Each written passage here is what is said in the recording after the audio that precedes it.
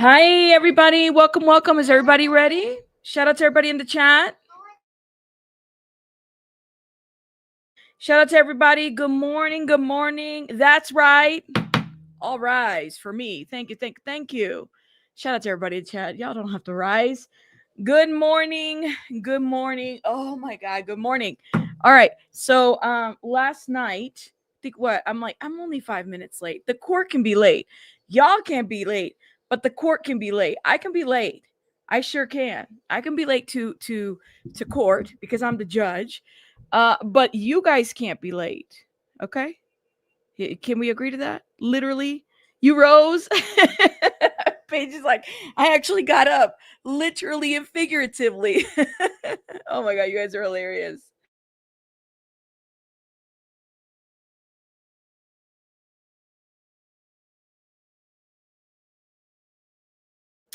You're on rabbit time. That's right. Sorry, y'all. I got distracted. I do have somebody coming in later to fix something for me. So I might have to step out just to open the door. We live now. Just letting y'all know, everybody come through. I was also, listen, y'all know I'm a workaholic. I don't know if you guys have caught that so far. You said the court needs to show respect and make an effort to start online. No, I don't. What? The court is about to throw you out, Lady E. Don't even.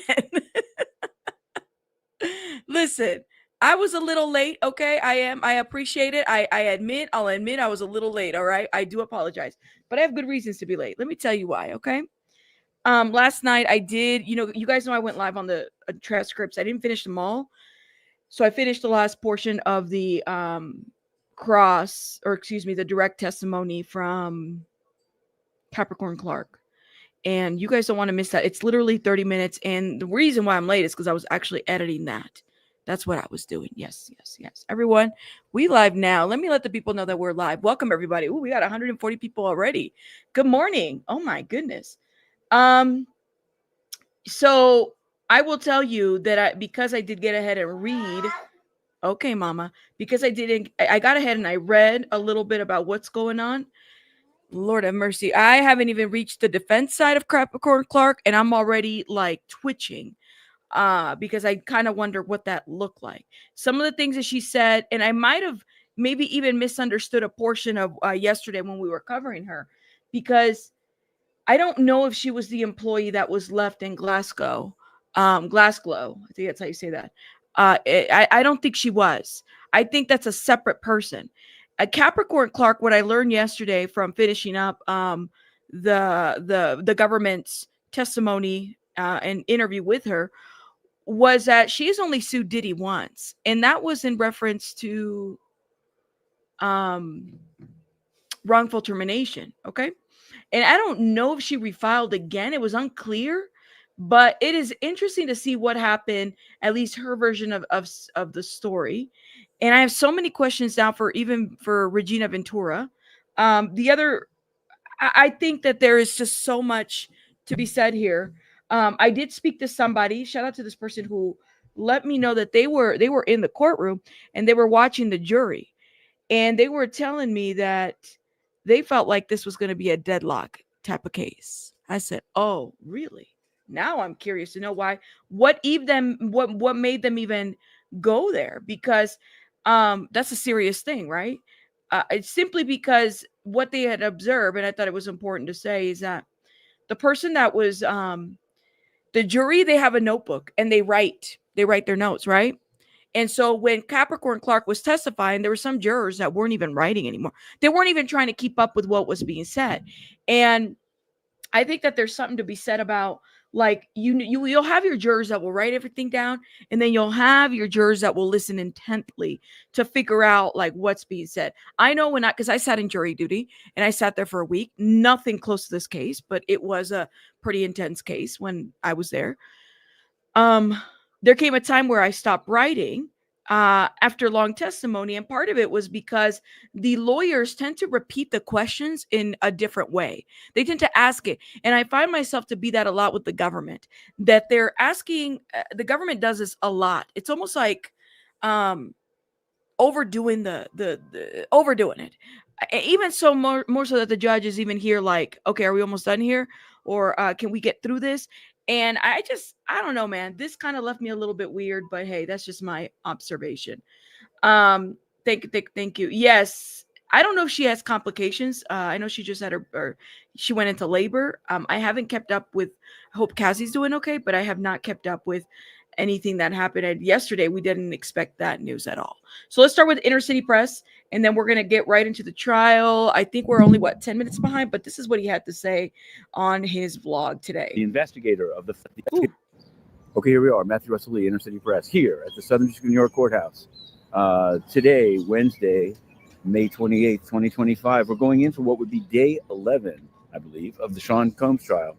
Yesterday, there was a single witness, Capricorn Clark. She testified at great length about kidnapping to Kid Cudi's house, in which she described Sean Combs with a gun in the car, and also 5 grueling days of lie detector tests taken in a then empty building on Broadway in Manhattan, in which a unnamed man the size of 2 linebackers said if she didn't pass the lie detector test, this was a lie detector test about apparently stealing the missing jewelry from Jacob the jeweler after a white party in the Hamptons. It's all coming together. Apparently she passed, but then she got repeatedly fired and then went back with Combs Enterprises. That was sort of came up on like, why'd you go back? And she's, she had a tale of woe, broke down. The judge had kept the jury later than usual so they could get through the day. Now, upcoming today, LAPD, LAFD, or FDLA, I guess it would be. On the fire. Jimenez, the investigator of the fire at Cudi's car. There's a lot of back and forth about this female DNA and how they can ask questions about it. I have to say, I'm going to toot Inner City Press's horn. We did this filing in week 1, the Thursday of week 1, saying nothing was going into the docket. And now it is.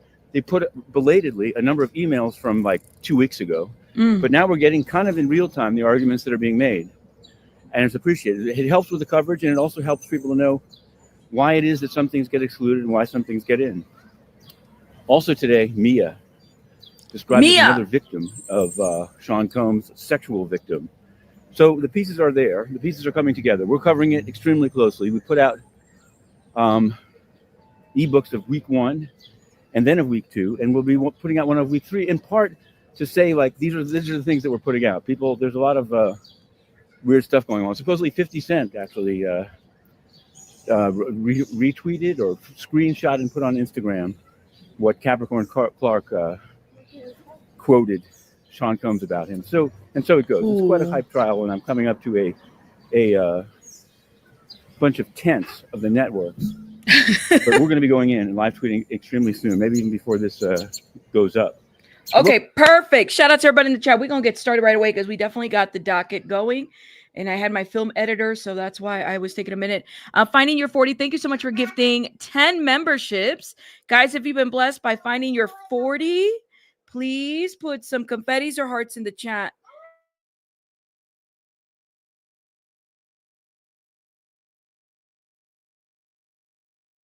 Okay, so let's get it together. We're going to go right into it. Y'all, the camera gets a little blurry. Make sure that everything's situated. Here it is.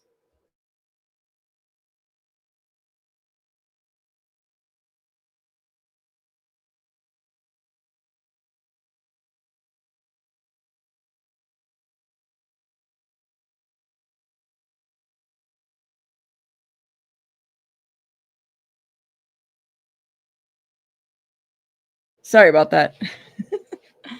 I have my wonderful sitter helping me out a little bit. Okay, so here we go. So before the jury is brought in, all right, there is a conversation with the judge and everybody. The judge says, let's address this. All government is saying is that messages showing Miss Ventura's state of mind. Combs Donaldson. So Donaldson is Xavier Donaldson for the defense. We call him Eye Candy Donaldson because the man looks like an eye candy. All right, I'm allowed to say that. Okay. That's the problem with not being able to recall Miss Ventura as a witness. Now, Xavier Donaldson, she, in labor, you can't recall her as a witness, so get over it. Even though I still think you're a little bit of an eye candy. Okay. Government says, all Mr. Nash will quote, all all Mr. Nash will quote it. He's making me freak off on my birthday. She didn't want to go. This is what the government is saying. Now, I think it's Deonte Nash is another witness that was mentioned in yesterday's transcripts as somebody that's going to be coming to testify, including LAPD and LAFD. Okay. All right. Shapiro for the defense. A spouse might say he's making me go to Rangers games. I'd rather not tonight. Judge speaks. You could have cross-examined Ms. Ventura about this. Oh, they're kind of going back and forth. The judge says, every day now I'm getting these letters. These issues should have been raised pre-trial in motions in Limelight.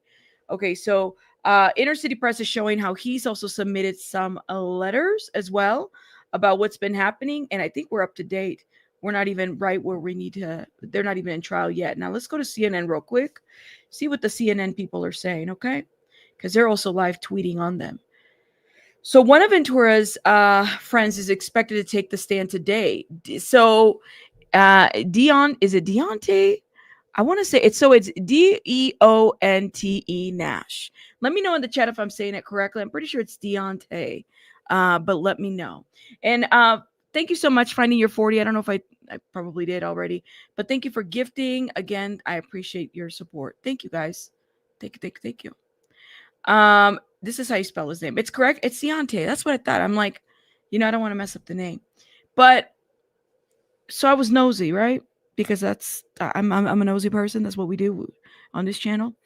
And it looks like I had noticed this too, but this person had wiped their social media. It's Dante or Deonte. Let me tell you how it spells, okay? Deonte Nash. This is how he spells the name, okay? Miss Toby, did I say it? Or it's Dante? Or is it Deonte? Thank you, finding your 40. It's Deonte, right, Miss Toby? Let me know. For those that are coming through. We are naturally curious and nosy. Yes. Guilty. I know. Thank you. I thought it was Deonte too. So what was I going to say? So I got a little nosy, right? Because I wanted to find out, like, who is this person? What does their social media look like?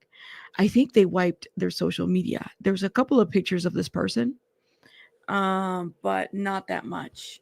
Yeah, you forgot? I'm going to be honest with you. I don't know who he is. But it sounds like he's Cassie's friend. Look, see, I'm not the only one. He wiped. And this is like, I'm sure if you follow trials and stuff like that, you'll notice that people will wipe their social medias away because they ain't trying to get caught up on stuff, right? They don't want people harassing them. I did find something, but I was like, I do wonder what this individual looks like and what his role was. You forgot some letters? Yeah. Mm-hmm.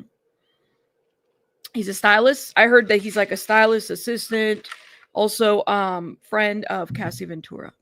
Mm-hmm. No, male. That's my understanding of it. Okay. Y'all hit the like button, please, and thank you. Now, like I said, I was editing videos last night because I can't sleep, and I'm still. Let me see. How much more do I have left to edit? I got like 8 minutes left to edit of this, because I want to make sure that I don't mess this up or anything like that. So maybe I'll drop this during break or something if I have like 8 minutes to just completely edit things. Welcome, everybody. For those that are coming through, make sure you guys are hitting the like button. Welcome to the channel, all the beautiful, wonderful people. That's what I heard. He's like a stylist or something and a friend of Cassie. You're late from the Karen Reed case. Oh my God. So what is up with the Karen Reed case? Where are we at? Sorry, y'all. I got a phone. Where, damn, they're like on day 22. Where are we at with it? Like, has the prosecution rested yet? He's a stylist, B. Alex. Thank you. In the Karen Reed case, has the prosecution rested yet, or are they still going? Let me know. Okay. So jury and Sean Combs' trial enters the courtroom. So they're in the courtroom now. They were trying to get different things going. So this friend, he's a friend of Cassie Ventura's who's slated to testify this morning. should be permitted to testify that Ventura told him about the freak-offs or drug-fueled performances allegedly orchestrated by Sean Combs. The prosecutor recalls that Ventura told him that she didn't want to leave her 29th birthday party to have a freak-off. According to prosecutors, Ventura told Nash, "He's making me freak off on my birthday." The defense argue the jury shouldn't hear the testimony from Nash because it didn't come up during Ventura's testimony and she's unavailable to be recalled. That's why Xavier Eye Candy Donaldson said that. He said that that she should be called if they're gonna deal with Deonte. Now let me show y'all when I say Xavier Eye Candy Donaldson. I'll show y'all a picture. Y'all gonna get mad at me, but whatever. While we wait for this jury to get through. Let's see, image. Now, yeah, I'm just saying, okay? Don't be mad at me. Y'all have your opinions. I think he's eye candy. You said, hold up. This is him. I know I'm not like, oh my God. Okay, there's an ad. Hold up. Let's close this. Look at that. I think he's a very gorgeous looking man. That's what I'm gonna say about that. Okay, that's why I said that. But I didn't like him saying, well, bring her back. I mean, she just had a baby. She's not coming back to court. We're not doing that to Cassie. Like, you guys should have figured this. You either should have waited until after she had her kid or figure it out. Okay, so let's bring in the jury. All rise. Entered, the government calls the LAPD officer Christopher Ignacio. Ooh, Christopher Ignacio. Yes. Welcome, everybody. See, delicious. See what I'm saying? Okay. Let's get it together. Christopher Ignacio, witness takes the stand. What is a radio call? The government asks. Someone calls 911 and gets sent to the next available LAPD unit on duty. Okay. So, he's an LAPD officer. That's who he is. That's crazy that all of these people are being called in. You know what I mean? Thank you, Coco's mom. I try. Oh my God, Gordon. Childbirth is acceptable reason for not being in court. I would think so. Like, nobody's gonna go to court. Not when you just gave birth. Yes. Thank you, guys. Hit that like button, please, and thank you. Thank you. Let's see. What are y'all saying? I think he's handsome. I'm not into bald men or men for that matter. Xavier cross-examined. He's too repetitive to me, says Wayne. Oh my God. I wasn't even paying attention to that, y'all. But okay. Whatevers, y'all. I'm trying to make court a little bit more enjoyable. All right. But let's see what today brings. Okay. Let's see what today brings. And maybe I can drop this video later today. I'm excited. That way I can get this done and then move on to the defense side of things because I'm here for it. She can be Zoom. Let's see. Didn't Cassie testify that she didn't tell any of her friends about the FOs? That's a good point. Well, we have her testimony. Did she tell anybody about the FOs? Or did she make a comment? She kept it from her family. I know that. But was it implied that some of the staff knew about the FOs? And did they call them FOs? What did they call them? This is a good point. Y'all keep that in mind. This is a good question that Steeler Princess asked. I think that this is something that we can revisit maybe at a different live when we're able to pull her transcript.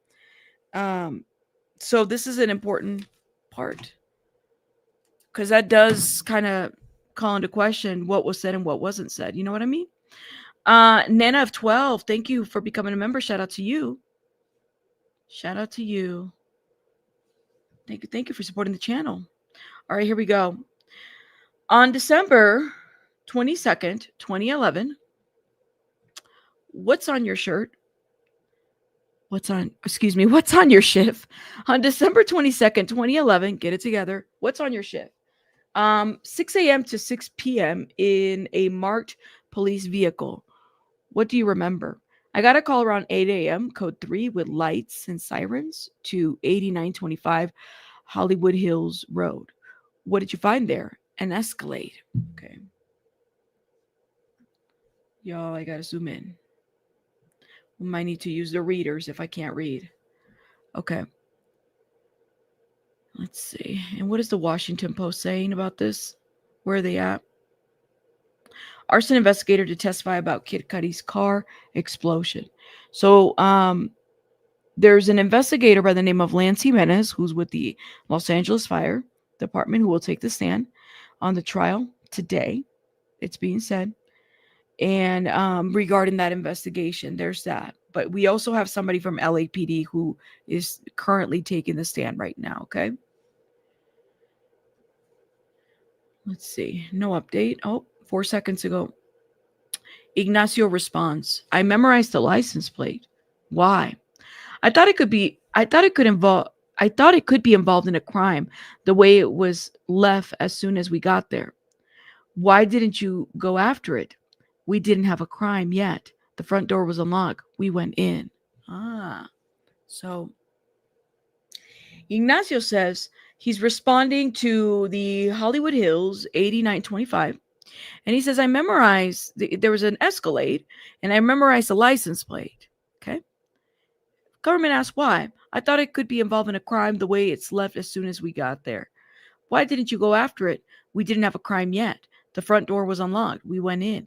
So that's why there was no like police chase or anything like that when it came to like Diddy and anything like that, because, you know, they were just barely responding to the scene. They didn't even know what the hell they were walking into, right? Just keep that in mind. It's a good point. Thank you. Thank you. You said, thank you. How do you know if you're gifted a membership? Does your screen change? Is there a little claim to it? Lauren, not Lauren. What you do is you have to be able to accept the gifts. So people will gift in the community. And like in my community, they gift a lot. I got a beautiful people in my community. They're always gifting. You accept them. You have to actually go into the chat and where you're at and like click on your account and figure if you can accept gifts, or on the bottom of when you send a super chat, it allows you to accept gifts, something like that. But yes, you said Diddy went gray now. Tavia, we have so many versions of AI photos. I'm guilty of using all of them because I think they're hilarious. I don't know what version of gray. You know, at 1 minute he's gray, 1 minute he's not. People said he's not that gray. People got mad at me in the comments. Why are you using this photo? It's an AI photo, y'all. Everybody's using a generated AI photo, you know? Everybody. Thank you. But we try. I hope I get one. I'm brokey right now. Yes. And by the way, memberships are only 99 cents. So check the price. But yes, cheaper than your Netflix. That's for sure. Let's see. See if we can get an update.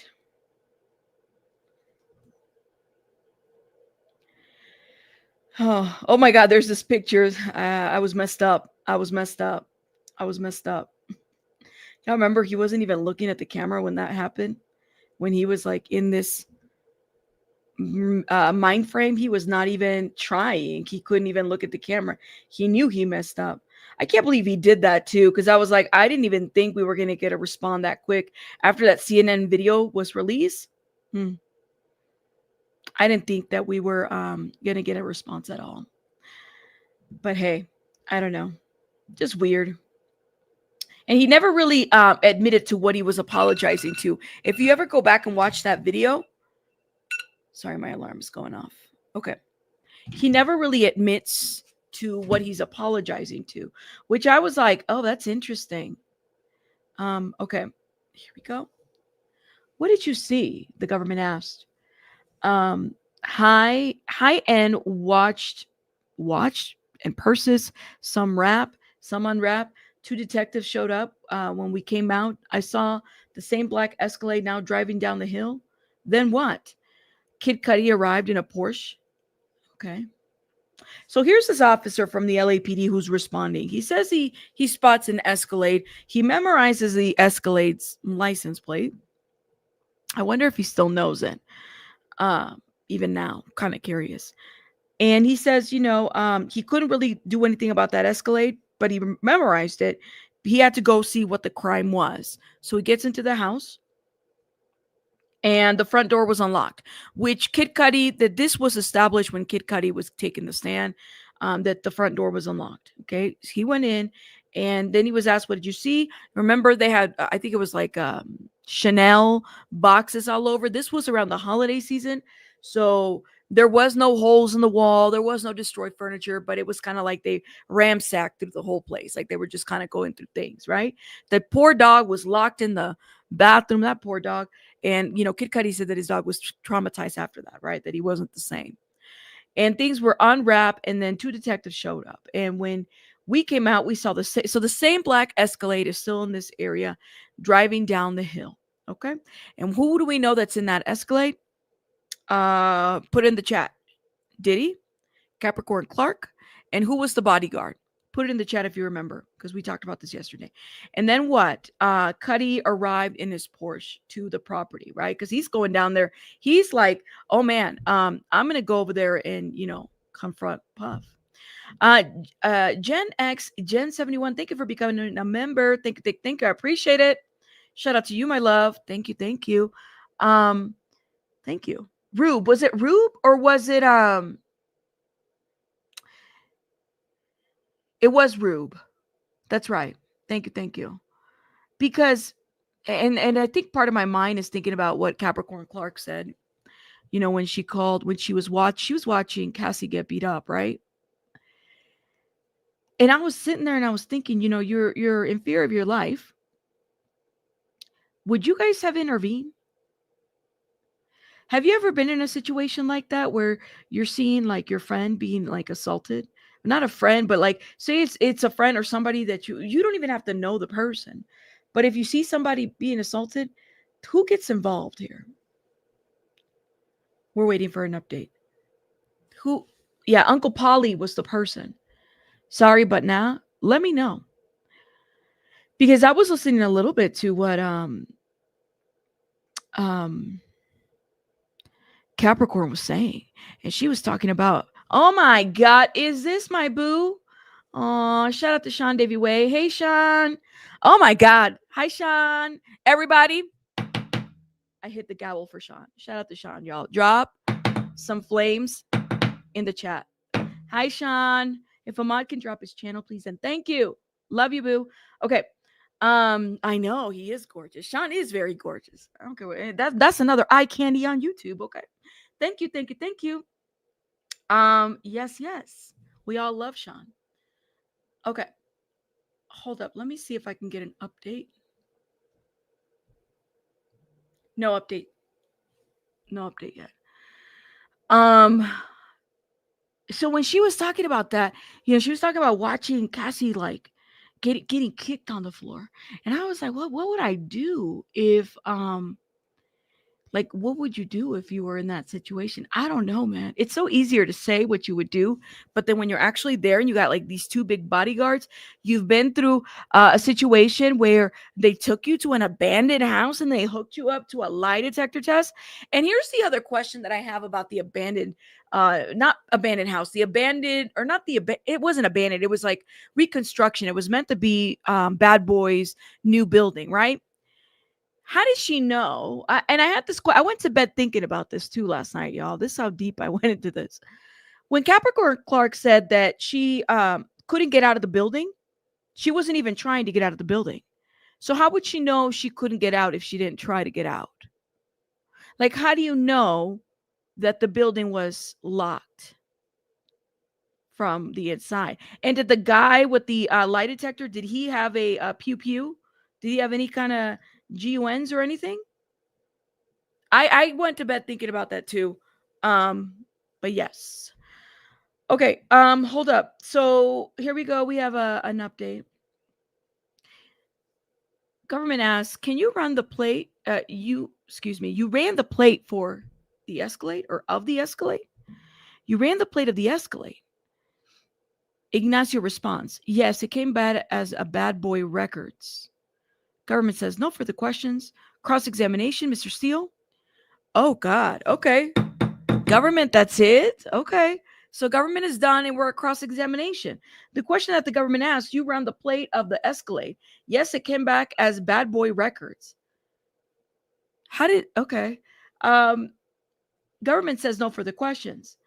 Okay, judge says cross-examination, Mr. Steele. Mr. Steele, here comes Ryan Steele, who tried to call a mistrial on this last week. Please note that. I think the record should reflect that he tried to call a mistrial, okay? Brian Steele says, this was 13 years ago, right? Yes. You read your partner's report? Yes. Oh, okay. What are we gonna do, Brian Steele? What are we doing here? What are we doing here? So wait a minute. Listen, I side-eye the LAPD all day, every day. Okay? I will always side-eye the LAPD all day, every day, especially their entanglement with the cult of Scientology. All these people, right? But I do have a question. So then he just kind of said, well, I ran it and it said bad boy. Did the license plate really say bad boy? Did it say the company's name? And then he said, well, it's bad boy. So I do wonder about his response. I just have to say that, you know? Let's see.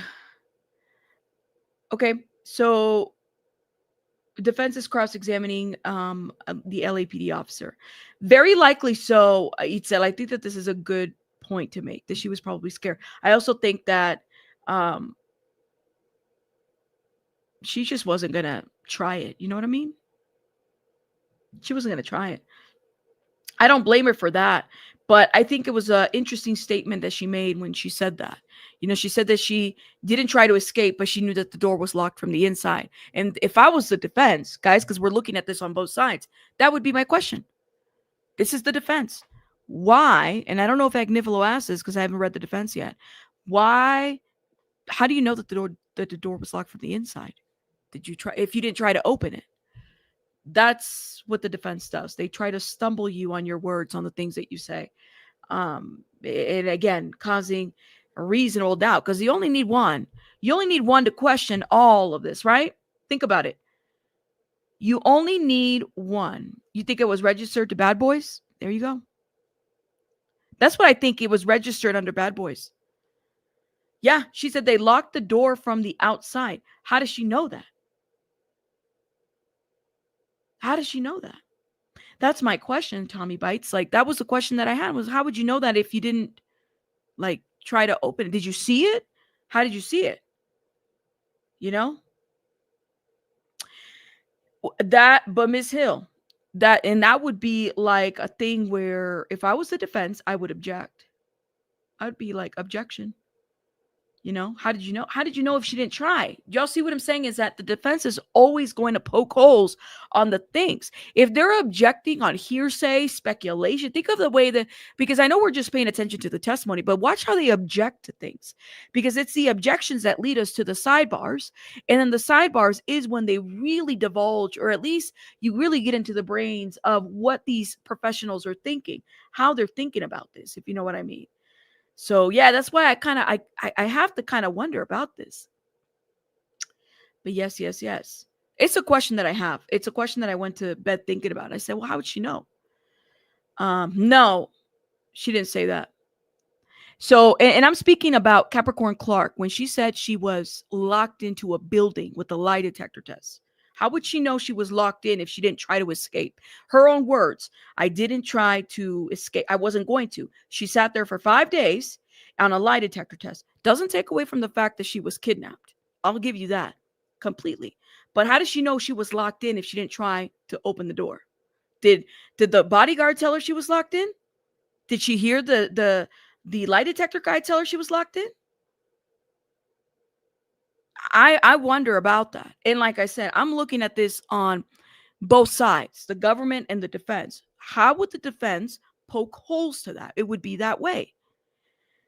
That's just my thought on that. But yeah.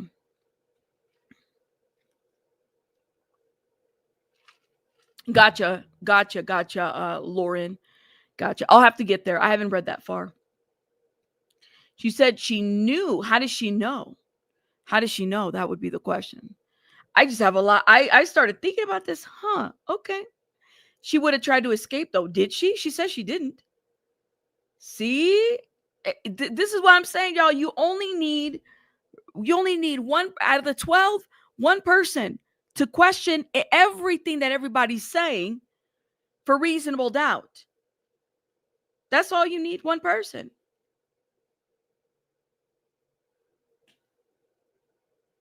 You can hear it being locked. See what I'm saying? Y'all get what I'm saying? It's like just one person. Just one person is needed. And then the whole house of cards is like down. Okay? So that's what I'm saying. I'm like, you kind of have to wonder how the jurors are perceiving this. You know? You said she could hear the lock? I don't know, Nan of 12. I haven't read that far, so y'all could very well be right, but I had a lot of questions about this. She's on the 6th floor of a building that's not even what's the word? Renovated yet, right? Dilapidated. I think that's what she said. Okay. On the 6th floor. So I have a lot of questions. I have a lot of questions about that. I believe she was scared to walk out. I would be too. Honestly, I don't know if I would have even tried to escape, because it's like, if I don't pass this thing, I'm going to the East River. If I pass this thing, God knows if I'm going to make it out. And if I try to escape, I'm going to the fucking East River. Like, pick your poison type of situation. So we don't know. We don't know. Somebody was clearly picking her up every day for that whole time. Something happened. Okay. All right, so let's keep going. So they're getting into Steele asks, you read your partner's report? Yes. The streets, Steele then says, the streets, there are dead ends. According to the map. This is what Ignacio reports or says. It's a beautiful neighborhood, right? Cul-de-sac? Sure. You don't follow the car as it drives away, right? Right. Did you see a Porsche? I don't know. Oh shit. Oh man, oh man, oh man. Y'all Steele, he tried it last time talking about mistrial and the BS with the mistrial, but I will say some of these lawyers are really good at poking at things. The streets are dead ends. If the streets are dead ends, where the hell did he turn? Where did the car go? Did they stop at the street? According to the map, it's a beautiful neighborhood, right? Cul-de-sac? Sure. You don't follow the car as it drives away? Well, Steele, there was no crime. I believe when the officer says that there was no crime, they're responding to a crime on a location. They're not going to go out there and go on a freaking police chase, right? You don't follow the car as it drives away? Right. Did you see a Porsche? I don't know. He says. Oh, man. I do wonder about this.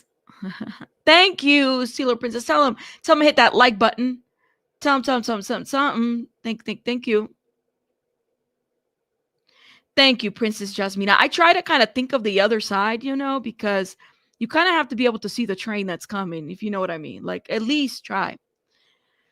I definitely feel like there's enough so far from what we've seen, but we also don't know what the defense is going to show. The prosecution hasn't rested, and I feel like, I don't know. You don't know what the defense is going to bring. You don't know what they're going to show. They got 9 attorneys now. So you have to kind of wonder about all of this, what it's going to look like. You said Steele is clown talking about how do you know that the streets, it's a beautiful neighborhood. Yes, it's a beautiful neighborhood. Hello. Yeah, it's the Hollywood Hills. Someplace I'll never go and live at. Some of us will never be there. He said he saw Cuddy drive in a Porsche. I feel like when people say, I don't know, it's always suspicious. Like they don't, well, it was like 13 years ago. I'm assuming that it's a little hazy, but I'm sure he read his police report because he had to, right? He just has to. So he says, you don't follow the car, it drives away. Don't they have security in this little area too? Isn't it like gated? I could be wrong, but I don't know. Could be gated. Oh, and by the way, the Washington Post is calling Capricorn Clark's testimony extraordinarily messy testimony. They said this, it's a messy testimony. Now, I don't know if it's messy because of everything that was said, or is it messy because of what it exposed? I don't know. We're waiting for an update, but they basically said some insight into how messy Capricorn Clark's testimony was Tuesday afternoon. At one point, the judge urged defense attorney Mark Nifolo to wrap his cross-examination because it wasn't in anyone's best interest for the former Sean Combs associate to return to the stand on Wednesday. I was a little surprised. I thought she would have returned today, honestly. Clark was incomprehensible at several points during her afternoon testimony, giving rambling answers. I have not read the defense, so I have to read the defense. And I don't know, like I would have loved to have heard her be cross-examined by the government in the morning today, but they excused her and they kind of got done with her abruptly too. So I wondered about that too. I know she was like really worked up, and I think there was a lot going on with her at that time, but I wasn't there. But it's funny because the person that I was talking to, they said that they amazing person in the court who was observing everything, right? And I was being told that some of the jury didn't seem to maybe really believe a lot of what Capricorn was saying, that people were questioning. Like, you could see it on their face, right? I'm not a face, I wasn't there, right? But I'm telling y'all what people were saying. I said, I kind of wonder about that too. I heard that too. Everyone was crying too. Yeah. So I don't know. I believe what she says. I believe that there's a lot of trauma there too from her, and she's probably had to deal with it. I do, but I kind of wonder. I have some questions about some things too. Okay, Brian Steele says, do you know the definition of a kidnapping? Objection. Government objects. Judge says sustain. Were you told the homeowners was in the house shortly before you and your partner got there? Objection. Government objects. Judge says overrule. Steele then asked, the door was unlocked? Yes. Damn. How many more objections? What? Oh my gosh. Y'all, they're cutting the grass. So I'm like, I could hear hopefully you guys can't hear it. They said objection. Oh my goodness. Yeah, they made her out to be a disgruntled employee. I would agree. They made her out to be like this girl that was jealous of Cassie or something like that. You know what I mean? Like, I definitely caught that. When she threw shade and said that, and I don't know if it was shade. I didn't perceive it like that, even though it felt like that when I initially heard it. Something about that Cassie's no Whitney Houston. Well, she's not. Like, nobody can be Whitney Houston. Nobody can be a Mariah Carey. Like, she doesn't. I don't think that it's offensive to say that she doesn't have that kind of talent. She's an artist in her own right. Cassie is, and she looks like a very good dancer. She's able to, here and there do a couple things, but she's somebody that has needed a lot of work to get to certain aspects, right? But I don't think that it was shade to say that she didn't look like, or she wasn't to the caliber of a Whitney Houston, because I don't think anybody can. I don't even think that's a comparison, if you know what I mean. Yeah, most artists aren't Whitney.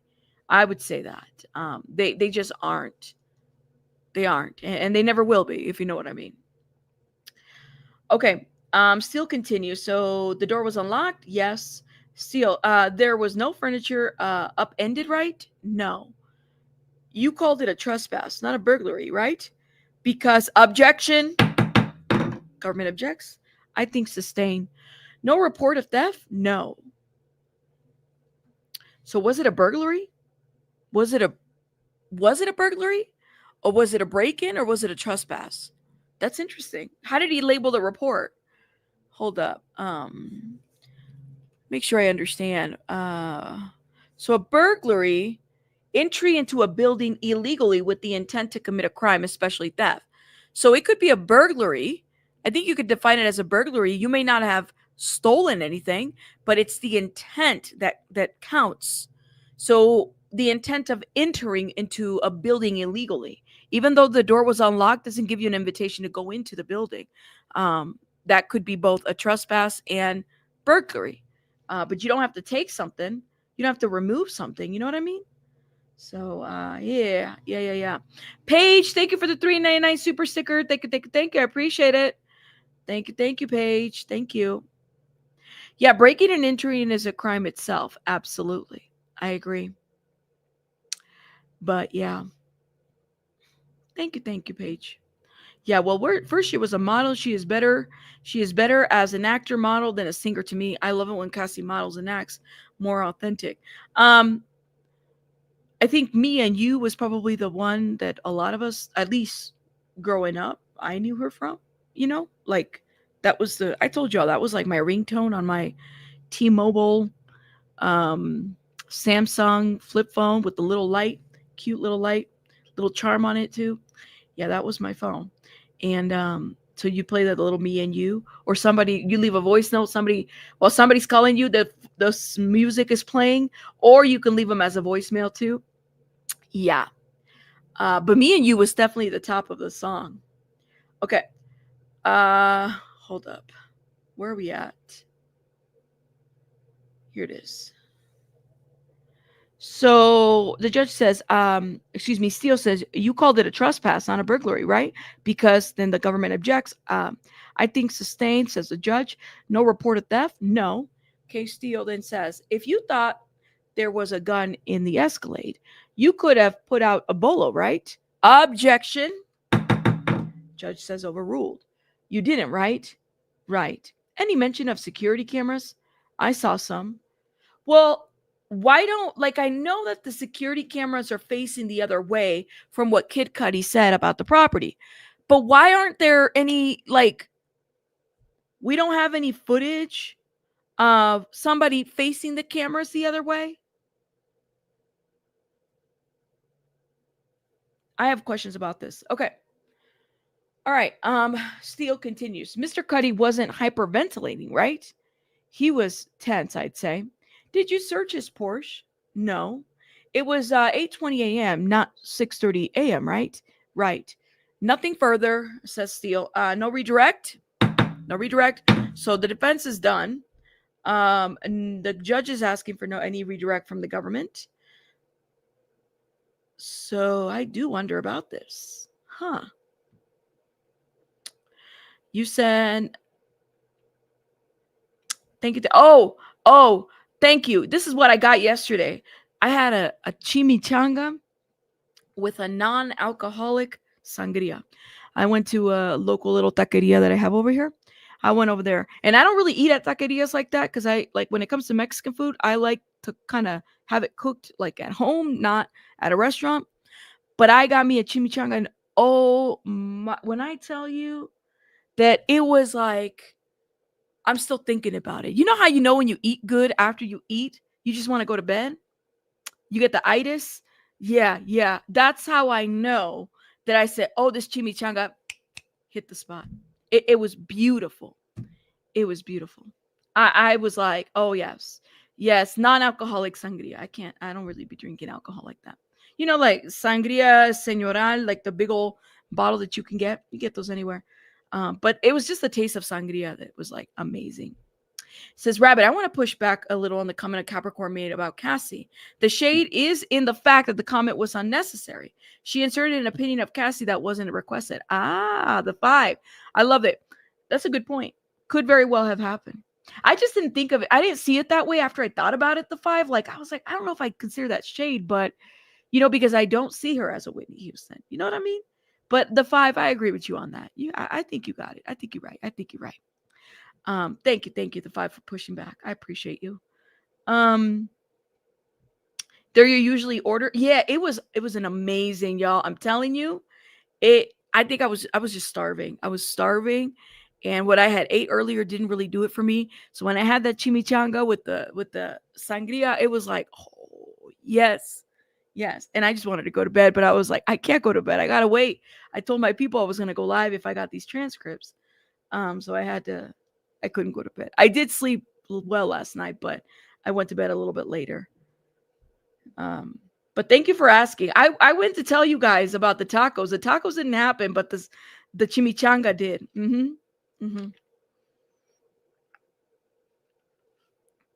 Thank you. That's right, Miss Hill. They asked her if she was talented, and she gave her definition of talent. I think she gave like a comparison, right?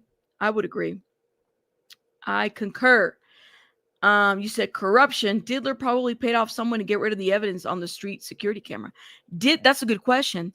Did they have street security? Like street surveillance? Is that what you're talking about? That's a good point. Thank you. Oh my God, that's funny.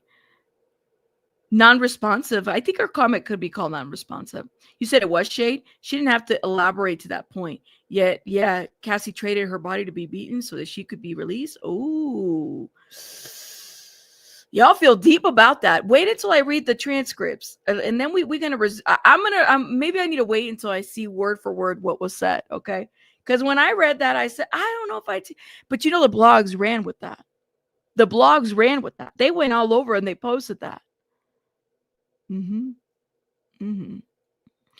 they say that his cameras didn't work? Right. Well, Laura, that's what I was asking. So I remember Kid Cudi saying that his cameras had been turned. Who turned the cameras? There should have been footage of somebody turning the cameras. That's the question that I have. Here's the deal. It's like people are thinking that this is not that long ago. This was 13 years ago.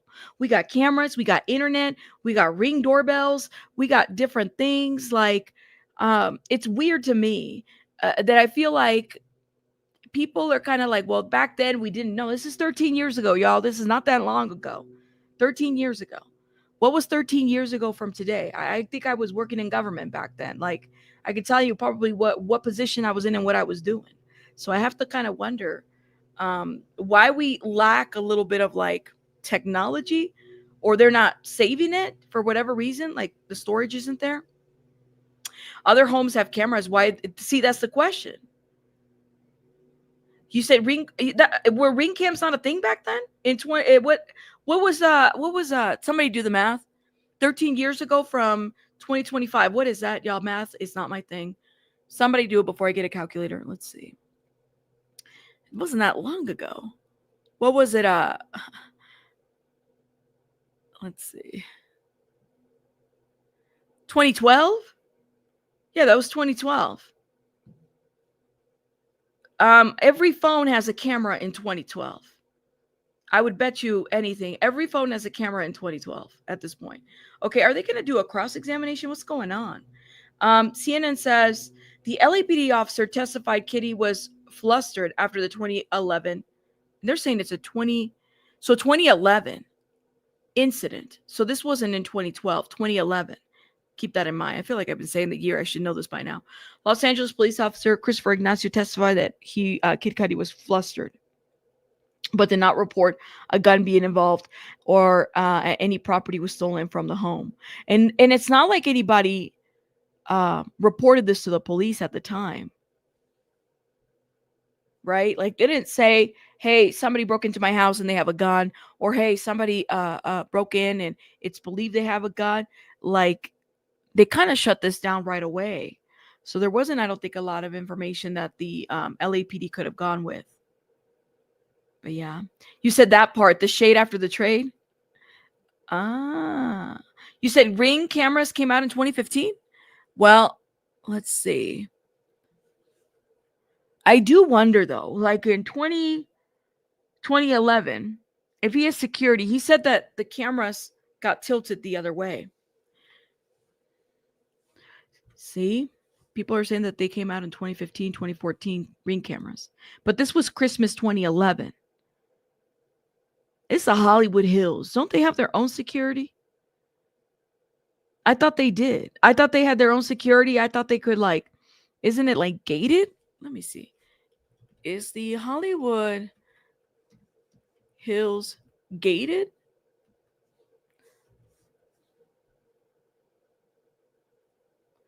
No, Hollywood Hills. Oh, no. That's not even, it's giving me a whole different Hollywood, not Holly Hills, Hollywood Hills, gated. Yes, Hollywood Hills has a gated communities. While the entire area isn't a single large gated community, okay, there are several smaller gated and private estates within the Hollywood Hills that offer heightened security and privacy. Interesting. Because, like, some of these, oh my God. All right. You think they're beating a dead horse? Probably. Okay, Lawyered Up said, Steele is done with cross, no redirect, bad witness for the defense. The rule I learned from an older lawyer many years ago, with a bad witness for your side, treat it like bad sex. Get in and get out. Wait, shit. Wait. Y'all, Lawyered Up said, that was funny. Lawyered Up said, y'all, Steele is done with cross, no redirect, bad witness for the defense. The rule I learned from an older lawyer many years ago, with the bad witness for your side, treat it like bad sex. Get in and get out. Oh my God. Yeah, we don't remember. Wayne, you're right. I certainly don't remember anything. That part, that's funny. Oh my God. I know. You said Bad Mex enters the chat. Oh yeah, this made me laugh. It's too early for this, y'all. I'm supposed to have somebody come over and fix some things. I don't know what time they're coming in. Oh my God, but that was funny. Get in and get out. Hurry up, get in and get out. Close your eyes. Get in and get out.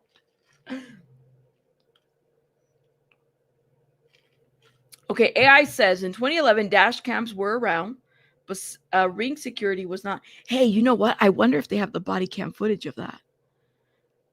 Like, did they have body cam footage when they approached Kid Cudi's house in the Hollywood Hills? Kind of makes you wonder. Your cousin lives in Hollywood Hills? I bet it's nice, Storm. Yep. You said, okay, this witness went nowhere. I object. Well, now I kind of wonder about the fire one. No, they didn't. I think that, what do you guys think that the fact that the cross, like they didn't, Yanni. What do you guys think about the fact that the defense didn't even cross-examine Regina Ventura? But at the same time, it's like, what would they have cross-examined her on? What would they have asked Regina Ventura? Because I believed everything that she said. She said that she received a call. She said about the email. That email is like there. They're not even disputing the evidence. They're not disputing this email. They're not disputing any of this whatsoever. So it makes you wonder. They weren't that prevalent back then. Oh my God. It would probably incriminate Diddy more, right? It did. I mean, seriously, just, I don't know, man. Oh my God, I hate that, Jason. We're coming here to fix your Wi-Fi from 8 to 3. Like, what am I supposed to do? Wait here from 8 to 3? That's the whole fucking day. Back in the day when we would wait, I don't have cable anymore. Back in the day when we would have cable, I stopped paying for cable. I want to say 7 years ago, a couple years ago. Part of it is because I was like, first of all, I'm never home that much back then. And I didn't really need it. And everything's on your phone now. You can watch everything on your phone. So why the hell would you have cable? It doesn't make sense. So back then, like, you would have to wait for a repair person. But anyways, okay, here we go. So we are starting now. So no redirect from the government. The government calls the LA arson investigator Lance Jimenez. I'll place a binder in front, says the government. So the witness takes a stand. How many fires have you investigated? Jimenez, 100 a year. Everything between mansions to dumpster fires. LA is pretty crazy. Objection. He didn't object, but I object to that. He said LA is pretty crazy. It's a matter of opinion and speculation. He's already given his opinions. He's not doing a good job as a witness. Just saying. Let's see. She had evacuated for fires. Oh my God. Oh yeah, because the California fires were affected. The Hollywood fires were affected by those. The Hollywood Hills was definitely a place where people had to evacuate. Yes, yes. Now, why did the chat stop? Let me see. Let me check the other screen. The chat stopped working for a minute. I don't know if there's a delay. Shout out to everybody in the chat. Thank you guys for being here. Thank you. Thank you. Yes, it stopped working for a little bit. You said it's working fine? Okay, I see it. Thank you. Thank you. Who still has cable and cable boxes? Want to be honest, you guys not turn in your cable boxes? Make sure you turn it in. You don't want that shit on you. Those cable boxes, you know how they come after you? Like these old cable boxes that people get. Those things are so wasteful. What is the point of that? I don't know. No, thank you. I still have remotes from Dish. Cut the cord. You said I still have remotes from Dish? Oh my God, Aries. Those big old satellite things. Oh no, no. Okay, we're waiting. Nothing. CNN doesn't have an update, but let me look at Washington. Washington says defense attorney Brian Steele is now picking apart details from the LAPD officer Christopher Ignacio, which we're done with that. His testimony about the break-in. Steele asked the officer if he noticed Cuddy's black Porsche or had saw a car even chase when he arrived at the home. Ignacio said he saw a black Cadillac Escalade, now which was registered to Sean Combs' company, but did not see a Porsche. Let me say something about this right here. You know what I think that this statement right here does too? This chasing part, it also pokes holes a little bit in Capricorn Court's testimony, right? If there was a chase, let's just say that was the case, right? LAPD would probably be like, they're seeking to understand a crime, and they probably would have left that alone. But he said he memorized the license plate. Wouldn't they have also gone back to that at some point? Like, this guy is driving erratically. There's a chase going on. I'm going to go address it.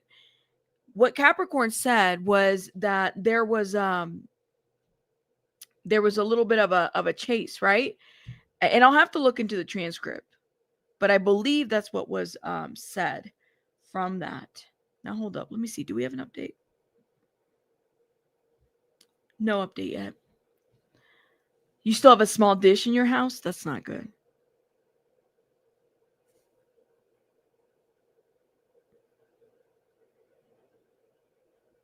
Sorry, I got a call. So you don't have the direct stream app is an app. Family shares the cost. Loving it. It's cheap. I'm telling you, but I have a feeling it's not always going to be like that. At some point, you're going to get to a point where we're paying too much for apps too, because I feel like there's an app for everything that you want, and every show is a little bit everywhere. Hell, even freaking YouTube Premium is expensive. I have Premium. It's expensive. I think it's at like what, $18 now. Who still has a landline phone, please? That's crazy. Some people still do. I'm sure they pay a lot of money for it because that's not cheap anymore. I've heard people still have landlines. Let me see, actually. Okay, so Arson investigator is the next witness who we're talking to now. And they're taking a stand. And they're expected to talk about the fire costs and origin. Now, here's the deal. There was an argument. Let me bring this up a little bit. The DNA that was identified at Kid Cudi's, car. Do we know what kind of DNA they're talking about? Is it touch DNA? Is it hair DNA? A hair follicle? Did we ever determine what kind of a DNA this was? Because I don't think that that's been very clear. We know it's of a woman. We know that, but we don't know what kind of DNA it is. So here's the question. Did they determine what kind of a DNA it was, where it was found? Was it touch DNA? Was it a hair follicle? What kind of a DNA? What was it? Did they, let me know. Because now I have questions about this DNA thing that they brought up. I do wonder. You said, is it possible they didn't see Cuddy before they passed the black Escalade? Oh, that's a good question. Did they? Okay, they said it was fingerprint. Did they determine that? But this guy is not a DNA expert. He's just talking about the fire, right? So they got into it. I want to say I did a video about it, and the government was concerned about this guy being questioned. I don't know where they settled. Do we know? You said she should be able to see it on the doorknobs, but do we know if they got, is it, there's all kinds of DNA. That's why I'm wondering, because I don't feel like they really established that. The judge said it was partial DNA, so it could not be admitted. So they can't even question the DNA. But all we know is that it came from a woman. That's all we know.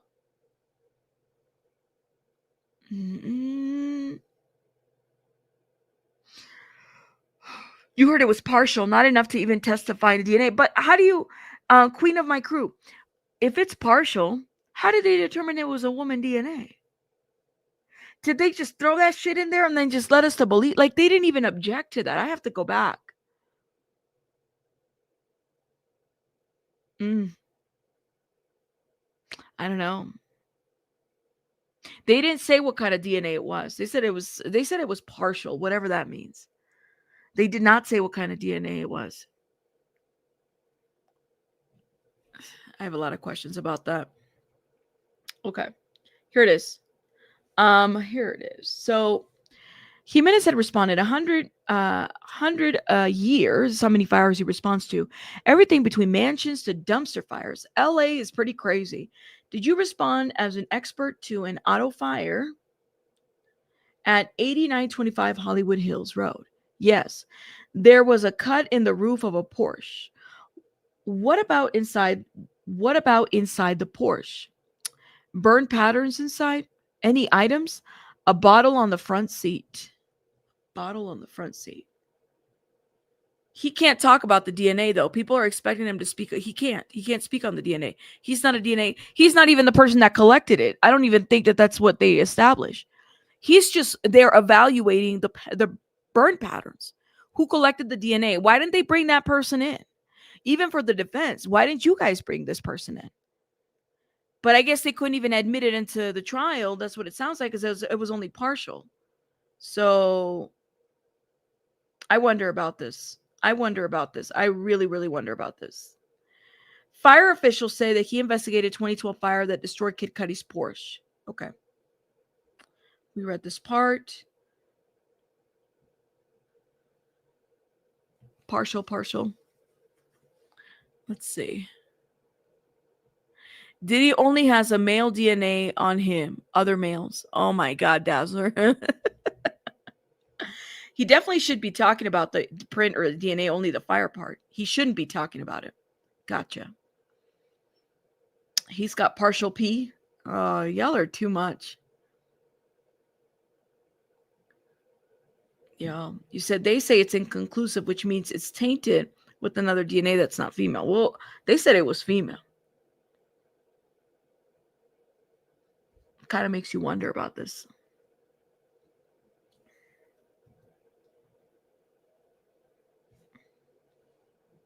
But yes. Let me see. Oh, thank you so much for the $10, Judge Shady Court. Great coverage in the bushes, yelling, lock up Diddy. Thank you. I appreciate it. Thank you for this $10. Shout out to you. Thank you. You said they may feel their case is strong enough without it. Plus, it's expensive. I don't know, man. It can't be more expensive than 9 lawyers on a team. You know what I mean? You said, do we have an update? Let me see what's going on. Here it is. Jimenez, a handkerchief burn, a lighter on the ground. What hypothesis did you draw? Molotov cocktail. How did you think it got in? Someone lit it, cut the roof, and dropped it in. Wait, aren't you supposed to throw it? A Molotov cocktail, isn't it like you light it and then you throw it? You can't just drop it in. You have to throw it, right? Because isn't it supposed to explode when it's thrown, or does it explode right away? Now I have a lot. Somebody bring in Bill Nye the Science Guy, please. Thank you. Bill Nye the Science Guy. Molotov cocktail.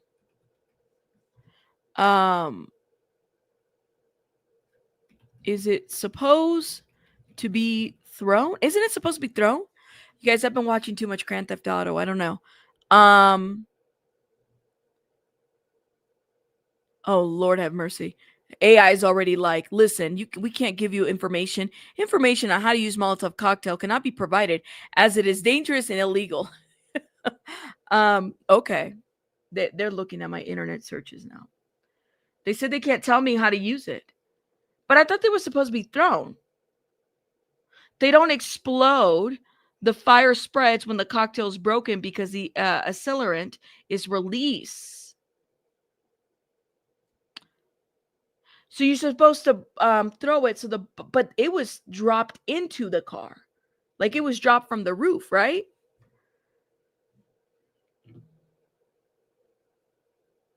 Somebody said, I'm sure they cut the roof and then lit it, not the other way around. Let's see. How does a Molotov cocktail work? So it's sending me to the history of Molotov cocktails. Like you're supposed to, and by the way, YouTube, this is for educational purposes. No one is trying to do anything crazy. We're trying to find this information for research. We're covering a case. Do not flag me for anything crazy, okay? Yeah, you throw it and get the distance. You have to, right. So somebody cut the thing and then they just threw it in there. So they let it burn? You think one of Cuddy's exes burned the car? Oh. Yeah, you throw it for distance, right? It kind of like, but that will burst, right? So it kind of burned. I mean, we could pull the pictures real quick. Kid Cudi's car photos. See, I already have them on cue.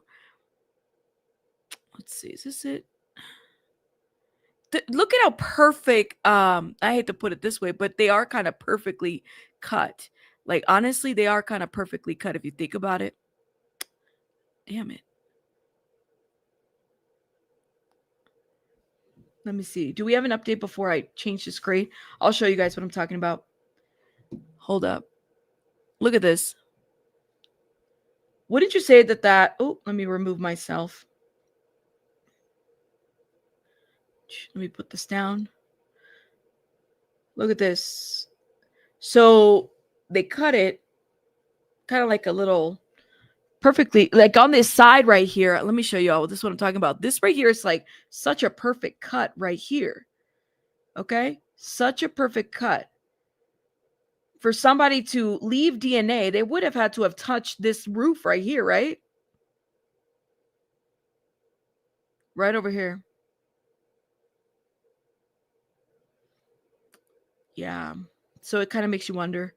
You said, my hypothesis is due to the fact that the bottle didn't break, the wick burned down and was snuffed out by the narrowness of the bottle.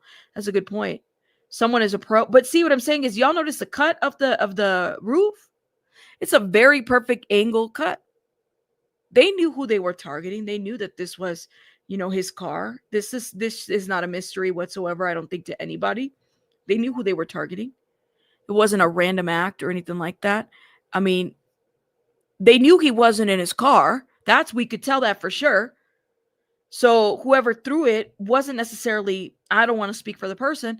They were just trying to destroy his property. They weren't trying to necessarily attack him in person. Because if it was this would have been a different crime, right? They burned the car on purpose. It was like a message that they were trying to send. That's what it's given to me. But yeah. A Lawyered Up said, fire investigator hypothesis, Molotov cocktail dropped in front of the roof that was cut open. Pretty straightforward. Somebody said that's 100% mafia crime. Defense hard to spin. It's giving message. Look at this. I mean, the car didn't blow up. The neighbor called, and you have to kind of wonder because these Hollywood Hills homes, I don't know if you guys have seen pictures, they're not like right next door to each other. They might have seen a lot of smoke coming from, that area, and they were like, yo, something's going on. Let's go check it out. And then they went to the area, and then they saw what was going on. But see, I always thought that, and maybe this is my ignorance, blame the public American television, whatever. But I always thought that you had to throw a Molotov cocktail in order for, if you wanted the effect of that to spread, right? So somebody literally just cut a hole. Did they light it up before they put it in the car? Was it already lit up and then they cut the hole? They would have had to have cut the hole and then light it up and then put it in his car and then ran. So they weren't trying to get at him directly. They were just trying to send him a message. That's what it looks like to me. And a lot of opportunity for DNA to be left. It wasn't like they opened the door. They just got in there. That top part is all fabric. That's what it looks like. A lot of opportunity for DNA to have been left there. A lot. Easy for it. I think I could cut it open for any female to just, if it was a female, easy for anybody to cut it open and do it. Could have been an ex-girlfriend too. You said the lighter was there. They found the lighter right next to the car. You're right. The Bic lighter. They did. Say, what the fuck? What the freak? What has time? Well, that's the thing. It's like, think about it. The neighbors aren't close by. I think that they noticed the fire on the car and then they were like, well, let's go be nosy. Let's see what's going on. Where's this fire coming from? And then they realized, oh shit, his car's on fire. And this was the dog sitter. But yeah. See, that's a good question. Where is the picture of the Molotov cocktail? Did it blow up? Did they find? Because I don't think it blew up. I think they found the bottle. Look, let me show you all. Look at this. This is interesting. There's more pictures here. I hadn't seen these ones. Let's see. It kind of makes you wonder, like, look. Look at that. Okay. And then look at the top. They're showing the hole from the outside or from the inside of the car. Okay. And then I think that's all we have.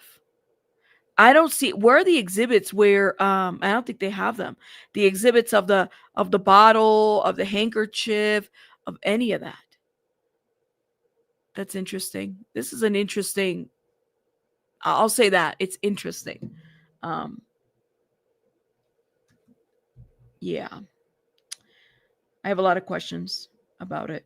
So jury showed more images of Cuddy's car destroyed. The jury is now being shown photos. So we might actually see the cocktail, the bottle. Here it is. The jury is now being shown, this is through CNN, now being shown photos of the damage of the Porsche, including one that shows a Molotov cocktail bottle on the driver's seat. So for those that were asking about the bottle, I think was it Game Time? It was on the driver's seat. Cuddy last week accused Diddy of being involved in the destruction of his Porsche, which was set on fire with the Molotov cocktail outside of his home.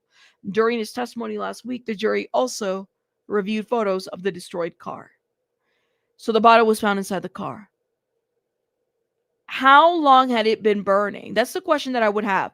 How long, in his opinion, how long had this, homemade device, how long has it been, was it burning in the car? How long? How long? How much damage is that? Yeah. Y'all, I'm curious now. I don't know. Right, Tracy, they could have. Absolutely. Did y'all hit the like button, please? And thank you. I don't think so. That's a good question. Like, what was the height of the female?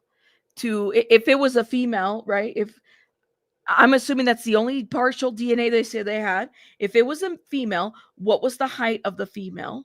because she would have had to have reached over and cut that area out. And look how perfectly cut on one side it is. But yeah, I don't know. Are we having a sidebar? I'm telling you, we should all drink every time they have a bar. Be drunk by the end of the slide. Okay, so this is what a CNN expert is saying. The LAPD of firefighter testimonies could aid prosecution in providing racketeering conspiracy charges, legal experts said. So Los Angeles police officers and the Los Angeles Fire Department Arson investigators took the stand today to provide testimony that could help the prosecution provide the racketeering conspiracy charges against Sean Combs with regards to Kid Cudi's arson and breaking allegations. So this is what they're quoted saying. It's so important to remember that when Kid Cudi took the witness stand, he testified that he believed Diddy caused the harm to his car, the arson. So when the prosecutors now has the people from the LAPD department and also the fire department, they can discuss exactly what happened to the car to help substantiate the prosecution's position. So Kid Cudi's Porsche had severe damage, but not typical of Molotov cocktail incident. Oh, yeah, you hear that? CNN. Apparently, the expert said that it had severe damage, not typical of Molotov cocktail incidents. So when we were talking about, well, isn't it supposed to explode? I think that this is interesting that they're noticing that even that didn't have the same impact or at least typical of it. So he says, but not nearly the kind of catastrophic damage he normally sees from a fully operational Molotov cocktail. That is interesting. So if it was a female doing it, and I'm just thinking in my mind, she didn't know what she was doing. Okay. She's just like, all right, I'm going to cut a hole here and put the little light up the bottle and put the bottle there and then just sit and go.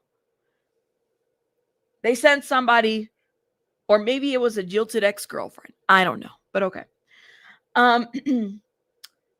Okay. Government says, let me show you some photos. This is the black Porsche. This is the black Porsche was what was burned. Yes. What kind of bottle was used? An Old English 800 malt liquor. Bring in the malt liquor. Enter the chat. Okay.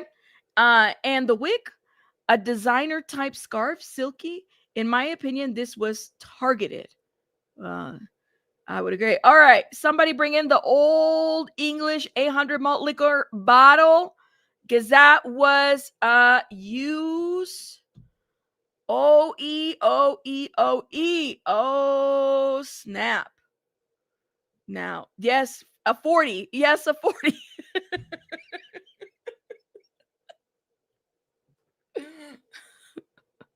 I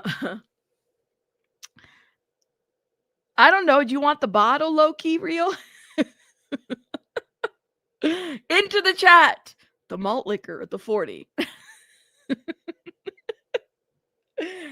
Bring them to the stand. We gotta talk. Yeah, I don't know, man. Now, was the DNA in the bottle? Because if the DNA was in the bottle, I have a lot of questions. You said the zigzags enter the chat too, not the malt liquor. It was the malt liquor. I feel like I'm playing Clue now. You know, it was the professor with the candlestick upstairs in whatever, however the hell you play. What?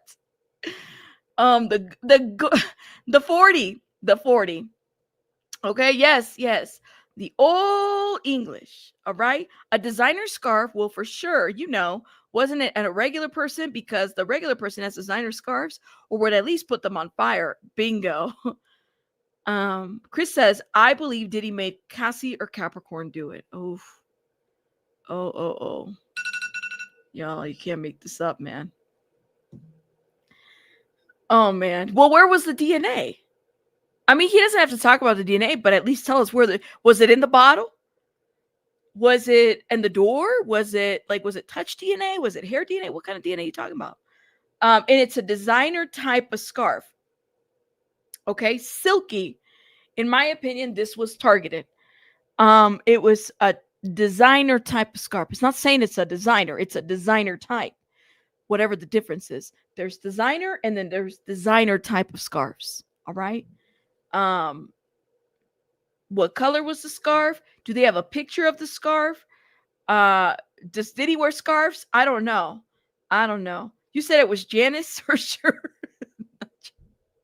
Y'all leave Janice alone. Y'all, that lady.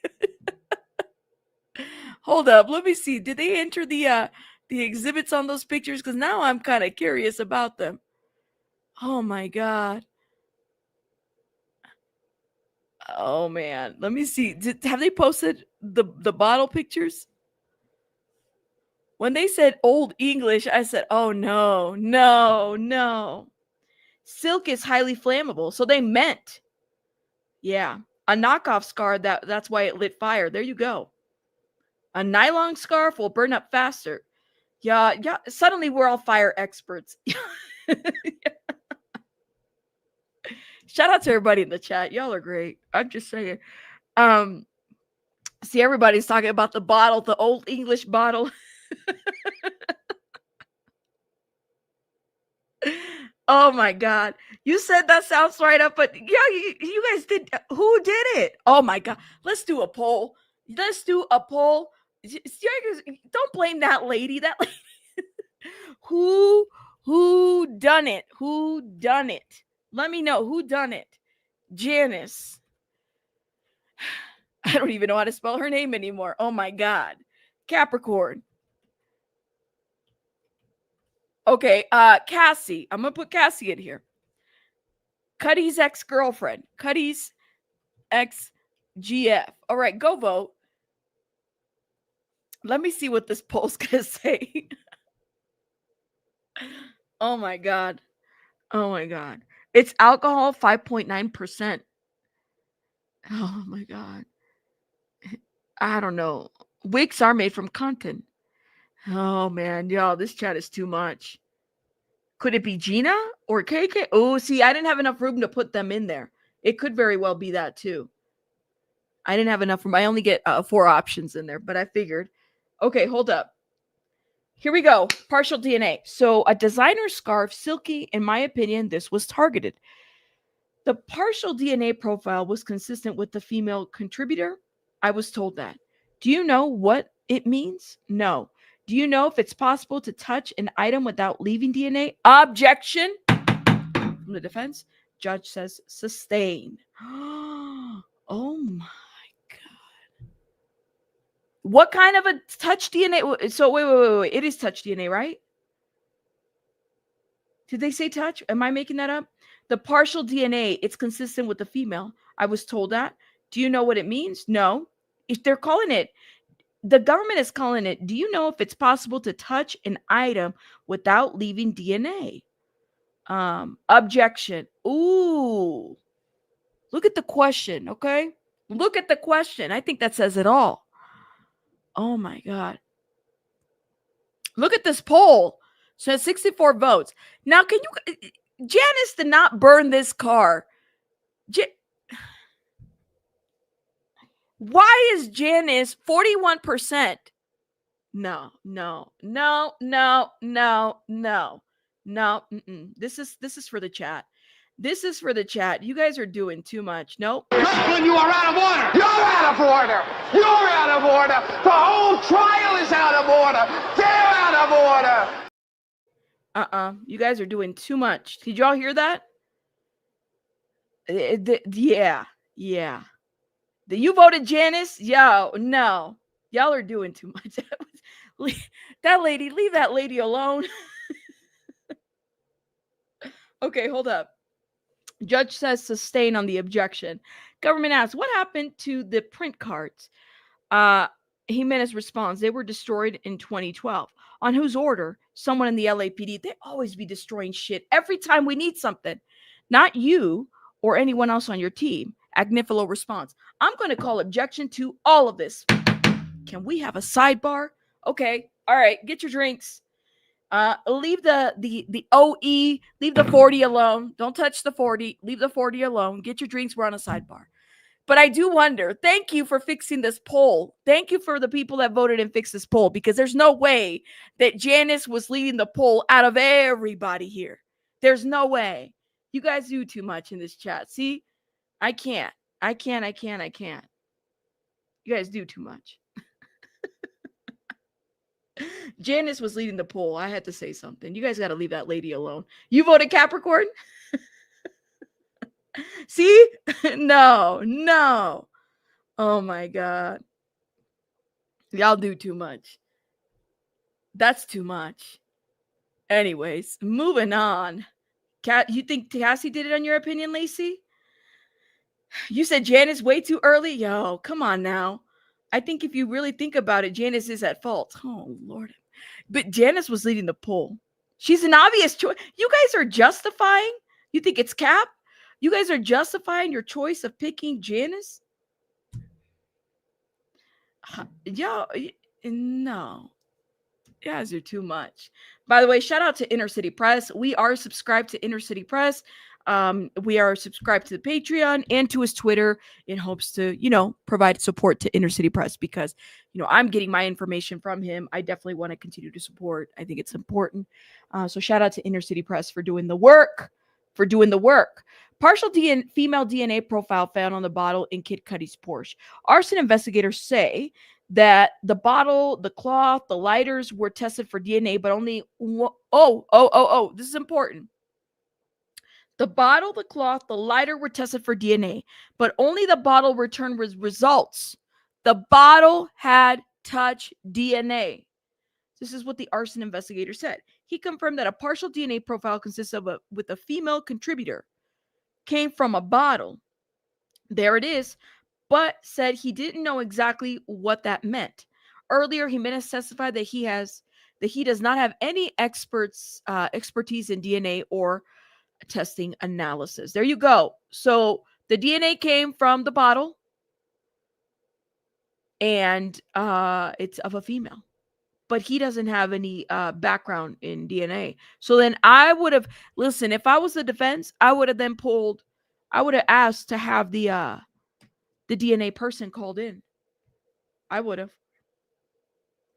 The person that actually did the testing on the profile. Right? It's a bottle. There's a lot of people that would have touched it. It could have been the female, could have been another female. It could have been somebody else's bottle. They could have picked up the bottle from a trash place. I don't know, man. But yeah. I'm not an expert. I'm just a commentator on the internet. That's my thought on that. Gloves use or lighter. You said, thank you for your coverage. Seems everyone else I've watched can't hang. LOL. Meg. Why you say that? There's a lot of great commentators on this. Shout out to them. I hope they're doing well. We're definitely not the only channel that's covering this. I just try to make it a little bit more fun. It could be anyone's DNA from anywhere that they saw. Yeah, right, Tasha. Like, it could have been anybody. Yeah, that print card was thrown out. That doesn't help. The print card being thrown out doesn't help. But, it's LAPD. They throw shit at let me not start. I don't know. It's the LAPD. Yeah. It's the LAPD. Wayne. Leave it to Wayne. He's like, listen, it's Janice. I could see her drinking a 40 ounce. Maybe. I don't know. You said that the AUSA got time today. Yes, they do. Yes, they do. They're not playing today, man. They are not. It's too much. Y'all, make sure you guys are hitting the like button, please. And thank you. Where are the likes liking? Let me see where we're at with these likes. Okay. The liking is free. Okay. Thank you. Can we get to 400 likes, please? 450. I would appreciate it. Consider supporting the channel, guys. This would be amazing if you guys continue to support. Hey, I got a chimichanga yesterday and it was delicious. Okay. It was delicious. What about Don? Ooh, well, that's a good question. What about Don? Wasn't this must have been before? No. This was after Don had already happened. I think Don had already been Like, she was still in contact, but I think she was already like done by then. You're talking about 2011. So she wasn't really around after that. So I don't think that I don't know. Diddy has people in LAPD. Thank you, Tony. Shout out to Tony. Thank you to all the beautiful, wonderful supporters out there. Thank you, guys. Rabbit, a cop had the DNA results destroyed. I believe it. I think they get rid of information after a while. Ooh. Shout out to Diddy Docket. Diddy Docket in the chat. What about assistant Mia? Hey, Mia is set to testify, I believe, today, and I think they're going to get to her. We have Deonte Nash and then followed by Mia. Mia, who her attorney came, I want to say the first week or second week, talking about she's really worried. She's really scared about testifying. She's really worried and all this other stuff. What about Mia? Yeah. CC, I did them yesterday on the first part. I'm editing the second part and I haven't done the defense yet. So we went live yesterday and we read the first, let me see, the first 80 pages. And then I just finished the prosecution side and I haven't read the defense yet, so I have to start on the defense. But CC, check out the video from last night. We were live last night. We had well over 500 plus people in the chat reading with the transcripts and stuff like that. But let me know, CC, if you find the video, because it was literally last night we went live on it. Mia's not a real name. You're right. Mia's not a real name. You said you saw a video of Nash going to the courthouse 20 minutes ago? All right. Let me see. Is it the same Nash who's trying to this is what I heard, is that he was trying to scratch his profile or something like that from Deonte Diddy Nash. Here it is. He was trying to hide his social media and stuff like that. There isn't a lot of pictures of him out there, but this was like Cassie's friend or whatever. Somebody said you could tell that I didn't point this out, but people did point this out yesterday. Let me know what you guys think. That Capricorn Clark looked like she had been, she's been through a lot. She looks really stressed. Somebody said that in comparison to her other photos, that she looked like she had been through a lot of trauma in her life. Based on the photos that they were watching. They hadn't seen her in a while. He had a white suit. He wore white to court. He did? Well, I'm glad he wore a suit. Good for him. You think so? People are saying this too, that Mia could be 50 Cent's mother. Who would that be? Isn't that Miss Daphne Joy? That's what I heard too. But a lot of people told me this too, that they felt like this could have been. You're not the only person who said this, Chris. I heard other people say it too. So jury takes a 10-minute break. Lord have mercy. I don't know if they. Oh, and they're back. Sidebar, after a long sidebar, judge says, jurors, we're trying to sync up. Why don't we take a break? Jurors exit. And that was, I swear, they're on a sidebar. Sidebar. Y'all hit the like button, please, and thank you. You can't wait for Mia?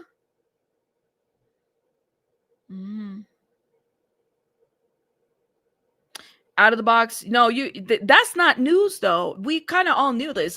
We've covered the LAPD before, numerous times, especially on the topic of Scientology and the cult. They're in a large California king size bed. They be sleeping with each other, allegedly, in my opinion. So they're very much corruption in different ways. They like when people donate to them, and they send their officers out there, and they do different things and whatnot. Yeah, I agree. Can you give a quick update, please, Kayla? Kayla, does anybody? I give you a quick update. We had 2 officers, one from LAPD and one from LA. Well, LAPD is done. He testified to the Kid Cudi situation, the break-in. It was very brief and short. And now we are at the LAFD, the fire department. And basically, the fire department is Oh shit. Oh, hold up. The fire department is testifying now. They had to even Diddy had to exit. Combs exited too with marshals into the holding cell. Agneville says, "Let me get him." Combs is brought back in. Miss Slavic, what was the purpose of getting into that? The judge asked. Miss Slavic, they're questioning the investigation, so we're entitled to ask. Oh, shit. Oh, I guess Diddy has to leave for the breaks, too. Oh, my God. He's in a holding cell. Yes. They got the marshals there.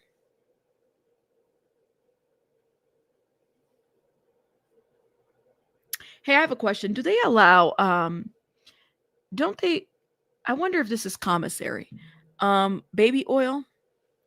Is baby oil commissary? Commissary.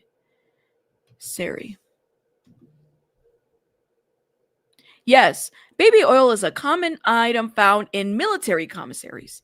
But what about prison commissaries? Let's see. I have a question. Why can't I ask? Why are y'all making fun of me in the chat? I have a question, okay? Yes, you can. See, thank you, Kim. Kim's like, yeah, Robbie, you can get baby oil. I just want to know. Damn it.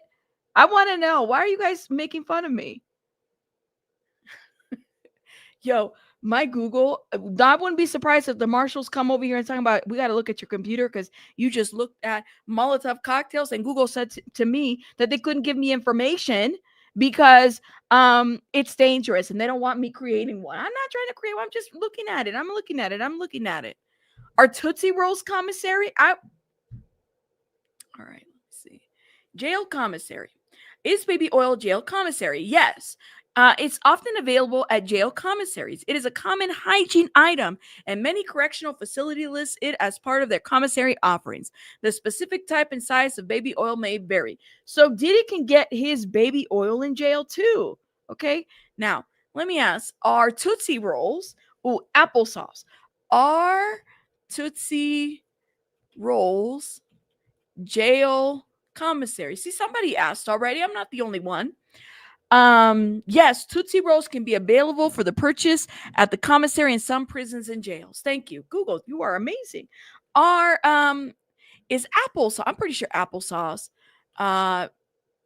Commissary, jail commissary.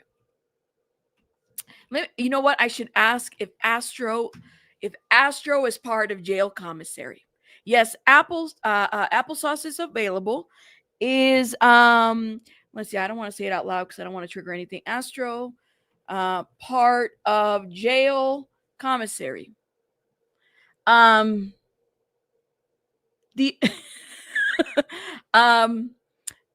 it didn't give me a yes on this one. Oh, rubber duckies. Are rubber duckies part of jail commissary? While we wait, this is the kind of shit that if I was there on the court and I had my phone, I would be searching these things on Google. Okay. I'm not ashamed to say I have questions about what's in the commissaries. It's unlikely that rubber duckies are commonly included in a jail, prison, or commissary selection. So commissaries are about essential goods. Yeah, you can't take a bubble bath at a jail. So I do be asking Google all type of things, and you guys know you do too. So don't even. All right. Shit. Okay, wait, we got started. I see I'm behind now. Okay. So Slavic was they were questioning the investigation. Slavic says, well, they're questioning the investigation, so we're entitled to ask. Judge says, when I heard the question, I assumed that there was going to be a line of cross-examination about fingerprint cards, like about the DNA, but does not appear to be the case. So I'm telling the jurors to disregard. Agnifilo says, this is outrageous. Ooh, Agnifilo's mad. Okay. He said outrageous. He further says, we are considering what remedies to ask for. Let me speak with my colleagues. They implied that someone in the courtroom was responsible for the destruction of the fingerprint cards. The government says they intend to attack the investigation. Oh, they're about to fight. They're about to fight. They're mad. They're about to fight. And Dazzler just gifted 5 memberships. Thank you, Dazzler. Thank you. If you've been blessed by Dazzler, put some hearts. Thank you. And some emojis. I got to get something from the door, y'all. Give me a second while we wait. No applesauce. Yes, they have applesauce. Actually, I think it's part of their food. But yeah, hold up.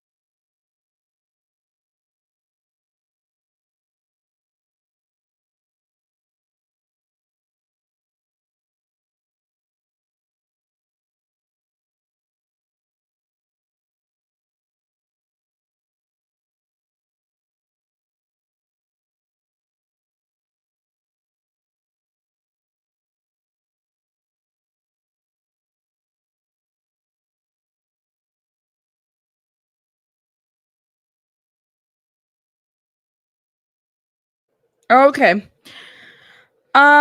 Think the defense is really looking for every loophole they can to a mistrial. I told you they wanted a mistrial last week. I mean, yeah. I think so. The fact that the fingerprints have been destroyed, what do you guys make of that so far? So hold up. Let me see if we can refresh. Do we have an update yet? Okay, the judge calls a recess. Recess. How long is the recess for? They're still going back and forth on this. The judge just called a recess. Oh my God. Oh my God. Oh my God. What do you guys think? Yeah, they just called a recess. They did. Rose Potter, thank you for becoming a member. Shout out to you, Rose Potter. Thank you. Let me see. When a so it's a break in the trial. Other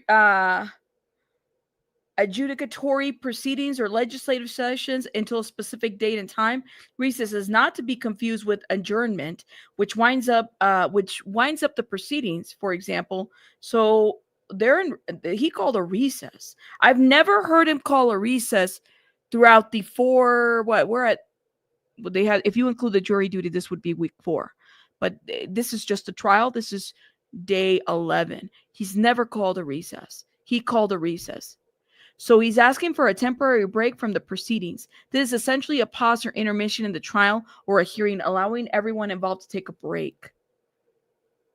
So he basically calls this to have everybody regroup and reflect, a break in the proceedings, facilitate a discussion and review, addressing practical needs, maintaining focus and effectiveness. Dang. You said somebody got a poop? Oh, I have never, guys, think about it. Since the time that we have been following this, they have never called a recess. They're now calling a recess on this. You said the defense wasn't ready for that? It got too heated. They kind of went back and forth.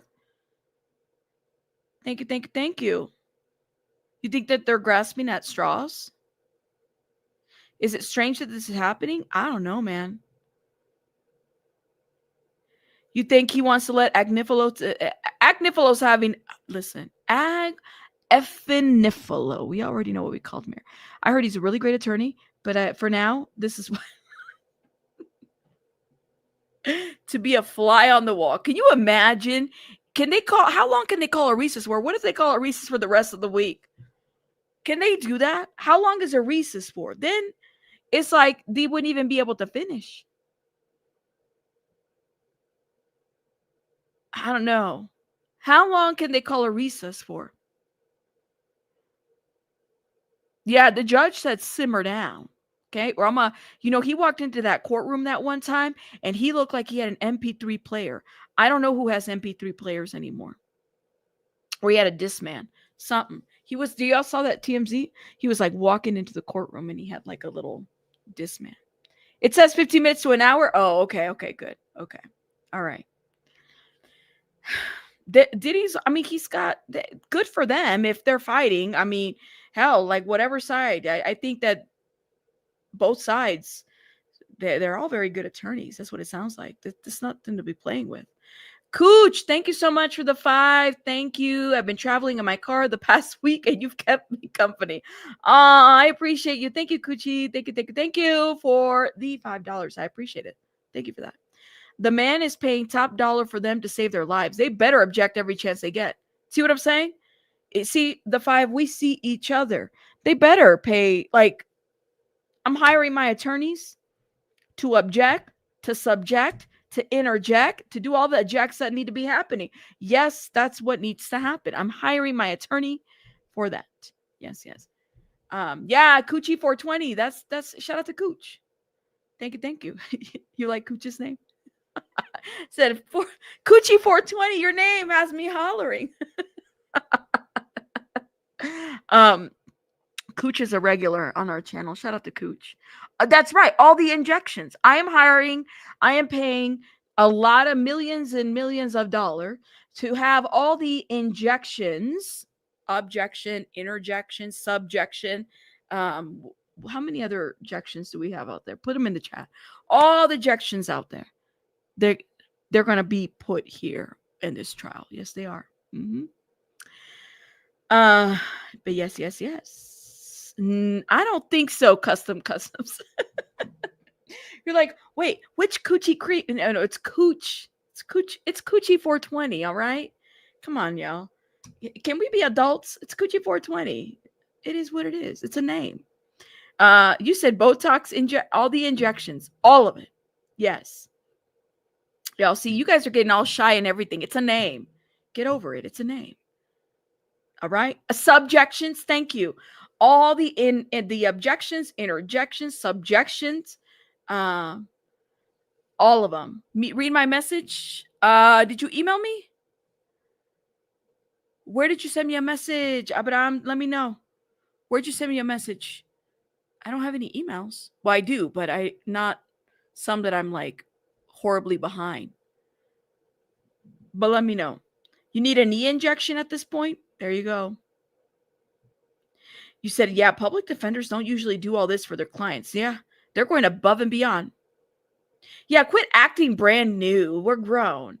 Shout out to my mod, Vicky. Vicky was like, oh, you said you got to go to the potty. We've been talking about all kinds of crazy shit in this trial, and I can't even say potty without people blushing in the chat. I got to go to the bathroom. Yes. But yes. But thank you. Let me see. All right, hold up. Let's see what's going on. Let's see what they got going on over here. But where did you message me? I don't even know where you messaged me. I'm looking at my email and I don't see it. Nothing is set.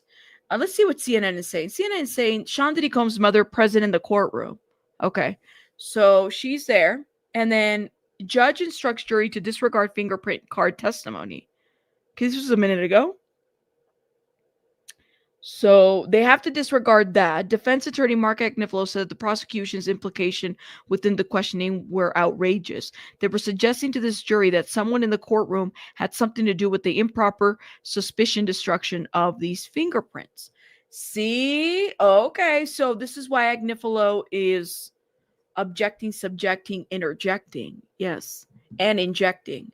Yeah, that's what he is. That's what they're doing. I mean, they're doing what they have to do.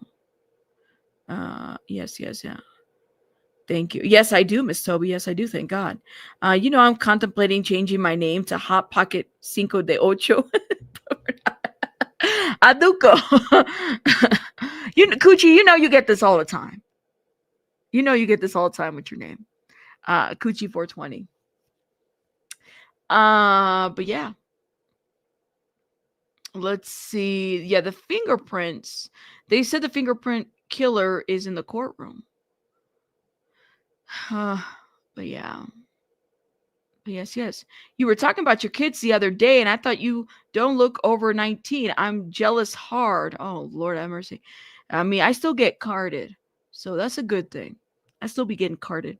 I used to get annoyed when I would get carded, and now I gladly will pull up the card and say, thank you. There you go. I'm like, oh, okay, cool. All right. Wait, ever since someone said hot pockets are empanadas for white people, I can't unsee it. Is this true? Oh my God. I had no idea. Hot pockets? Really? Who said that, Yanni? I never heard that. Um, no, no, I don't know. I don't know. Y'all are laughing. You said I hate it when people guess an older decade. You know, I feel like, oh, and I don't know if you're gonna get an answer, Anise, on this one. But y'all can lie about your age. It is the internet. I can't anymore. I've been doxxed, redoxed, and everything, so I can't be telling y'all anything different. But what was I was gonna tell y'all something and I forgot. They are flavorless, yes. There was something that I was going to say and I got distracted. You said the government has a bad habit of overreaching. They may work their way into a mistrial if they keep it up or a hung jury. You know, I'm thinking the same thing too. There is this overreaching that's happening with the government. That's how I see this. This is a Fed case. The DNA would have been compared to people on Diddy's team. It doesn't match any of them. And LAPD is large that they can't blame on Diddy. Just being realistic. No, I agree with this. I think, and this is what the 5 was saying, is that this is them. They could walk themselves into a mistrial. If they're not careful, there is this overreaching that's happening. In my opinion, if I was them, I would have left this DNA. I'm trying to figure out, like, I know that they're trying to prove certain aspects of this RICO, and arson, I think, is even in the indictment, right? But there is a lot of overreaching that's happening here that I'm like, well, do you guys even have? Like, I would follow up. And then the defense has to question. You can't just write letters saying, well, we don't want you to question about X, Y, and Z. I agree with this. So I agree with this. I definitely agree with this. But yes. So what happens if it's a mistrial? Well, what do y'all think happens if it's a mistrial? Let Laura Martinez know. I mean, there's a lot that there is to this. I don't think it's I don't know. I don't think that they're intentionally doing it, but they're walking themselves into that if they're not careful with how they're pulling information or what they're doing. They can retry it if it's a mistrial, absolutely, but they need to be careful. They do, if this is what they're pushing. They will prosecute again. Yeah. But then what does that mean? Can you imagine? Let me just say this. All right. Say that's where it goes. And you are Cassie, or you are Capricorn Clark, or you are any of these people that just testify about Diddy. How safe are you going to feel, especially if this is what you said about what this man was doing? You know, if you are to believe anything that's been put out there so far, and again, these are just statements and allegations. How would you feel? And suddenly they got a mistrial. They can retry it again, and I'm sure they will, especially because the feds don't want to lose anything. But then you have a situation where you just had what we've had 18, 19 at this point people testify. I wouldn't feel safe. I would not feel safe whatsoever. I'd be like, let me change my identity. I would change my identity for this.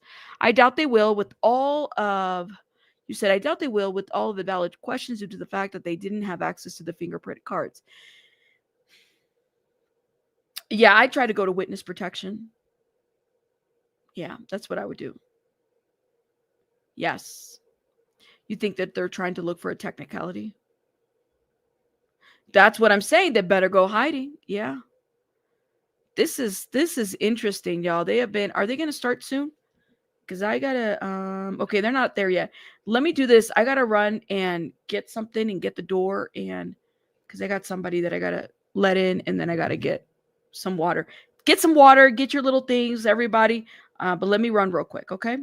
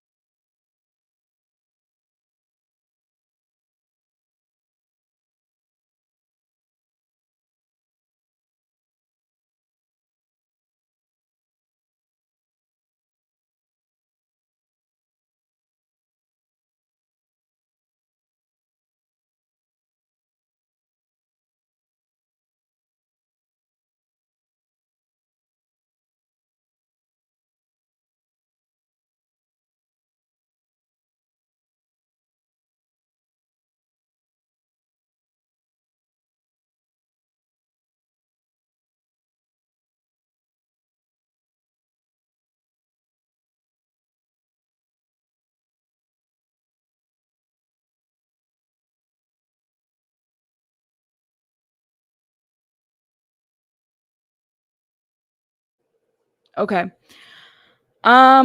You said if the government drops this after putting all those victims, I mean, that's what I'm saying. Regardless, there's so much to this that I guess we'll find out a little bit more as things are going about. Hold up, let me see what's going on. Do we have any updates? 222. No updates yet. What is damn. Yeah, Agnifilo, I guess, is not very happy right now, which, like I said, I mean, he's doing what the defense is supposed to do. He is supposed to do all kinds of things at this point. Fire investigator Jimenez car, they're asking.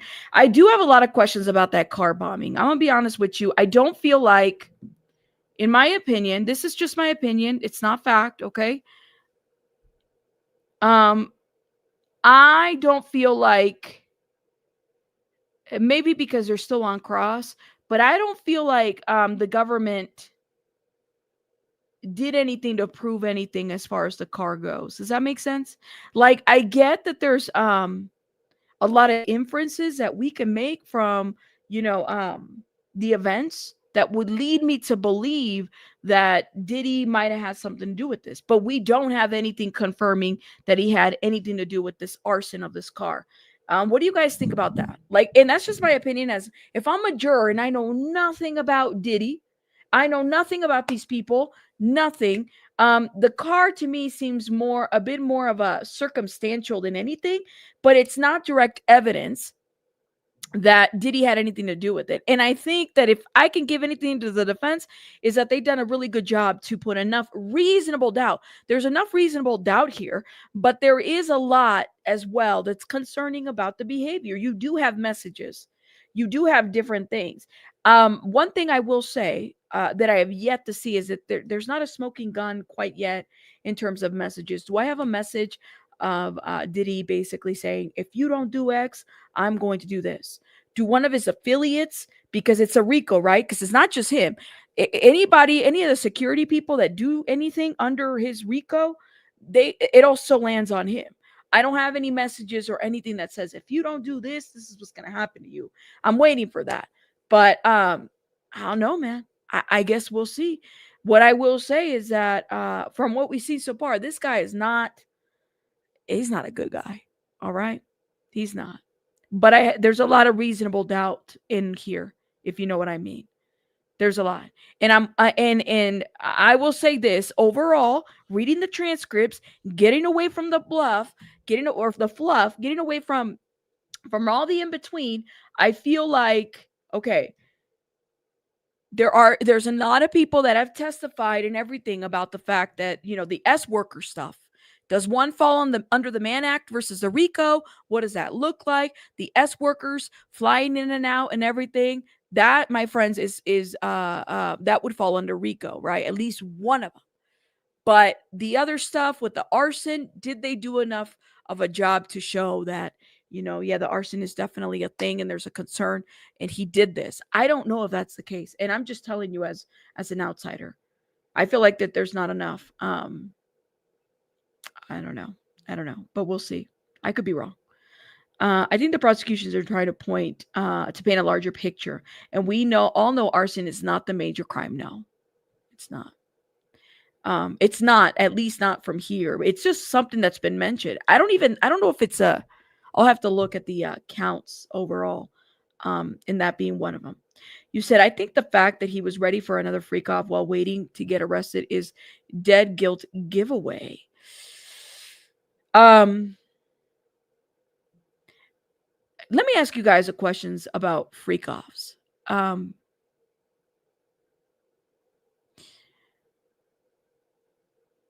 Is a freak off illegal? That's not the argument, right? It's the building up to it, right? So, like, if he was hiring escorts, flying them all over, okay, is the freak off part illegal? Is it the build off? What is the part that's breaking the law? The coercion of it? Because I definitely believe that he coerced Cassie. I definitely believe that there were times where she agreed to certain things, but are freak offs illegal? I had never heard of the term freak off up until Diddy. Have you guys ever heard about freak offs? From all this stuff. Think about it. I've heard of parties, of swingers and voyeurism and all that other stuff. Yes, prostitution is illegal, right? But the freak off, like I've never heard of anybody else use freak off up until Diddy. We were like, what is a freak? I'll just speak for myself. I was like, a freak off. Like a party, like a swingers thing. And then the substance abuse, of course. The prostitution is illegal. The substance is illegal. You heard of a freak out, only a freak out, but I've never heard of a freak off. That was a first for me. Here, being it called that way. Of course, we know that there's all these, people that, swing and they do different things and stuff like that. But an actual FO, never heard it called that up until Diddy. Yeah, he just named it that. It's a glorified three-way. It was. That's crazy, man.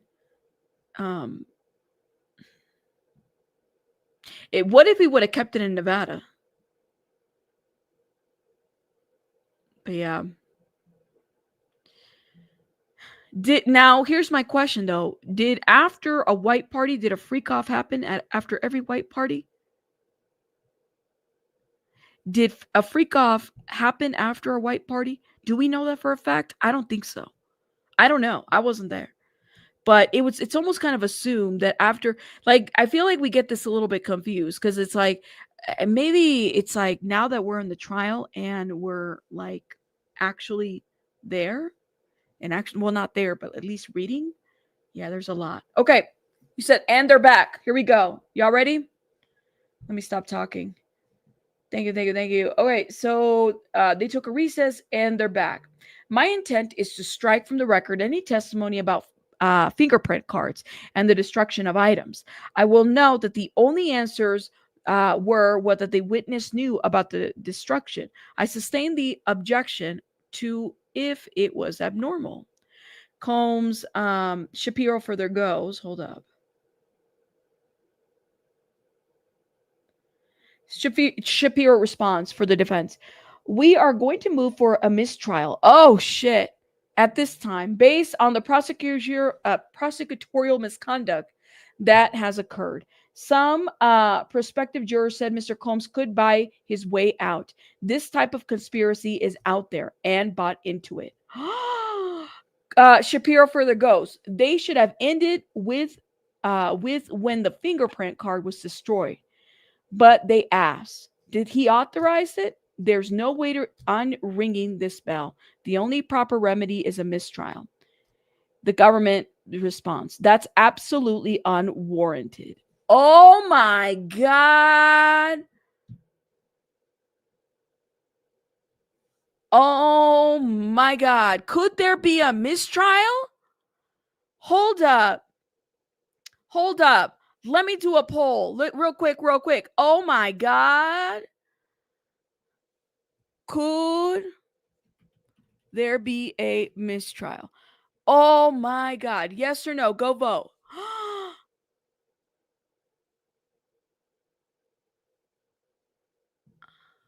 I'm going to read it again. Okay.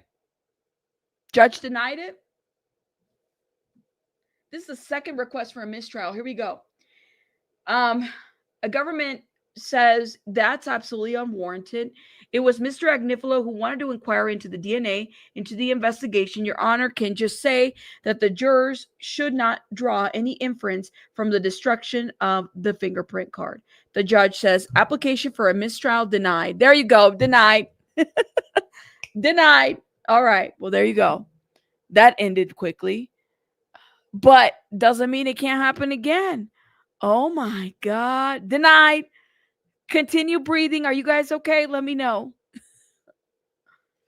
You would literally have 6 prosecutors versus 9 lawyers, 9 defense lawyers. Oh my God. Oh my God. Yeah. Damn. If that would have been a mistrial, that would have been crazy. Defense moves for a mistrial, alleging prosecutorial misconduct and claims of bias against Combs. That's what CNN is reporting. Defense attorney Alexander Shapiro says the defense moves for a mistrial. Some prospective jurors said during jury selection that they believe Sean Combs could buy his way out of things. This type of conspiracy theory is out there, and the type of implication we believe these questions were designed to create plays right into that. Of course, the judge denies defense's motion for a mistrial, and we are back to the drawing board. Oh, this is intense. They're going to keep trying. That's what the defense is going to do. They're going to keep trying. Okay? But that was quite the long recess. You said, do you think that Puff took out the original person that did the DNA? I don't know. But y'all, what we don't want, this is crazy, y'all. That's right, Carissa. Jurors can contribute to a mistrial through deadlock, misconduct, or other circumstances that make it impossible to proceed with the fair and impartial trial. I agree. Prosecutors need to move with caution now. Yeah, they do. That's what I'm saying. They're going to walk themselves into that if they're not careful. They're not there, but this is like the second time that I feel like there was maybe a time where I was like, oh man, y'all are pushing it too much. Or like when they brought in the expert that I was like, I don't know about this expert. Yes, Moni, this is true. We reviewed those jury questions. One of the questions was, do you believe that rich people can buy their way out of something? I think so. That's like kind of a given, right? I probably would have been disqualified immediately, but it's the truth. Money can buy you out of things. Absolutely. I mean, literally, we kind of know that. So there is going to be some bias of that, I think. And it was a question that was asked. Oh my God, wake up.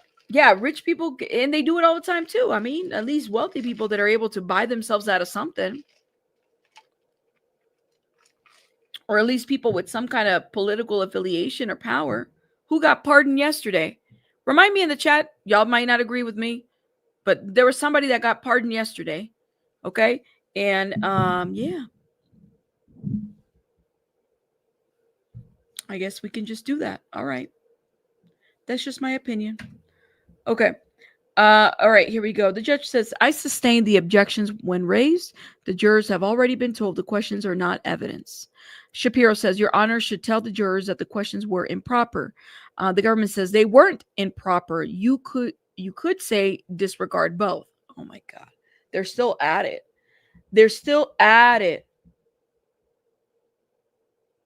Didn't someone say that Diddy had PD in his back pocket?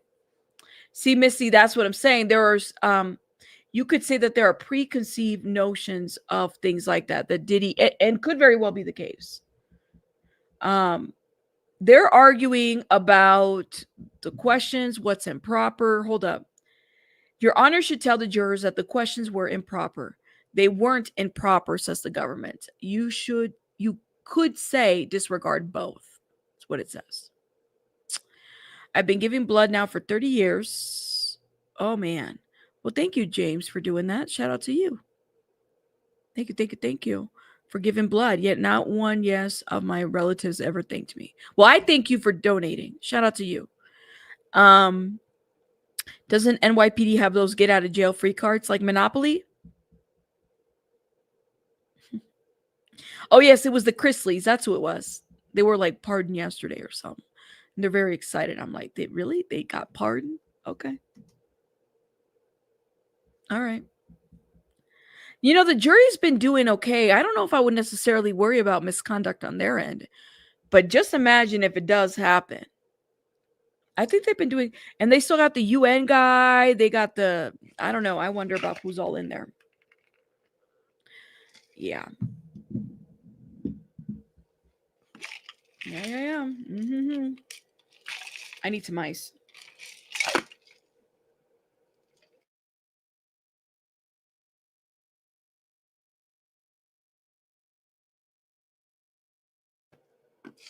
Okay. Hold up. Do we have an update yet? Okay. So Shapiro's not happy for the defense. I mean, the defense is not happy here, but it says, Shapiro, will the court tell the jurors that the answers are not to be considered? The judge says, I'll tell them that the questions and answers on the fingerprints are irrelevant to this case and not to be considered. Shapiro says, thank you, Your Honor. All rise. Finally, they're coming in. That was, how long of a recess was this? This is going to be a long court day, y'all. This is going to be a long court date. Let me just say that much. Okay. How long was the, that recess was a good, I mean, they're supposed to have lunch here pretty soon. 45 minutes? Abraham, really? Abraham, did you email me or not? I don't see your email. You said you messaged me. I don't know where you messaged me though.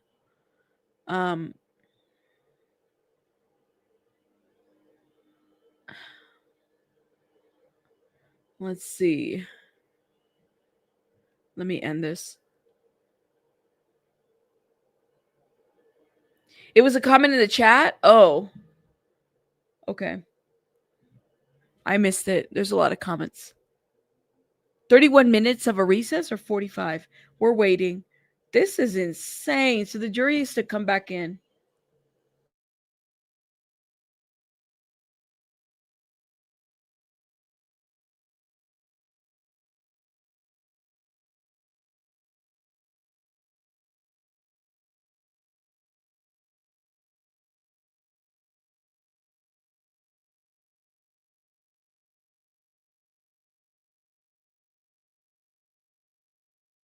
Sorry, I got interrupted. 31 minutes about the recess? Oh, okay.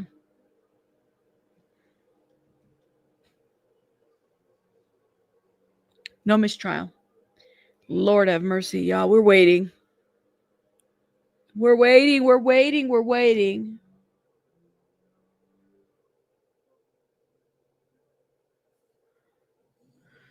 Oh, man. Do we have an update yet? No. This is crazy. I just wish I was there to review everything that's going on. See the juror's face. They're probably like, we don't even know what the hell's going on. Shout out to everybody. Make sure you guys are hitting that like button. Thank you. Thank you. I appreciate it.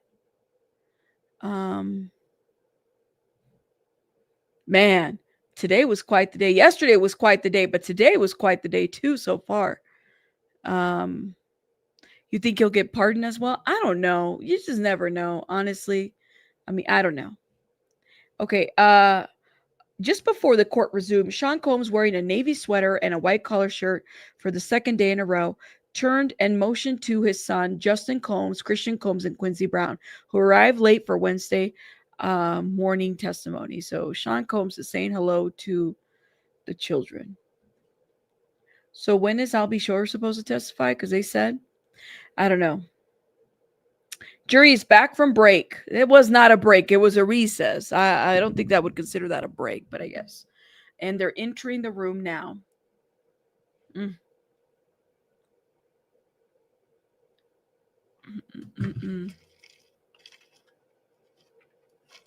You said blue makes them look innocent. Well, I don't know. I'm sure he has got somebody very limited clothing that he can wear. You said Albie Shore ain't testifying. So why did he say that? What do you guys make of Albie Shore so far? Let me know. Where do we stand with Albie Shore?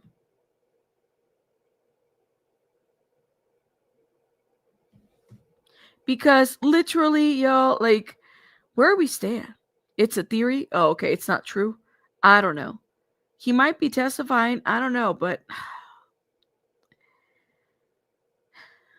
listen, he'd have to walk in there with a whole blue outfit. We have an update finally. Come on, friends. Here we go. Thank you.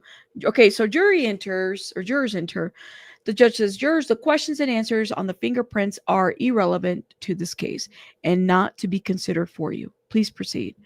All right, government continues. Oh my God. Did you interview the owner of the Porsche, Mr. Cuddy? Did you reach out to others? Okay. I don't. So here we go. CNN says that the judge instructs the jury to disregard the testimony about the destroyed fingerprint cards. I don't know if I was a jury if I'd be able to disregard this. The questions regarding the destruction of the fingerprint cards and the answers given are irrelevant to this case and this defendant and are not to be considered by you. Okay, so Christy Slavic continues the questioning. There's so many shady characters. Yeah. I think we're all kind of there too. We're trying to figure out what's going on. Oh my goodness. You're side-eyeing everybody? Oh, Lord have mercy. I would agree. I concur on that. I think we're all side-eyeing everybody. There's so many shady characters that have surfaced with this Diddy situation. I'm side-eyeing everyone.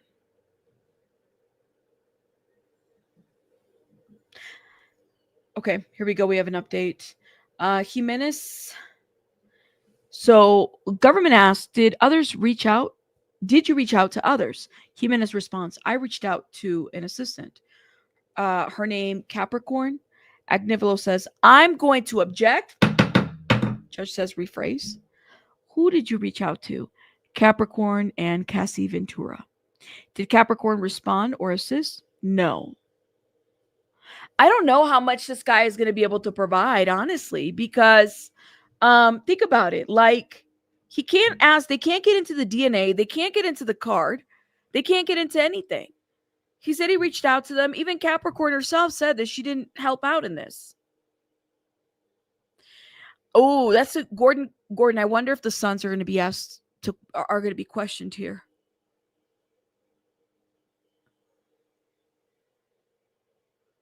I wonder about this. You can't unhear a lot of the things that have been objected to. I'd be like, I can't unhear this. I don't know how far we're going to go with this guy.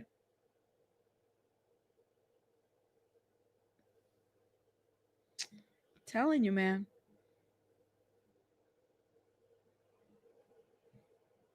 I'm telling you. Diddy knows he's hooped. You said he's hooped, so he's trying to get out. You said bring in Mia. Bring in Mia. I'm wondering about this Deonte Nash too, and Mia. I think that I don't know how many witnesses the defense has total.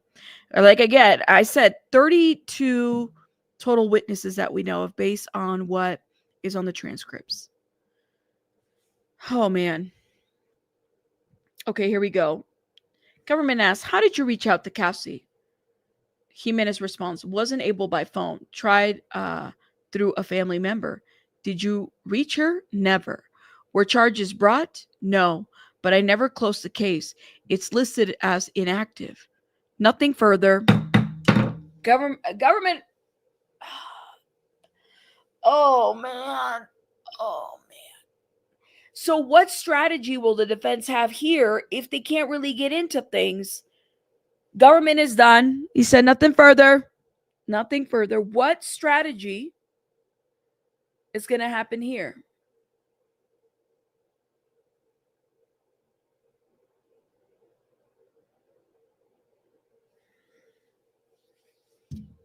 All right.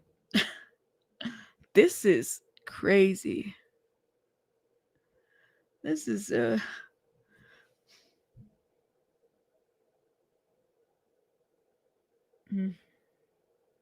Who brought in SpongeBob?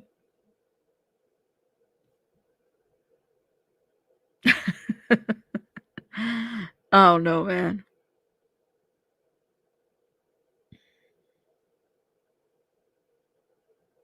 But then should they be allowed to attend the hearings? I don't know. See, that's a good question. I don't think are the kids going to testify and then they're attending the hearings? I don't know if they can. I don't think that they should. There could be a text coming soon, evidence of communication evidence or something. I think so too, but I feel like this is a mess. This is a mess. Yeah, the defense opened the door and now they want to close it when certain questions need to be answered. Priceless. No witness is allowed in the courtroom before their own testimony. I didn't think so. So I highly doubt that the kids are testifying. I didn't think that they were. Maybe they are. I don't know. I thought for a minute maybe, but I'm like, well, why would they be in the courtroom? Prosecutor's done with direct examination. Okay, so they're done with the direct examination. Mark Agnifilo is all right. Agnifilo, who was very mad and getting his socks wrinkled up. He's gonna start questioning what's going on here. Yes, yes. Now I wonder about this.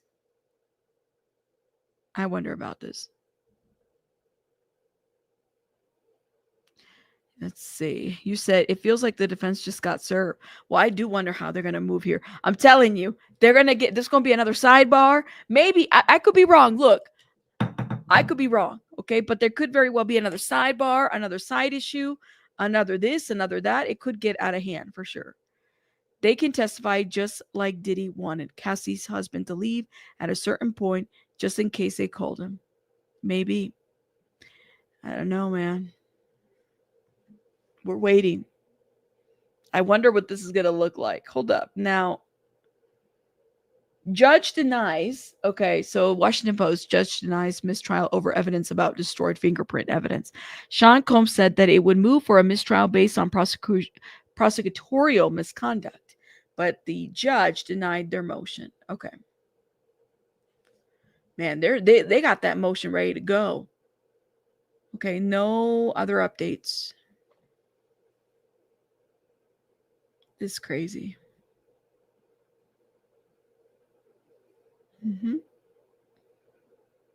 I would agree. I think that the defense is doing their job. They're going to pick everything apart. That's what a defense does. They're supposed to. That's what you hired them to do. And like I said, it only takes one person from that jury to question, to call out. And some of you guys are calling those inconsistencies out. So just imagine if you know nothing about Diddy and you're sitting there and you're hearing these things, it only takes one person to say, I don't know about this. I don't know about this. Okay. And I think they said, I could be wrong, but didn't they say that the jury was like a lot of male, like the majority were male? So I don't know. Take that for what it's worth.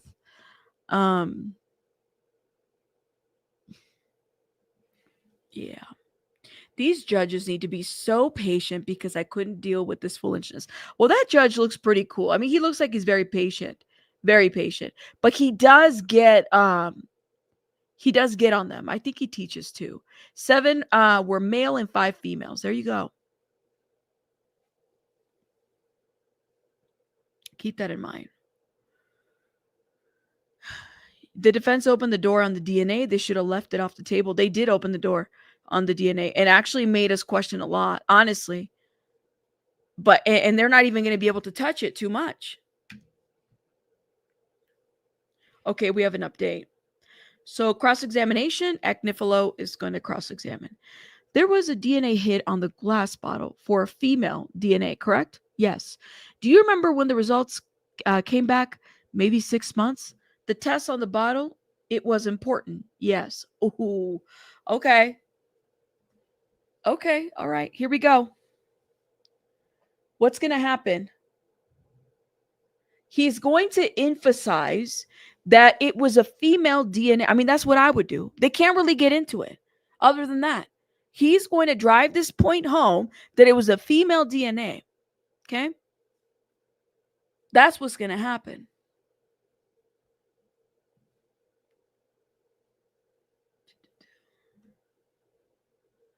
Here it is. Oh, no update yet. Oh, come on. It kicked me out of the thread. There it is. 6 months. 6 months. The test on the bottle, it was important, yes. They can't talk about the cards. They can't talk about the storing of the DNA. They can't do any of that. They're still talking about the DNA. They should have left the DNA thing alone. I don't know, but I think that there's it. If Kid Cudi said that he thought that Puff somehow had something to do with this, there's a bit of reasonable that, like, it would have been like, well, then who? Because it's a female DNA, right? And I think, like, if I'm a jury member and I know nothing about other than what I'm learning, I could have been like, well, maybe it was a girlfriend who did that. You know, maybe she got mad that now he's moved on to another girl. I'm just thinking in my mind of the different things that you could think of. The big reveal of the DNA. Some of y'all said it was Janice Combs. See, no. And some of you guys believe it was Janice Combs. Oh, man. There's something more to the car fires. That is arson. And really the victim is the insurance company. They're trying to connect the things. You know what, Jason? And I do wonder, what did Cudi call the insurance company? Did they involve any of that? Did they do an investigation on that? That's a good question. I didn't even think of the insurance company. You think, go Craig? No, she didn't. She didn't do. See, you guys voted But that's a good question. What about the insurance company? I didn't even think of that.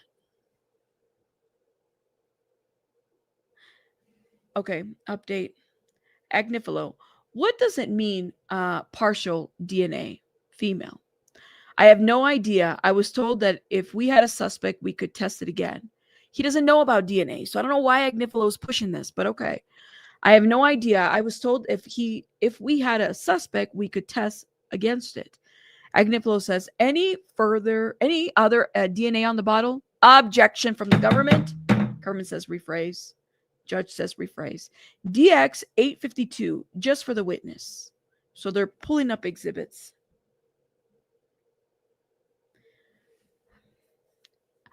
Okay.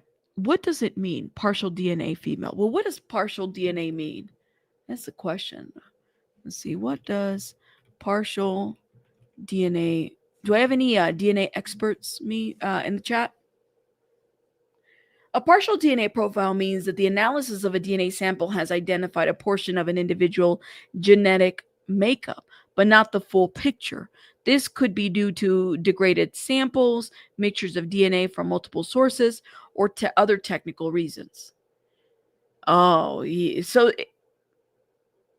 this DNA thing is like nothing. That's why the judge didn't include it in. So it could be partial because of age, storage conditions, exposure to environmental factors, mixtures of DNA with multiple individuals in the sample, and can also lead to partial profiles. Okay. That makes sense now, I guess.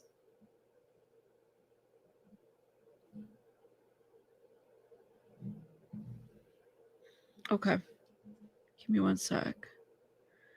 Yeah, this is like, wow. Arson investigator disputes claims that contact with Clark was linked. Oh, shit. Hold up. They asked about Capricorn. Arson investigators dispute the claims that contact with Clark was linked to female DNA found on bottle. This is CNN, but hold on. Do we have they asked him about Capricorn? So Agnifilo says DX 852 just for the witness. That's a glove, right? Yes. Did you find another glove? No. Did you test the glove for DNA? No. I understood it belonged to the owner. It was a driving glove. So they also found a glove?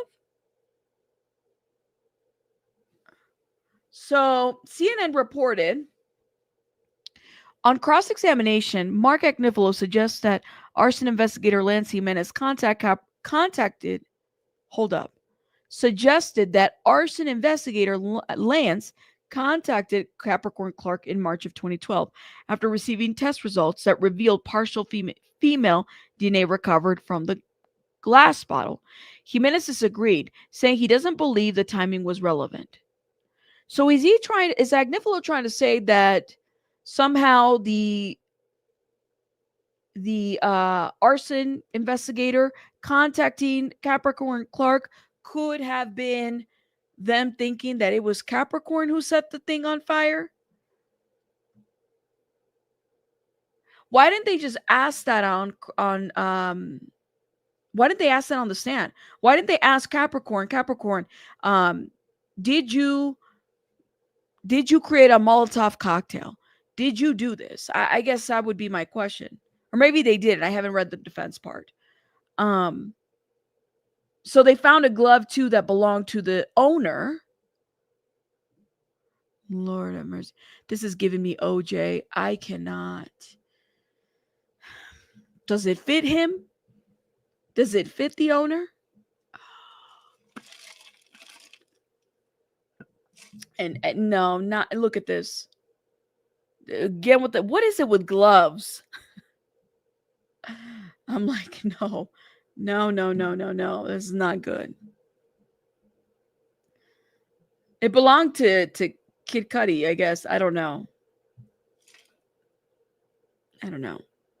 Yeah, they could very well be trying to confuse the jury. All the DNA proves is Diddy used his organization like he threatened.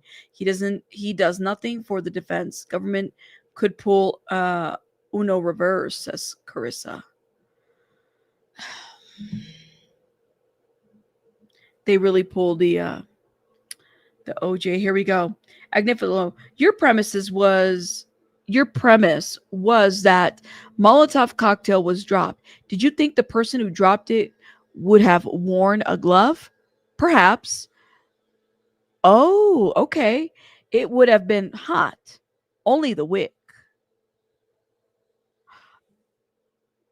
Okay. Defense. Hold up, defense. First of all, if it was a female who did it, we don't know how tall the female was, right? I don't think we have an idea of that. They cut what's at one side, it looked like a perfect little cut, right? And then they lit up the cocktail and then they dropped it. Did they wear gloves? But see, the print could have belonged to anybody. Could have been, I mean, we don't know where the bottle came from, right? You object to the glove? Oh my God. I have a lot of questions. But I see where they're going, and maybe they're just trying to confuse the jury. I'm not really sure. You said I think it was the same height as Diddy's mom. Oh my God. But it's a lot of questions about that glove and about the opening of that. See, I can't with you guys. Leave Diddy's mom. Oh my God. There you go, Vicky. At this point, why hasn't the prosecution called any of the neighbors as witnesses that would have seen this? Didn't the dog sitter call and say, hey, to Kid Cudi, like, hey, why didn't you, what did you see on that day? Did you witness the fire? I would have done that. Did you notice anything? What did you do? I took a picture. What's the picture? I sent it to Kid Cudi, who's my neighbor. I would have done the same thing too. And then they show that picture that was sent to Kid Cudi. I feel like we're missing information here. I don't know. Calling them within all the speculation that we have. Yeah, because I have a lot of questions about this.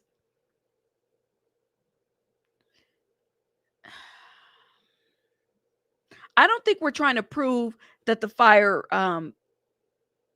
happened. I think we know that it happened. I think we're trying to prove like what was seen that day. All we have is this officer and the investigation, and then there's this DNA that what else do we know about it other than that? Female. Could have been anybody. You guys are thinking it's Janice Combs. All right. Could have been Janice. I'm not really sure. I wasn't there. But I have a lot of questions. It could have also been an ex-girlfriend. We don't know. So, jury is shown photos of a black glove in Kid Cudi's Porsche. The jury saw photos of a black glove in the backseat of Kid Cudi's Porsche. Okay, and then Jimenez said he didn't recall finding a second glove inside the car. Jimenez said that said didn't send the glove for DNA testing or collect it as evidence because Kid Cudi said it was his driving glove. I guess because he said it was his, they didn't send it in. So they left evidence, I guess. And here it is. This is like what, 13, 12 years ago? And we're trying to like figure this out now. Yeah. Why would you leave evidence? Even if the owner said it belonged to him. That's the question that I have.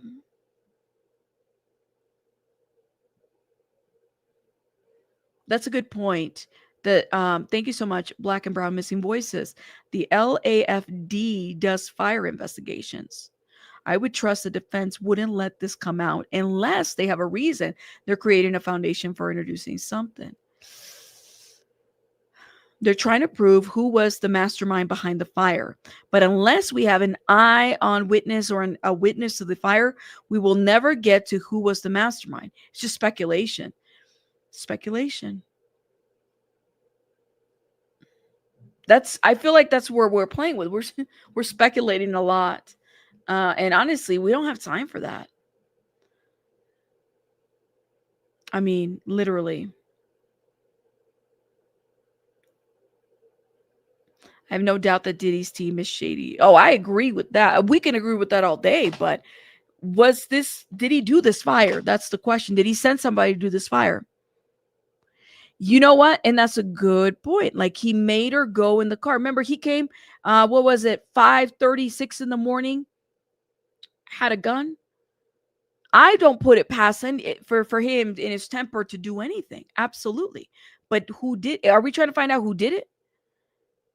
I don't even think we have enough to say that Diddy did it. Did his circle do it? That's what we want to know. Did his circle do it? We don't even know if we have that.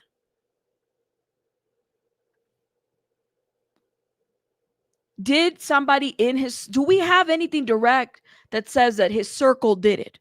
That Diddy's Rico circle did it? We don't. I'm sorry. We don't have anything. But I could definitely believe that it could have happened. I just don't know if we have anything direct. Does that make sense? Why are they asking anything about the fingerprint if it's not Diddy? They take the witness off the stand, says Kevin. I don't know. It's a good question. You need a paper trail for that. Did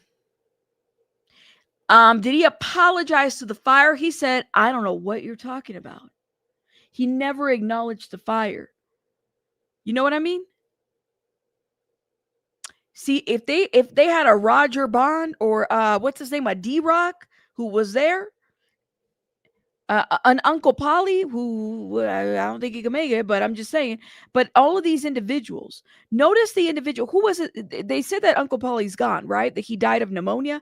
Am I right on the chat? Let me know because I haven't even looked into that.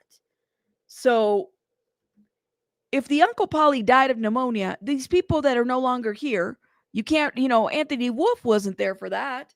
So these guys are gone. Some of these guys are no longer here. Right? It's only Capricorn and Diddy so far. Who's the other person that was the security? Rube? D-Rock?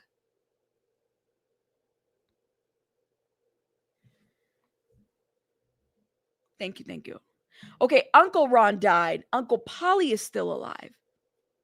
There was some confusion about that. I said, I think you guys are confusing the uncles.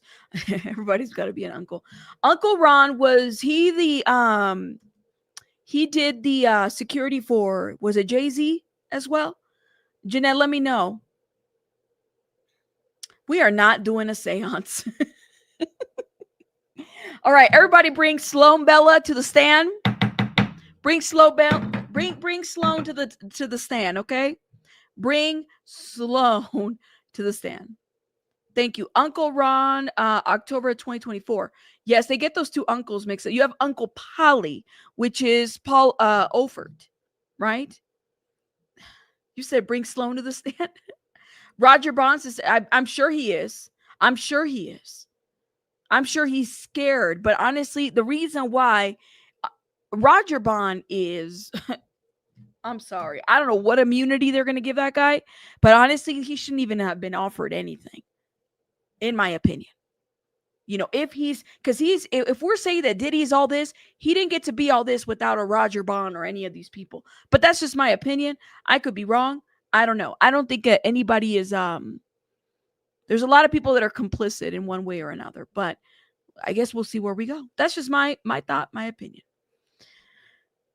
You said, well, we're going to call Sloan Bella to the stand. You know, technically she called some of this. Yes, she did. We're going can somebody call Sloan Bella? Yes, to the stand. Let her know that she is required here to the stand because we need some information about this. Okay, hold up. Let me see what's going on with this. It kicked me out of the thread. 9 minutes. Man, this is like taking forever to update. Hold up. Do we have an update? No. So when he says, did you test the glove for DNA? No, I understood it belonged to the owner. It was a driving glove. Agnifilo says, your premise was that the Molotov cocktail was dropped. Did you think the person who dropped it would have worn a glove? Perhaps. It would have been hot, Agnifilo says. Only the wick. I don't know, man.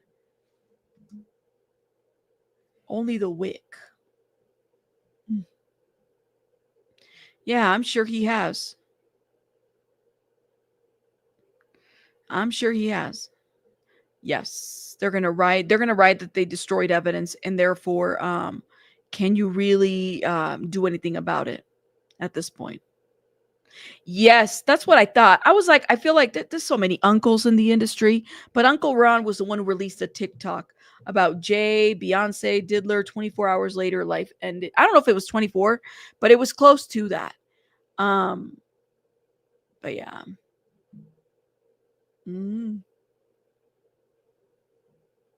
We're not on a sidebar. It's just taking them. But you guys notice the uncles in the industry? Let's see. The only uncle that was a good guy was Uncle Phil. That's what I'll say. Uncle Phil. May he rest in peace. Smells like a coincidence. So if they bring all these individuals in, right? You know that they've offered immunity to them. But yeah. You said the uncles are cringe. They are cringe. We got a lot of uncles in the industry. What's that all about? Uncle Sam too? Oh gosh. Okay, hold up. We have an update. Finally. Okay. Agnifilo, the damage, it's on both sides of the bottle, right? Jimenez says, looks like it. Did Mr. Cuddy have more than one Porsche? I think he had a second one in the garage, Jimenez responds. Why isn't it in your report? It was not involved. Oh my God. Okay, they weren't investigating that one. They're poking holes to the investigation. That's what the defense is doing. That's what they're supposed to do. That's their job. I mean, it's a lot of reasonable doubt that it leaves, you know? But yeah, thank you. Tell them to hit that like button. Thank you for that. Appreciate it. Y'all, please support the channel. Hit the like, share. I appreciate it. Where are we at? Are the likes liking? Man, we have been writing. Thank you. We have 434 likes. Can we get to 500, please? And thank you. I'd appreciate it. Can Diddy ask for another judge then try mistrial? I don't think so. I don't think Diddy, I mean, the defense can ask what it wants. But I think they have to be reasonable in their asking. That's what it seems like. You know, do we have any news on Cassie? Let me see. Did she have her baby? Because I haven't heard any updates. Yeah, she did. This was 19 hours ago I don't know if this is accurate. Did she have her baby already? There's no news yet. That she was in labor. Is she still in labor? They haven't said anything.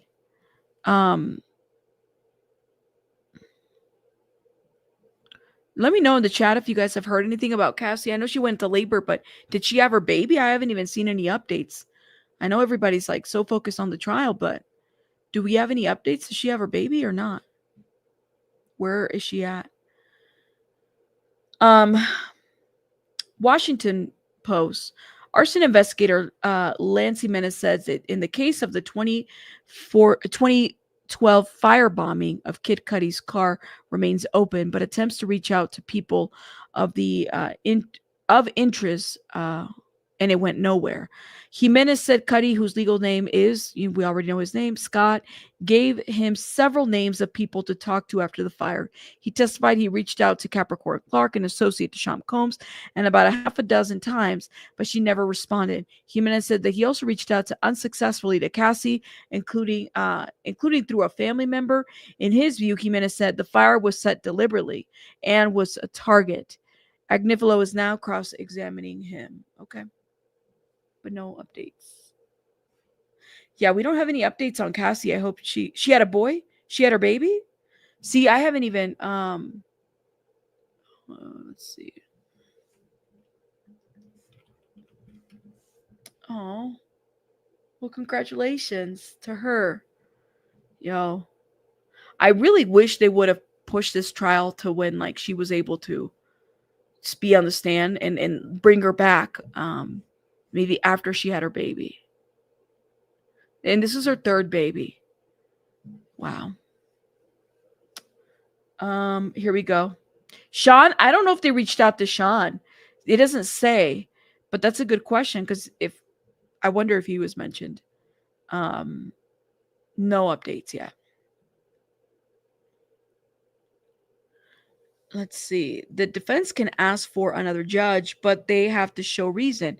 It can't just be I don't like him. That's true. The defense can ask for all kinds of things. I don't know. Oh, that's a good question. But didn't the feds say that they were arresting this week or next week? They keep waiting for the smoking gun, and it hasn't come yet. I think they said that they only needed 5 weeks, just as of recent. Was it yesterday? They said we can rest. I would think they still have more witnesses. Like, this is too soon to rest. Way too soon. So it's either next week, this week, or by the end of this week or next week. I don't know. Agnifilo asks, you were unable to reach Capricorn Clark or Cassie Ventura. When did you reach out? Jimenez responds, in the first few weeks. Okay. Are you sure? Tell us everything about these calls. I believe Capricorn's brother answered and we disagreed. Huh? So Agnifilo asks, you were unable to reach Capricorn or Cassie Ventura. When did you reach out?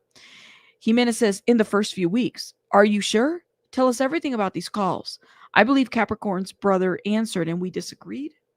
Disagreed? Disagreed on what?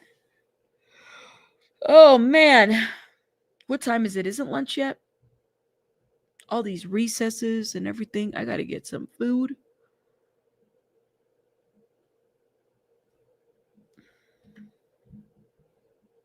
No update from CNN. Yeah, but that's what they said. Yes, Diddy's in the courtroom. He's in there. When they asked for a longer lunch, well, see, they only need 30 minutes. Yesterday's lunch was long because they were trying to get their ish together too. I do wonder. I don't think they reached out to Sean. I think it was just, that's what I've heard so far, that it was just Capricorn and Cassie. Simply Nikki, thank you for being a member for 3 months. Thank you, love. Shout out to you. Thank you for supporting my channel. Hold up. No update yet, y'all. Yeah. Oh yeah, Diddy's in the courtroom. He was marshaled out and then brought back in. So he's very much present. He just acknowledged his family. Oh my gosh, hurry up. Let's go. I'm trying to figure out where they're going with this. Are they going to land the plane?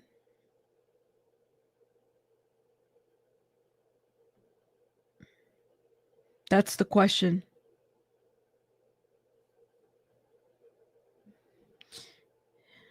Let's see. Is anybody following the Karen Reed case too? Where are you? Where's if you're following the Karen Reed case, where's everybody at with that? When are they going to arrest? Have they arrested? Okay, hold up. So here we go. Agnifilo update. Oh man. Okay, so I believe Capricorn's brother answered and we disagreed. Agnifilo says, and once Mr. Kid Cudi told you it was his glove, you didn't investigate the glove anymore, correct? I did not. Nothing further. Oh, nothing further. Defense is done. Judge says, redirect. Okay, the government gets up. When did you speak with Mr. Cudi? Same day. Nothing further. Nothing further from the government and nothing further from the defense. And it is what, 12 something over there? Next. That's nothing further. Did I see it? You know, I'm so conflicted by that case, honestly. Let me ask you guys in the chat. What do you guys think about Tory Lanez? Let me know in the chat. While we wait for them to tell us if it's lunch or not. Tory Lanez. So he was attacked in prison. They had like a press conference. I guess I don't know if what exactly is going on or anything, but what do you guys think about Tory Lanez?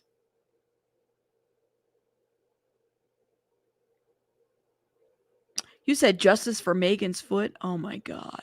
Unstable. Lunch. Is it lunch now? Oh my. Is it lunch now?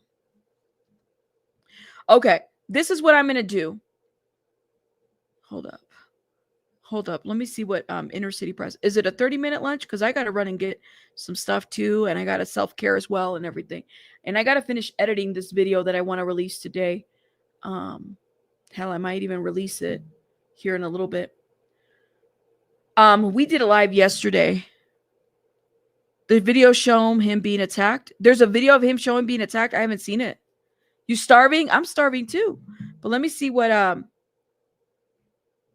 okay. Cassie Ventura's friend called to the stand.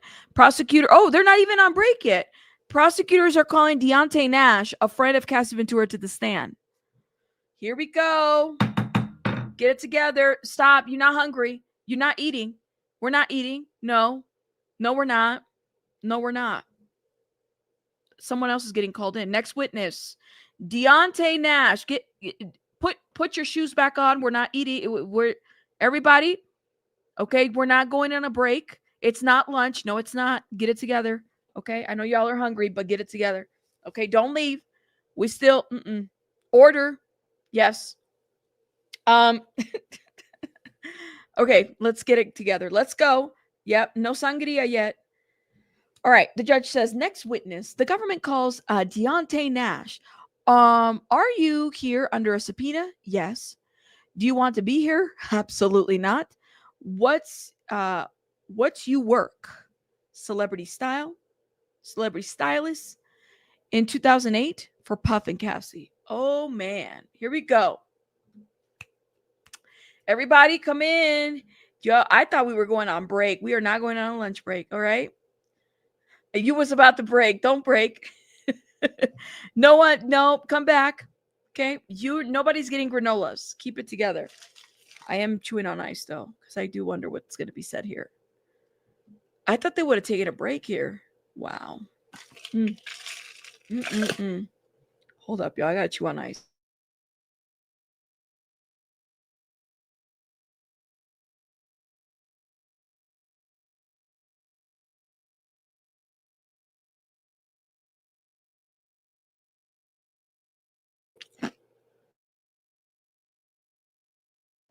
I know what we're here for. Well, we're waiting. We are waiting. We haven't gotten an update yet. But the next witness is Deonte Nash. Let me write this down. Deonte Nash.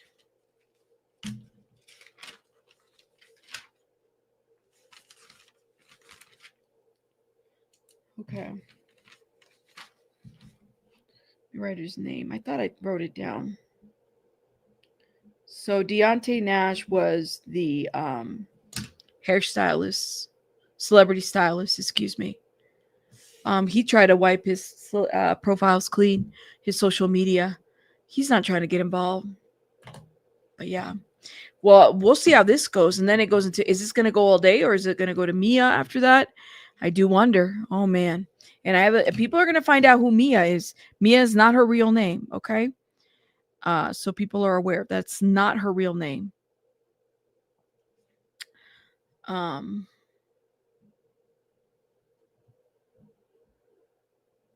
update yet. Whew. Let's see. No, wow, no updates yet from any side. Oh, Melinda, get better. I'm so sorry. Please be careful, okay?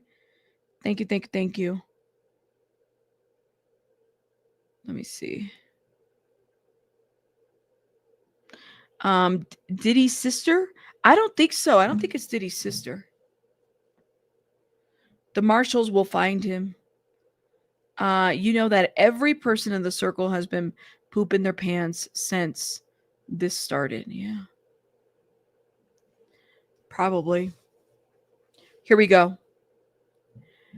How'd you get hired to work for them? Through a Craigslist ad for Bad Boy Entertainment. This photo is a fair and accurate portrayal of how you looked at that time. Not even close. It's a glamour photo. Yes, I look amazing. What? Oh my god, I dropped my drink. What? Oh my god. He said, I look amazing. Hold up. I got to get my drink. I dropped it.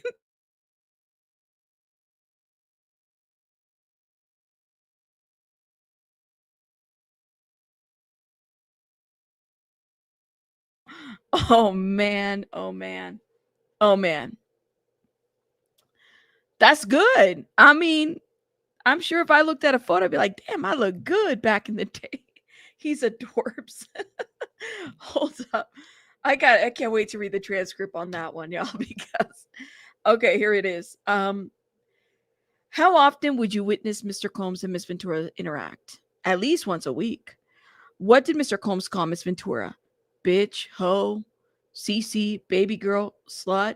He would call it outright hoe, a slut. Anyway, how did she react? Sad. Oh my god. Yo, even inner city press has to censor himself on Twitter. Yeah. So Deonte Nash said that he began working with Sean Diddy Combs and Cassie Ventura around 2008. He said that he was an intern in the fashion department at Bad Boy Entertainment before becoming a stylist. Nash said that he stopped working for Combs around 2018. That wasn't that long ago. Okay. It's horrible. He was calling her all kinds of names. You know what? You're right. How often Backpage Craigslist has been dropped? All the time. All the time. Yeah.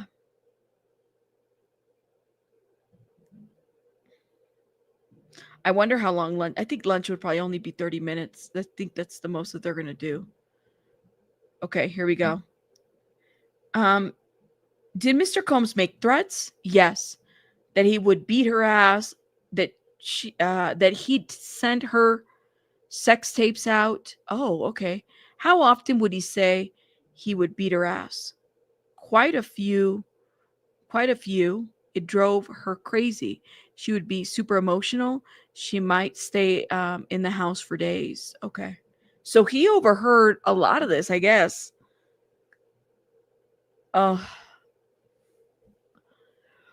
So he overheard the S tapes. He said he sent the S tapes out. How often would he say he would beat her ass? Quite a few. It drove her crazy. She'd be super emotional. She might stay in the house for days.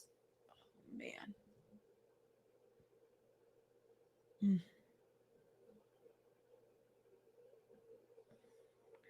Nash is a stylist. Okay.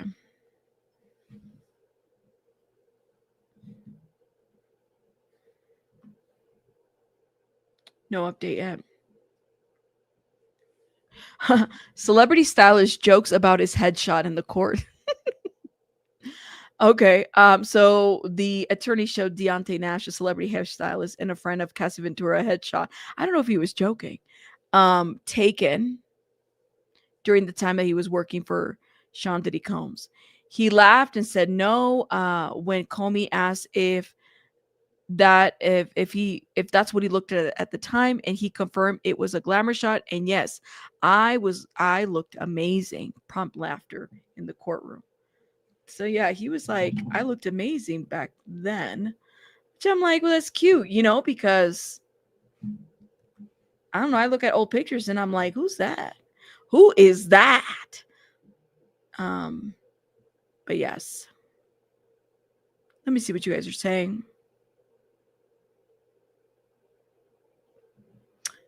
Let's see.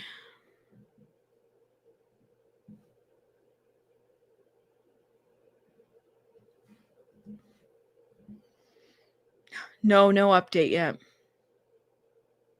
Yeah, maybe he's nervous. I mean, that does happen. I would be nervous too, and then just try to kind of make light of a situation, A Storm, he's probably working. That's why he's not here. That's okay. Okay. 22 seconds. Okay. So then government asks, how often did Mr. Combs say you could not go out without his permission? Twice. The first time we went to a gay club with Kyle and Adrian. Then we went to her LA apartment. Puff called and told her she better bring her ass to the house, and she panicked. Wow. She couldn't even go out. This is what he say. Wow.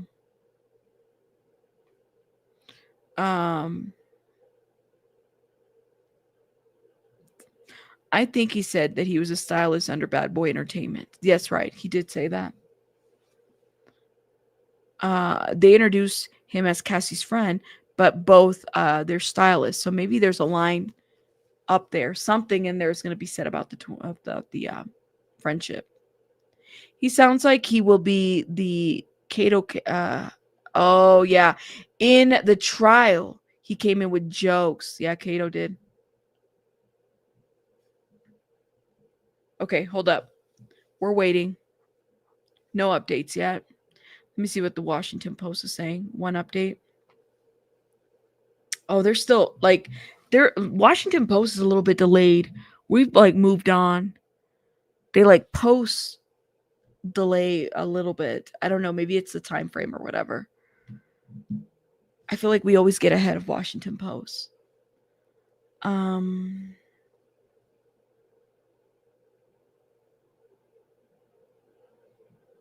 Every person says how sad she always was. Yeah, I heard that too. That what they've noticed, but you know what makes me upset, and I've already harped on this, so I'm not going to even do it too much. But it makes me. It's like the thing that people say, well, she was so sad, but I couldn't, and I wanted to, but I couldn't, and I thought about it, but I couldn't, and I'm like, I think I just get stuck on that, where it's like, yo, this guy had a grip on everybody like this. Maybe he did. I don't know. Maybe it's not having a good understanding of what that grip was, for me at least. I'll own that. Okay, the government says, what did you understand Mr. Combs was saying? Okay, so when Nash responded, he was asked, how often did Mr. Combs say you could not go out without his permission? Twice. The first time we went to a gay club with Kyle and Adrian. Then we went to her LA apartment. Puff called and told her she better bring her ass to this house. And she panicked. What did you understand Mr. Combs was saying? Xavier Donaldson. Objection. Xavier Eye Candy Donaldson. Objection. Judge says overruled. She packed up her stuff and went to her house. Did you attend a Vanity Fair party? Yes. Oscars after party in 2014 with Cassie. Puff was there. Okay. So he was really around. He really was around. Yeah.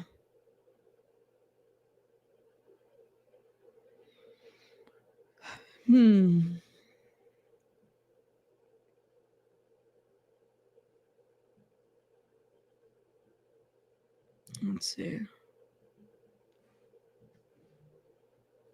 Nash says, update. How did she look? She looked bomb. Her hair was objection. Donaldson. Judge says overruled. Her hair was long. Puff picked me up and threatened me. I pinned her hair up. She recorded music often. I'm so confused by this.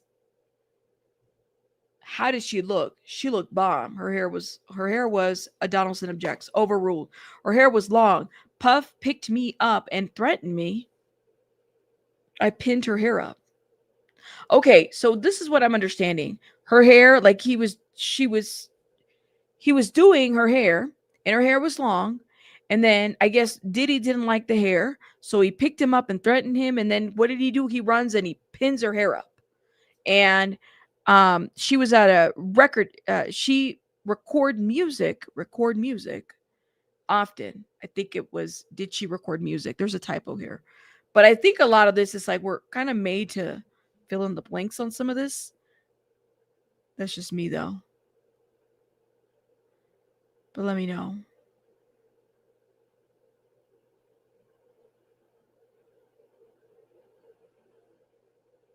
Yeah. This man, shake my head. Well, I'm trying to understand. Like I said, the transcripts are so important because we get the full picture. You know what I mean? But here you just kind of get the little visuals. Yeah, you said Diddy didn't like her with long hair, I think. Well, yeah, but to pick him up and threaten him? Like, really? Yeah. Let's see. Do we have any updates?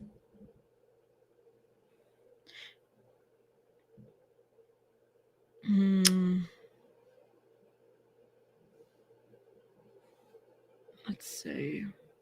Guys, hit the like button, please, and thank you. I'd appreciate it. Where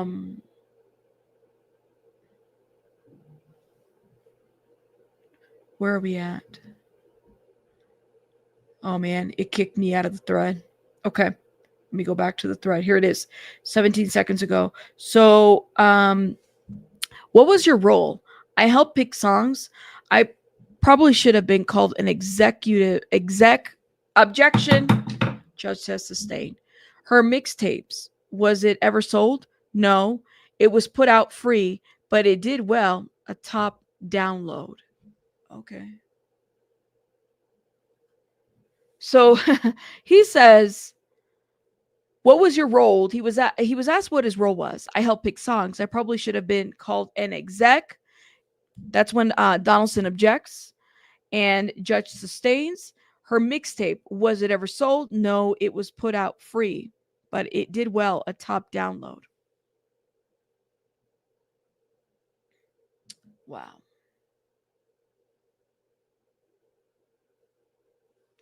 I don't know.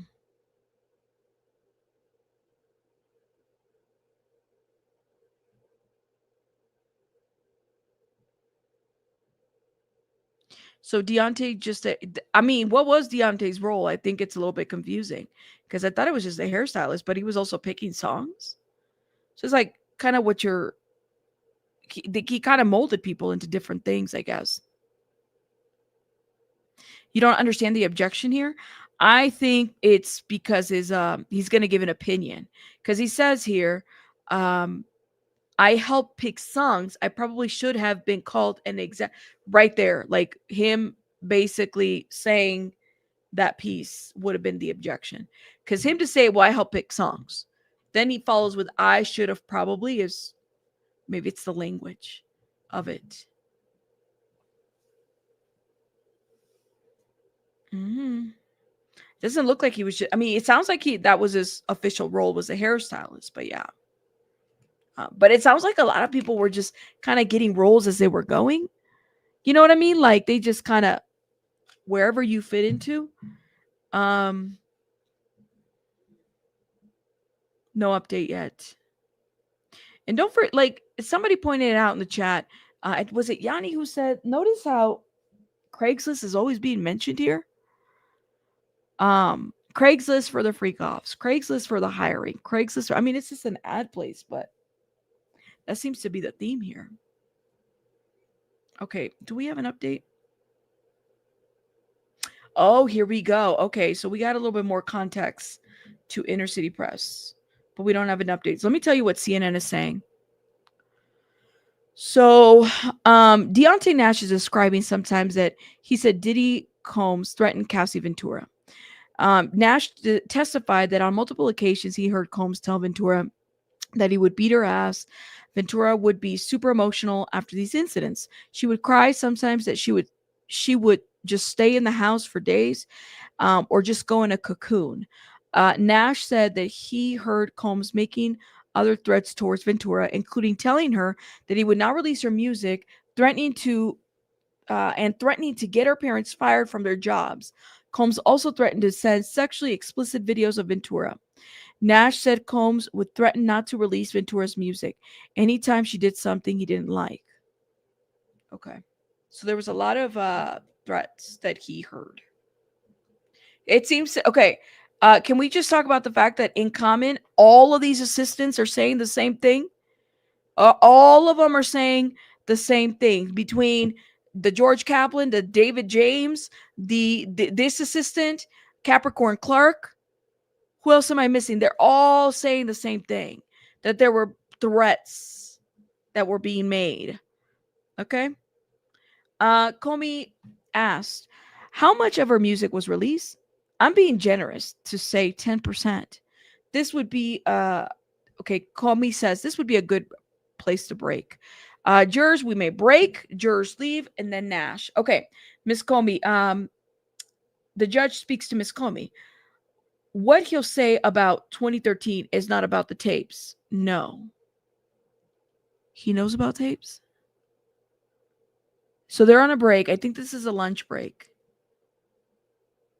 What tapes? What tapes? That's weird. Dun dun dun. Something about the tapes.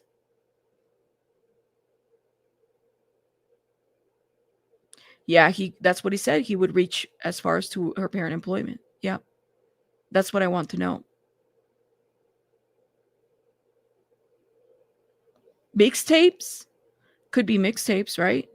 He said, what will he say about the 2013 tapes? What he'll say about 2013 is not about the tapes. What tapes? Mixtapes? Videotapes? What tapes? The answer was no. Okay, so are we... Let's see what CNN is saying. Are we on a break? This is... Oh, my camera just shut off, which is perfect because this is a break. Okay, this is what I'm going to do. I am going to, because we are on a break, I'm going to play a little bit of what happened last night with Capricorn Clark while I get my food and check in on a couple things and everything. That's what I'm going to do. If you miss yesterday's live, you're here, watch it. I would suggest you guys watch it because it was very interesting because it's directly from the transcripts. Okay. But I'm also working on editing what I didn't finish from the transcripts. So hold up. And I got to put some timestamps on this. So forgive me if I don't get right to,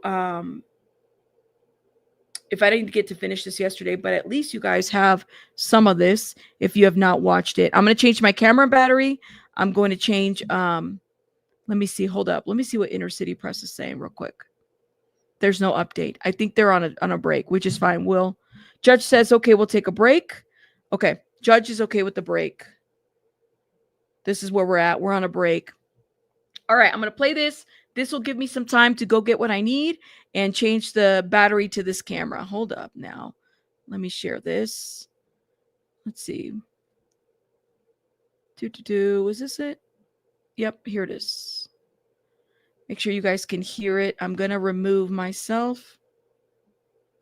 No, that's not what I want. That's not what I want. That's not what I want. Oh my gosh. Okay. Can you guys still hear me? Let me know. I'm going to play this and I'll be right back because this will give me time to change it. The things that I need to change.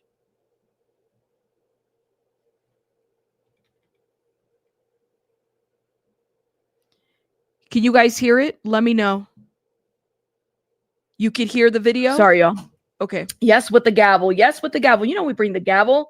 Okay. Sorry, y'all. I got somebody coming in. I'm not looking at the chat, but I promise I'll acknowledge people once I'm take a little break here, okay? We just have a face here. He's about 6'3" or 6'4", more slender, very solid.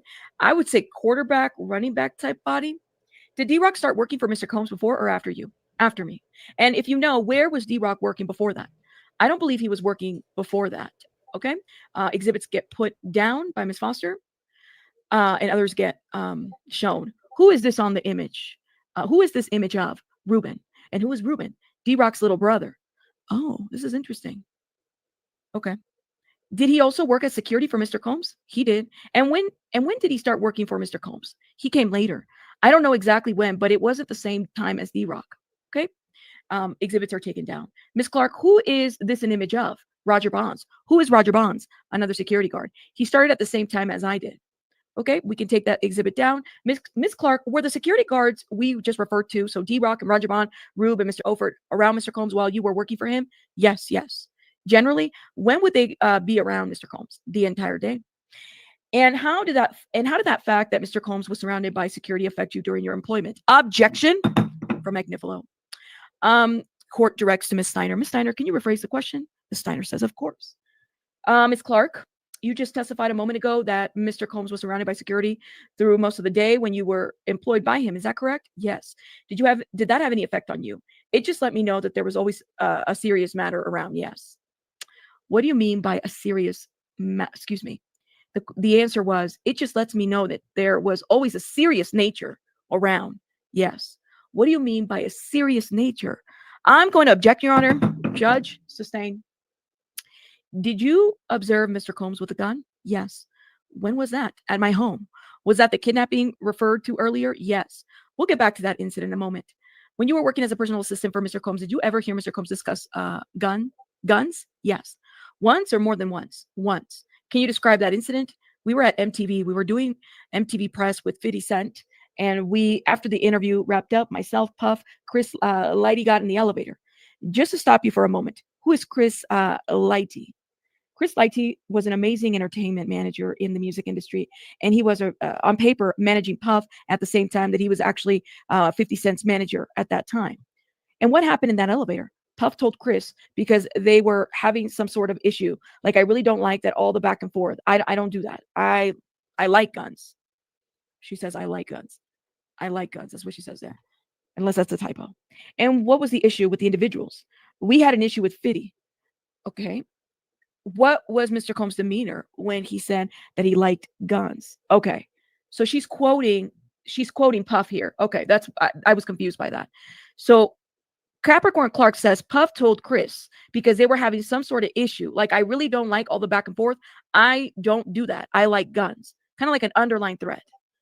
And what's the issue with an individual? That's the question that the prosecutor asked. He had an issue with 50 Cent.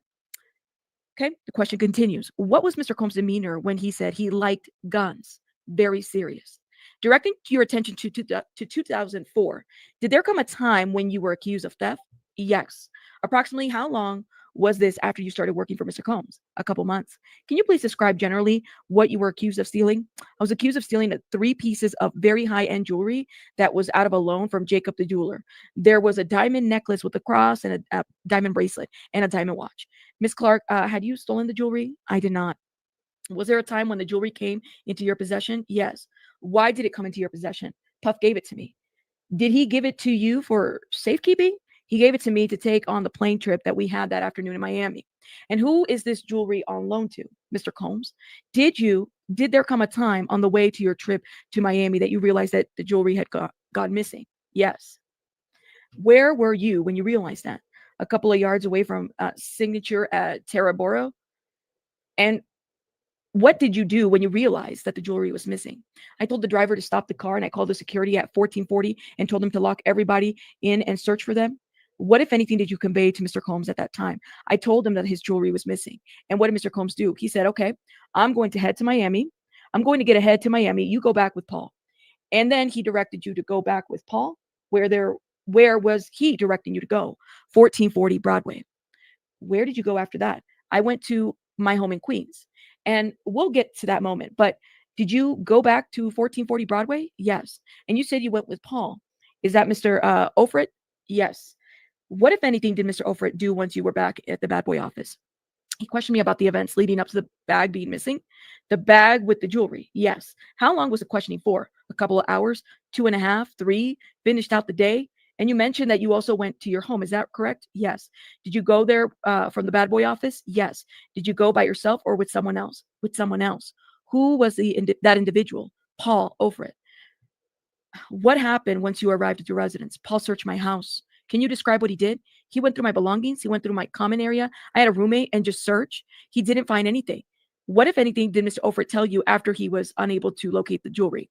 He says, okay, I'll be back tomorrow. We need to figure this out. We'll try to figure out what's happening, what's going on. Did Mr. Ofrit pick you up the next day? He did. And where did Mr. Ofrit take you at that time? 1710 Broadway? Okay. More exhibits to be shown are brought in to be shown to the witness. More exhibits. Miss Clark, do you recognize this image? I do. What is it? Bad Boy Worldwide. Is that a fair and accurate depiction of the building? It is. Okay. Exhibits are offered and no objection from Magnifico defense. Court admits the exhibits. Miss Clark, you mentioned if you can publish, hold up. Miss Clark, you mentioned if we can publish that for the jury. You testified, Miss Clark, that you had been working at 1440 Broadway. Is that right? Yes. And that was also a Bad Boy building. Is that right? Yes. What was this building? I don't know. At that time, did you not know? I did not know. Did you later find out what it was? I did. What is that? It became our new corporate office. So Bad Boy eventually moved into this building? Yes. And Sean John. Directing your attention just to the front door of the building. Can you see the bottom left side? I can. Can you describe the door? Glass door, gold frame. How did you enter this building with Mr. Ofrit through the front door? And after you enter, was the front door kept open or locked behind you? It was locked behind us. How do you know that? I could see the gentleman locking us in. How could you see it? Through the glass door. Okay, Ms. Steiner tells him to take that down. Exhibits. Ms. Clark, once you enter the building 1710 Broadway, can you describe what the interior looked like at that time? Dilapidated, post moved out, post pre-move in. The floors were really done on weren't really done on that level we were on. The floors wasn't done. There was old pieces of permanent fixtures around, and we were sort of half taken out, but pretty much just a gutted building. And again, at this time, did you know what this building was? I had no idea. Where were you brought inside the building? I was brought to the 6th floor. Who brought you there? Paul Ofrit. Can you describe what the 6th floor of the building looked like? Similar. The dilapidated floor wasn't done. Nothing built in yet. Some old building kind of not completely removed. And there was a 6-foot folding table with some chairs in the middle of the room. Was anyone present at the 6th floor when you arrived? When you arrived there with Mr. Ofrit? Yes. Who was there? There was a gentleman, a heavy-set gentleman who was chain smoking cigarettes and drinking black coffee. Can you describe this individual's appearance? Very wide, very heavy, looked like the size of 2 linebackers. He wasn't tall. He didn't stand very much either. When you say size and width, he was very large? Yes. Can you describe this man's size relative to your own? 5 of me across? He was very wide. Did you learn this man's name? I did not. Was anyone else with you on the 6th floor? No. And you said that Mr. Ofrit had brought you to the 6th floor. Is that correct? Yes. Did he remain there? No. Do you have an understanding of where he went? I did not. Did you ever return to the 6th floor? Did he ever return to the 6th floor? He did. And when would he return to the 6th floor? Intermittently during the day. So he was in and out? Mm-hmm. Did you speak with a heavy set man? I did. And what did he tell you was the reason that you had been brought into the building? He says I'd been brought to the building to take a lie detector test. I figured out what happened with his jewelry, with this jewelry. Hold up. He said I'd been brought to the building to take a lie detector test to figure out what had happened with this jewelry. What, if anything, did he say would happen if you did not pass the test? He said if you fail these tests, they're going to throw you in the East River. What was the man's demeanor when he said that they would throw you in the East River? Your Honor, I'm going to have to object. Move to strike the last answer. Can we approach? Court says yeah, you may. Okay, so they have a sidebar. Are y'all ready for the sidebar? Oh my God, the sidebar. Oh my God, y'all, let me take a little break. Thank you. Topaz, thank you again for the 5. Sylvia's been a member for Sylvia, I feel like you've been a member forever, but thank you for being a member for 13 months. Aya vamos. Thank you. Y'all are amazing. Saturn Kid, Ticket TV sent me. Thank you, Saturn Kid. Shout out to Ticket TV, who sent us a lot of great people. Thank you, Saturn Kid. I appreciate it. Jennifer S, thank you for becoming a member. BC, thank you for the 199. Thanks for all that you do. Ticket TV, send me. Thank you, BC. I appreciate it. Welcome to all new. Please like and subscribe. Popcorn is on the left. Thank you so much for the 499. Thank you, Sylvia. I appreciate you. Oh man, sidebar. Here we go. Y'all know you're nosy. Drop the ones. You know, we gonna read the sidebar because this side, they had so many sidebars. I said, if they were drinking, I'd have been drunk by the end of this trial, by the end of this hearing. Okay. Agnifilo says, there's no indication any of this is coming from the defendant. I mean, we don't know who this man is. And since he's been given her a lie detector test, and this is just, incrediary, is it incrediate? I'm going to have to look that word up so I know how to say it correctly. Hold up. Incrediary? Incrediary? Hold up, y'all, so I understand. I don't want to say the wrong word. Incendiary. Okay, I know what that word means. And this is just incendiary testimony about her being threatened, about thrown in the East River, which even if it's believed, I'm not here to quarrel with that at this point. There's nothing that says that Mr. Combs wanted any of this to happen. So it's unduly prejudicial. So I think for that, we object to it and move to strike. The court says, let Ms. Steiner respond. But when we address this before the jury comes in, why didn't you mention any of this? Because I specifically addressed this testimony and I explained that there was a Second Circuit case that indicated that if there were any threats, that's not hearsay. So it doesn't fit into a hearsay exception based on the Belamos case, but Belamos case from 1999. There was a silence from the defendant. Okay, from the defense. So the defense didn't say anything when this was brought up early in the morning. This is why the judge is saying this. Agnifilo says, I thought they were going to tie this back to Mr. Combs. I'm not hearing that. That's the missing link. Court says, okay, there's an allegation of a missing link. Ms. Steiner says, I've conferred with Mr. Agnifilo on this previously, and we established already in her testimony, this witness has laid the foundation that was directed to go back to Bad Boy's office, the first Bad Boy office by Mr. Combs when the jewelry went missing. And she was then personally escorted by Mr. Offert, who was his head of security and reported directly to Mr. Combs. That's also in her testimony. Mr. Offert was essentially the person escorting her as she will continue to testify for the remainder of the week to her apartment, back to her apartment, to his new building, the desert building, back to her home, and was checking in her immediately. She'll testify that she would have otherwise been with Mr. Combs' side by essentially 9 a.m. to 4 a.m. every single day. So I think the logical inference would be that Mr. Combs surely understood that she was not present and that she was elsewhere. And that Mr. Offert, again, is acting as Mr. Combs' head of security at his direction in terms of any security operation. Court says, all right. Agnifilo responds, but we're now far afield, even from Mr. Offert. That's the reason I'm objecting now, is that he's gone and she's with this unknown man who is giving her a lie detector test. And the connection between that man and Mr. Combs is just non-existent at this point. Court says, I don't think that's fair characterization of the testimony, but I understand your argument. Objection is overruled. All right, drop your drinks, sidebar, back. We're back from the sidebar. By the way, side note, Rico, say that, and this is just throwing this out here so people have an understanding of how crazy this shit is, okay? Say that if it's a Rico charge, say that Diddy security was doing their own thing without Diddy's knowledge. Guess what? They're still in that enterprise. So Diddy could still be charged for all the wrongdoings that the security was doing. So if something like this is why the judge would allow this to kind of continue, because he's like, yeah, this is a Rico case. And your staff that are under you, you could take it for your staff too, basically. I think people fail to kind of understand that, but just a heads up, okay? All right, here you go. Ms. Steiner, you may proceed. Thank you, Your Honor. Okay, Ms. Steiner continues with the questioning. Ms. Clark, I'll ask you the question again. What was the man's demeanor when he made the threat that you would they would throw you in the East River. Very serious, very direct, no frills. There was a very serious conversation.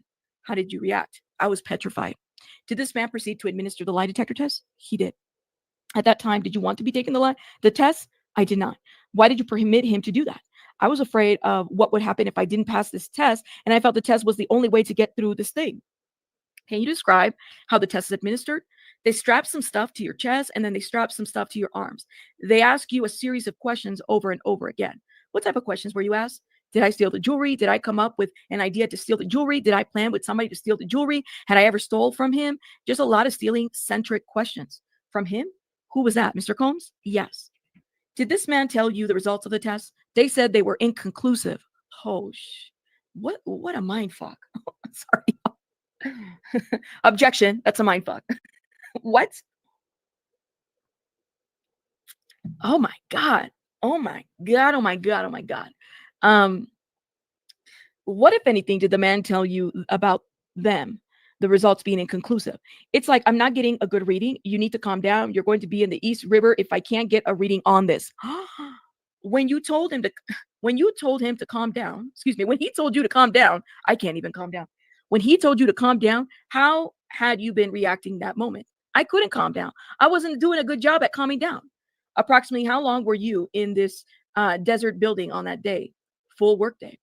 Of this full workday, approximately how long was the man administering the lie detector test on you? Intermittently all day. And if you know, was anyone else inside the building at that time? Not to my knowledge. During the hours that you were in 1710 Broadway, were you able to leave? No. Why not? We weren't allowed to leave. Who told you you weren't allowed to leave? Paul. Paul who? Paul Oford. Yes. Excuse me. Paul Oford? Yes. And was the door also locked at the time to the building? It was locked. Was it locked from the inside or the outside? Locked from the outside. Did you attempt to leave the building? I did not. Why did you not attempt to leave the building? That was the opposite of what I was there to do. I was there to prove my innocence. How did you eventually leave the building? Paul took me home. And what, if anything, did Mr. Oford, tell you when he brought you home? He told me, I'll be back tomorrow to get you. We still got to figure this out. What happened the next day? He came back and got me. Who is that? Paul Oford. What happened the next day? We started again.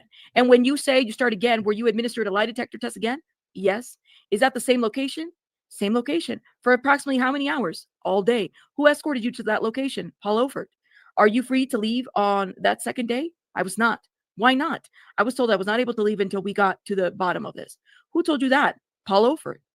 Okay. Approximately how many days were you required to go to 1710 Broadway to take this lie detector test? 5. Okay, 5 days. And who, if anyone, picked you up from the residence and brought you there and returned you each day? Paul Oford. Why did you continue to go to Mr. Oford to that building on 1710? I wanted to prove my innocence. I didn't like the threats. And can you say that again? I didn't like the threats. I just wanted to get through it. And the threats that you're referring to, is that the threats to be thrown in the East River? Yes. Did you want to be taking the lie detector test over these 5 days? I did not. Why did you continue to take the test? I felt like it was the only way to prove that I had nothing to do with it. Miss Clark, during this 5-day period, did you tell anyone where you were? I did not. Why not? I just did not. I was in a different headspace. I was trying to survive. Did you report the incident to law enforcement? I did not. Why not? I work under an NDA. I didn't. Objection. Object to that, Your Honor. Ragnaflow. That's sustained. The jury should disregard the witness's last answer. Okay. Ms. Steiner continues. Did Mr. Combs ever reach out to you during this 5-day period? He did not. During this 5-day period, did he ever ask where you were? Not to me. Typically, what would you have been doing during the 5-day period like this? I would have been shadowing him. I would have woken him up. I would have been there through the course of the day until 4 o'clock in the morning. When you say you would have been shadowing him and be with him, who are you referring to? Mr. Combs. Where were you instead? 1710 Broadway. Doing what? Taking lie detector tests. What, if anything, happened after those 5 days? I was told I could return to work Monday. Who told you that? Paul Oford. And what, if anything, did Mr. Oford tell you at that time about seeing Mr. Combs? He said, you'll see him next week in the office. Did he give you a directions with respects to how to interact with Mr. Combs? He did not. And who is Mr. Oford's direct boss? Sean Combs. Did Mr. Combs ever discuss the threat or the lie detector test with you after you returned to the office? He did not. Do you know if the jewelry was ever located? I do not. Ms. Clark, did you continue to work for Mr. Combs after this incident? I did. Why did you continue to work for him? Well, I felt like I would have left Well, I felt like if I would have left, it would have been written off as I stole anyways. Okay. Ms. Clark, when you returned to the office, when you returned to work, did Mr. Combs ask where you had been? He did not. Generally, what hours were you required to work as Mr. Combs' personal assistant? Probably starting at the day at the townhouse on 74th and Park at 9 o'clock in the morning and finish Daddy's houses or wherever we were sometimes around 4 a.m. What's Daddy's houses? Recording studio. Who determined how long the day would be for you? Puff. What type of task would you be given from 9 a.m. to 4 a.m.? Given a coronation for his suits, print out documents, something he wanted to show for someone, research something that he's had on his mind, roll calls, get his food, a variety of tasks, anything he needed to do as our jobs. Yes. What, if anything, would Mr. Combs tell you if you failed to accomplish a task? You lose your job. Is that what he would say? Yes. Generally, what, if any, breaks would you get during the day for basic needs like eating? None. How much sleep were you getting each night? On a good night, 4. 4, I think they meant to say 4. I don't know if it's hours, but it says 4. On a bad night, 2. What, if any, medical conditions did you develop as a result of this? Objection. Igniflo objects to the form of question. I can rephrase, Your Honor. What, if any, medical conditions did you develop when you were a personal assistant for Mr. Sean Combs? Alopecia. What is alopecia? It's a stress-induced condition where you get bald patches on your head. Did you seek medical attention? I did. What was medically, and what medical recommendations did you receive to treat the condition? Told me to calm down and try to de-stress somehow. How much were you compensated for your work as a personal assistant to Mr. Combs? $65,000. Okay, let me stop right here because I have to make a comment and I don't want it to go away and it's in my head. Y'all notice how much he was paying the male assistants versus the female assistants? Now we only know of 2 male assistants. One of them was, I don't know how much, I forgot what David James was, but I know that George Kaplan was $125,000 a year. She's only getting paid $65,000 a year. I don't know how much KK was making a year. Clock that, okay? You notice that? How he was paid? The female, like I think that's something now. I don't know. Of course, time frame. Maybe this is in the early 2000s versus all these other guys when they're later. So clock that. Okay, I think that's important to know. I'm just saying. Okay. Yeah. Okay. And alopecia is a very serious condition, by the way, for those, just to make you guys aware. Okay, let's keep going with with this. So, were you working overtime? Yes. Sounds like you must have been because you worked till 4 a.m. Is that fair to say? Yes. What, if any, discussions did you have with HR about being paid for overtime? I went to them and I told them I was working basically 24/7 and I'm not making enough money. And she sat with me to calculate my overtime. And who is she? Vasta Dunlap? Who the hell is this? Let me Basha Dunlap. Oh my God. She got a profile too. She got a LinkedIn. Ooh, let me be nosy. Hold up. Ooh. Girl, did you also take a immunity? She's head of Bad Boy. It's still on her profile. You have got to be kidding me. Oh my God. All right, hold up. Yep, enter Vasha. I don't know how to say her name. Vasha Dunlap. Okay. This is her. Okay. And what was her role? Head of HR. Did she calculate your overtime? She did. What did she calculate? She calculated. Okay. Agnifilo jumps in. Object to the form of question, Judge. Ms. Steiner, can you rephrase the question? Of course. What, if any, discussions did Vashta have with Mr. Combs in your presence? She sat down to review the overtime due diligence that she had worked out to present to him for my overtime. What did she present to him? She said that I was owed $80,000 per 3-month period in my assistant era. How did Mr. Combs respond? He ripped up the paper. Were you paid the $80,000 that Vashta referred to at the time? I was not. I want to discuss some of the job responsibilities when you were working with Mr. Combs as a personal assistant. While you were working in that role, were there times that Mr. Combs would stay at a hotel? Yes. And if you know, who would he stay with? Kim Porter. How frequently would he stay at the hotel with Miss Porter? Once a week. And what, if anything, was your role with respect to the hotel when Mr. Combs would travel? To pack and bring and unpack his personal effects? Generally, what names would Mr. Combs' hotel rooms be booked under? Frank Black, Frank White? And generally, what name would any of his girlfriend's rooms be booked under? Jackie Starr. Which hotel did Mr. Combs frequent the most when he traveled outside of New York? In Atlanta, it was the Intercontinental Buckhead. In Los Angeles, it was the Beverly Hills Hotel. And when Mr. Combs would travel to the outside of New York and have these hotel stays, how would you set up the room? I would unpack all of his clothes and shoes and personal belongings and put them in their place, and it would be set. What did those belongings include? Clothing, toiletries, bags, camera bag. Let's take those one at a time. So, what's the camera bag? Camera box, actually. Camera box. It was a silver at the time. It was a silver like 45 recorder carrier repurposed, and it had 3 click-ins, 3 point and shoot cameras, 1 small mini DV camera. Was there anything else in the camera box? A small bottle of baby oil and a small bottle of lube. What, if any, lighting was in the hotel? No lighting. We brought his, is it Duquet? I've said this before. Y'all, some of these words throw me off. Give me 1 second. I know I've pronounced this before. Diptyque. Thank you. That's how you say it. We brought his Diptyque candles. Ugh, that was it. He also mentioned a toiletry bag. Yes. Would that be brought to the hotel? Yes. What was inside of that bag?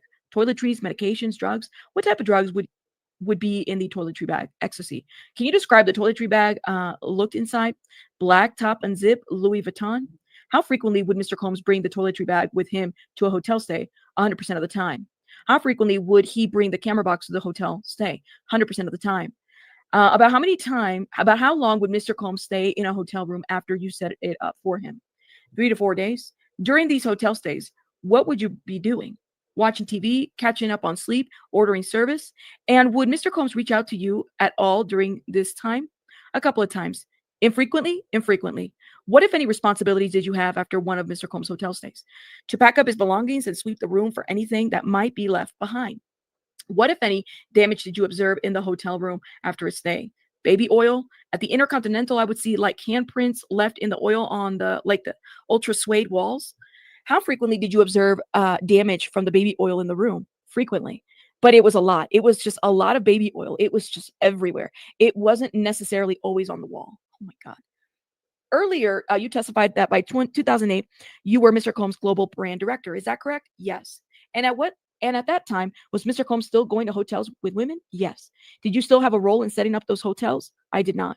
And if you know, which women would he bring to the hotels most frequently at that time?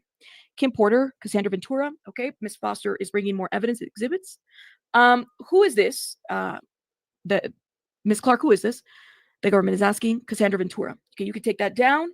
How frequently would Mr. Combs stay at the hotel with Cassandra Ventura when you returned in 2008 as his global brand director? I would say once a week. Approximately how long would these hotel stays last? 3 to 4 days. What hotels would Mr. Combs and Miss Ventura typically go to? Beverly Hills Hotel, Le Mitrial, and London. And what, if anything, would Mr. Combs and Miss Ventura do after the hotel stays? They would start getting IV drips. What, if anything, did Mr. Combs tell you about why they were getting these IV drips? I asked. He related it similar to serotonin supplements because ecstasy depletes your serotonin. So it's just replenishing us from partying over the weekend. Oh, that's interesting. Okay. I got to highlight this so I can look this up later.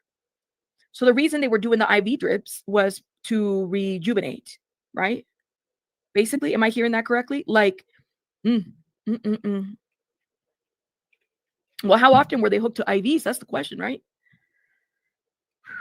Ooh. Thank you, Kels. Oh, and thank you, Kels. If you guys have been gifted by Kels, please put some hearts in the chat. Thank you, Kels. I appreciate it. If you've been gifted or some confettis, I can't do the reaction here, but thank you, Kels. I appreciate it. She gifted 5 memberships. Yeah, like electrolytes to rehydrate your body. Let's ask Janice. Yeah, that lady was also on IV. Did she have a freak off? Now I want to know. No, I don't. Okay. So when she says, she answers, it's just replenishing us from partying over the weekend. From the drugs? Yes. Did Mr. Combs ever speak with you about his relationship with Miss Ventura? He did. And did one of those discussions occur in 2010? Yes. Where were you at? Where were you at that time? We were his first rental house in Los Angeles. And did you know the address for those locations? I think the 9933 Beverly Grove. Who was present during this discussion? Myself, Puff, Lauren London. Chef Gordon was in the kitchen. Okay. Who's Chef Gordon? It was his personal chef at the time. And who's Lauren London? Lauren London is a friend, and she And she also was an associate of us, all of ours, because she had once modeled for Sean John. Interesting. Where were you located in the house during this conversation or discussion? We were in the kitchen. What did Mr. Combs discuss with you at that time? He was discussing with us why we didn't have a man like him. What did he do?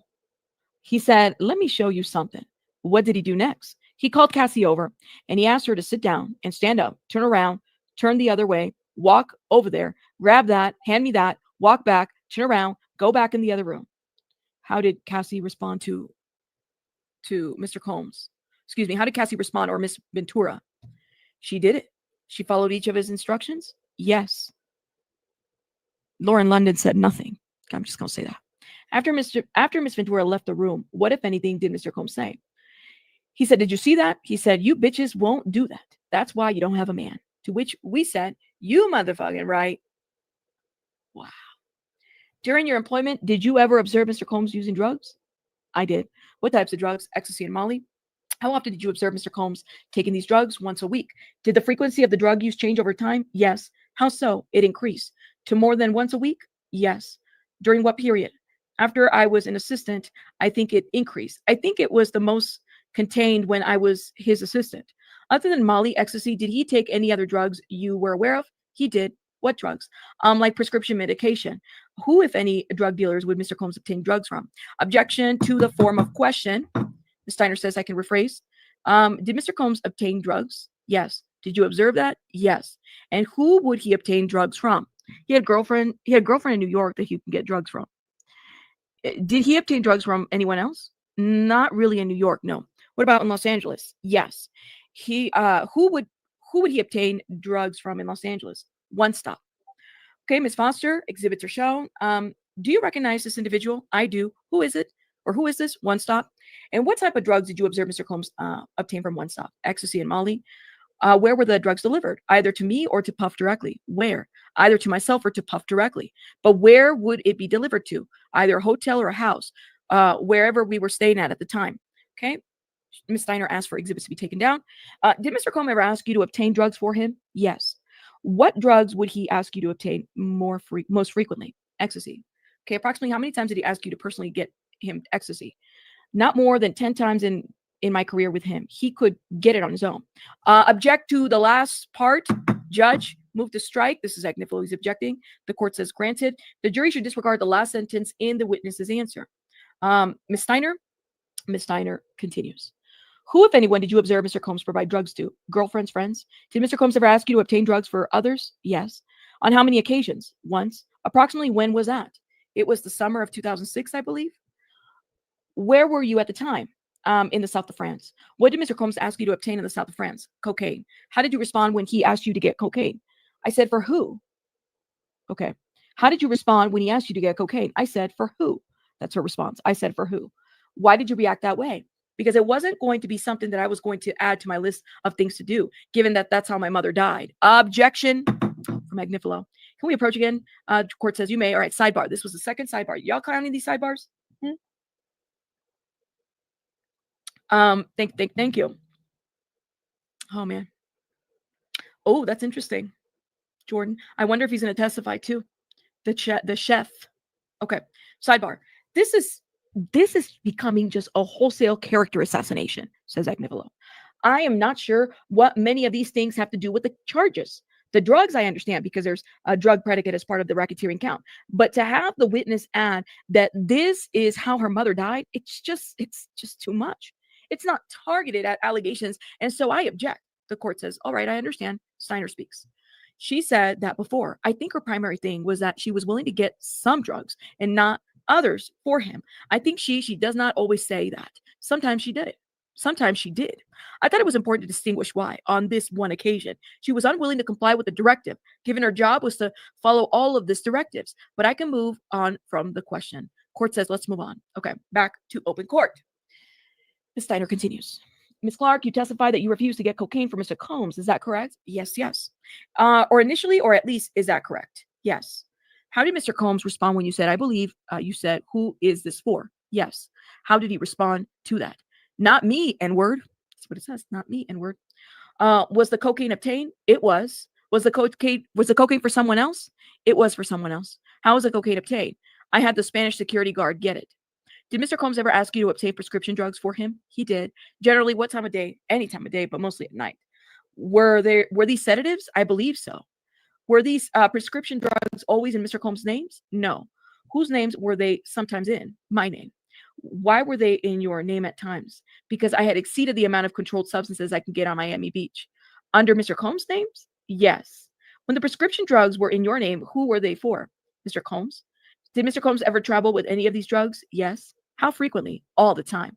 And when he traveled with the drugs, where would the drugs be contained in? In his toiletry bag. Who would carry the toiletry bag? Myself or security?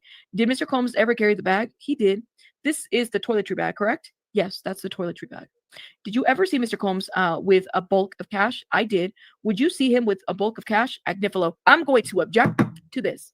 I don't know what bulk cash is. I don't know if the witness does either. I'm sorry. Court speaks. Ms. Steiner, can you play some, I think you meant to say, lay some foundation or rephrase? Of course, Your Honor. If I could just ask a couple questions to lay a foundation, Your Honor. You may. Thank you.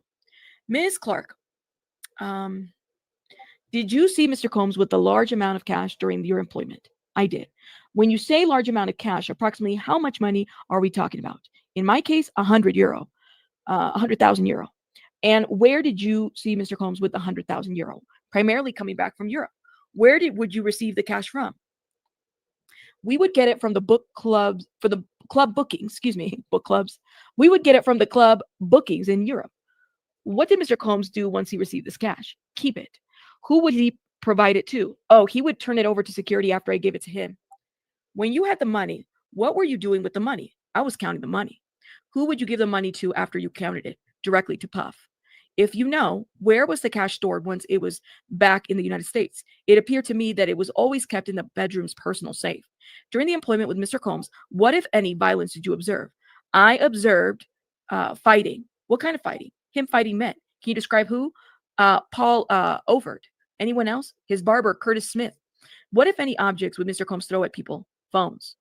When would he do that? When he was upset. Did he do that once or more than once? Often. Was Mr. Combs ever violent with you during your employment? Yes. Approximately when was that? Summer of 2006. Where were you at the time? In his home in Two Star Island, Miami?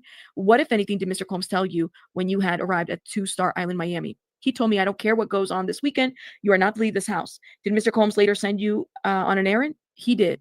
Where to? Pharrell Williams, who was a music producer. His manager came over and dropped off and was dropped off by boat and back on the back dock for a quick meeting. He had returned me to Rob Walker to Palm Island, where they were shooting a video. Okay, this is interesting. Let me highlight this.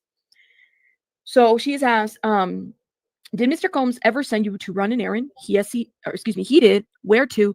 Pharrell Williams, who was a music producer. His manager came over and he was dropped off by boat on the back dock for a quick meeting. He had to return to Rob Walker to Palm Islands, where they were shooting a video.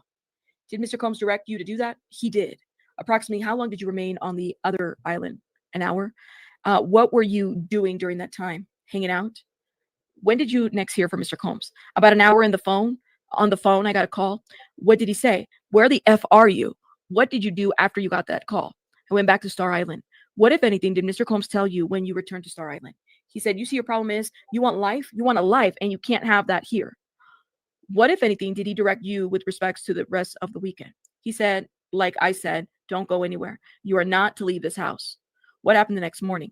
I woke up and I went to the kitchen to get some breakfast. What happened next? I was making my plate. The chef was there. She was tired. I asked her where the turkey bacon was. She said, there is no mother effing turkey bacon. She was very upset from a long night. And I said, I hate it here. And what, if anything, did the chef then tell Mr. Combs in your presence? She then walked outside to where Puff was standing on the back deck and told him what I said. It exasperated her. He immediately looked at me and said, you hate it here? And he charged me. When you say he charged you, can you describe what he did physically to you? He ran towards me with his hands open and pushed me at my shoulders. He started pushing me back. In what direction? Out towards the front entrance of the kitchen, through the butler's pantry. Approximately how far did he push you? About 25 to 30 yards. And how was he pushing you? Just to make sure that how was he pushing you? Just to make sure the record is reflecting the witness with open hands. Open hands. Open hands right here on my shoulder. Like, the top of your shoulder. What if anything was Mr. Combs telling you while he was pushing you in this way? He said, "You hate it here? Get the F out of my house. You hate it here? Get the F out of my house." And he repeated it until we were outside. Can you describe the amount of force that Mr. Combs was using when he was pushing you? I would say 75%. I never fell. I kept catching myself. Did anyone intervene? Yes. Who? Paul Efford or Efford. Anyways, Uncle Paul did. Okay. Paul what did Paul do? He told Puff to stop. He told me to go back to go pack my things. Did you follow his instructions? I did. And after this incident, when Mr. Combs pushed you through his house, did you leave your employment? I did. Why did you leave? That was crossing my boundaries. I want to direct your attention now to a few years later in 2011. Had you returned to work for Mr. Combs by that point in time? Yes. What was your role at that time? I was the global brand director. Why had you returned to work for Mr. Combs after that incident at 2-Star? My first role back was director of marketing for Sean Johns. He was impressed with what I was doing in my job that I had left for. I had a couple of number 1 albums. Who is he? Sorry to interrupt. Puff was impressed with my work at my new place and was like, I'm starting a women's line. You wouldn't have to work directly with me, but you can work for me, and it will be something right up your alley. And it was paying more than Samba Records was. Samba, that we were saying Zambo or something like that earlier. Samba Records. Is that where you were employed? Yes. Why was it important for you? All right. Sorry, y'all. Sorry. Let me shout out some people. I cannot get the green screen going, but that's okay. Shout out to everybody. Shout out to everybody in the chat. I had to change the camera for whatever reason. It died. I don't know if the battery charged all the way last night. I don't think it did. But anyways, it is all good. Hold up, but let me shout out some folks. First of all, CC, thank you for becoming a member. Nikki's been a member for 3 months. Thank you, Nikki. CC, Kel on Earth, thank you so much for the 199 super sticker, my love. Thank you guys again for becoming members. So I just got done editing so this is the video that we did last night, right? Capricorn Clark, the beginning of the transcripts. And then I stopped like somewhere before we got to the direct examination from the prosecutions because I had been live for many hours and I was like, I got to take a break, y'all. I can't be reading this whole thing and I got to get some rest. But I did Why is Rabbit Sped Up? Because I speed myself up all the time. I talk too slow sometimes. I do, and I admit that. So I even speed myself up. So I don't get offended when people say you sped me up. I don't. I'm a slow talker. I am. It takes me a long time to land the plane. Okay, I can call myself on that. Oh man.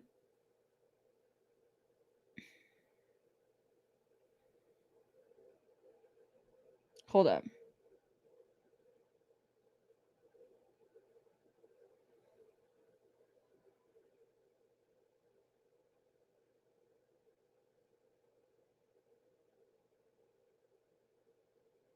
Okay, sorry y'all, I got a message.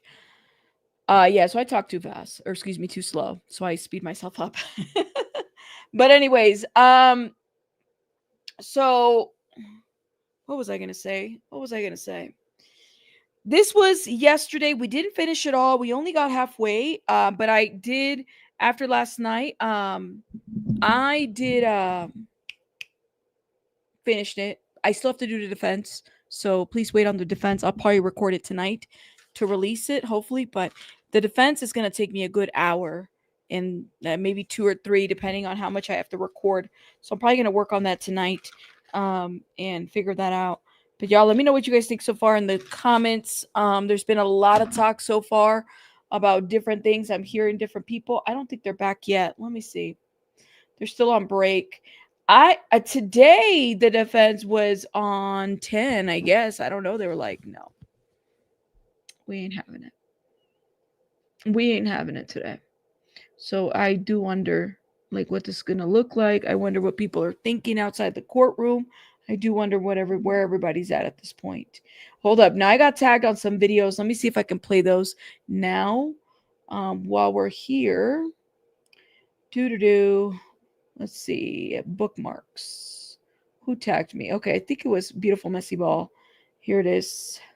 Okay. Diddy over Cassie Ventura. We heard all about what happened on December 22nd, 2011. That is the day Diddy learned the relationship between Cassie Ventura, his longtime girlfriend, and Kid Cudi, and the rage that he allegedly flew into. How he purportedly kidnapped Capricorn Clark, who was his longtime assistant and friend of Cassie Ventura, and had her tell Cassie, he's not letting me go until you agree to come.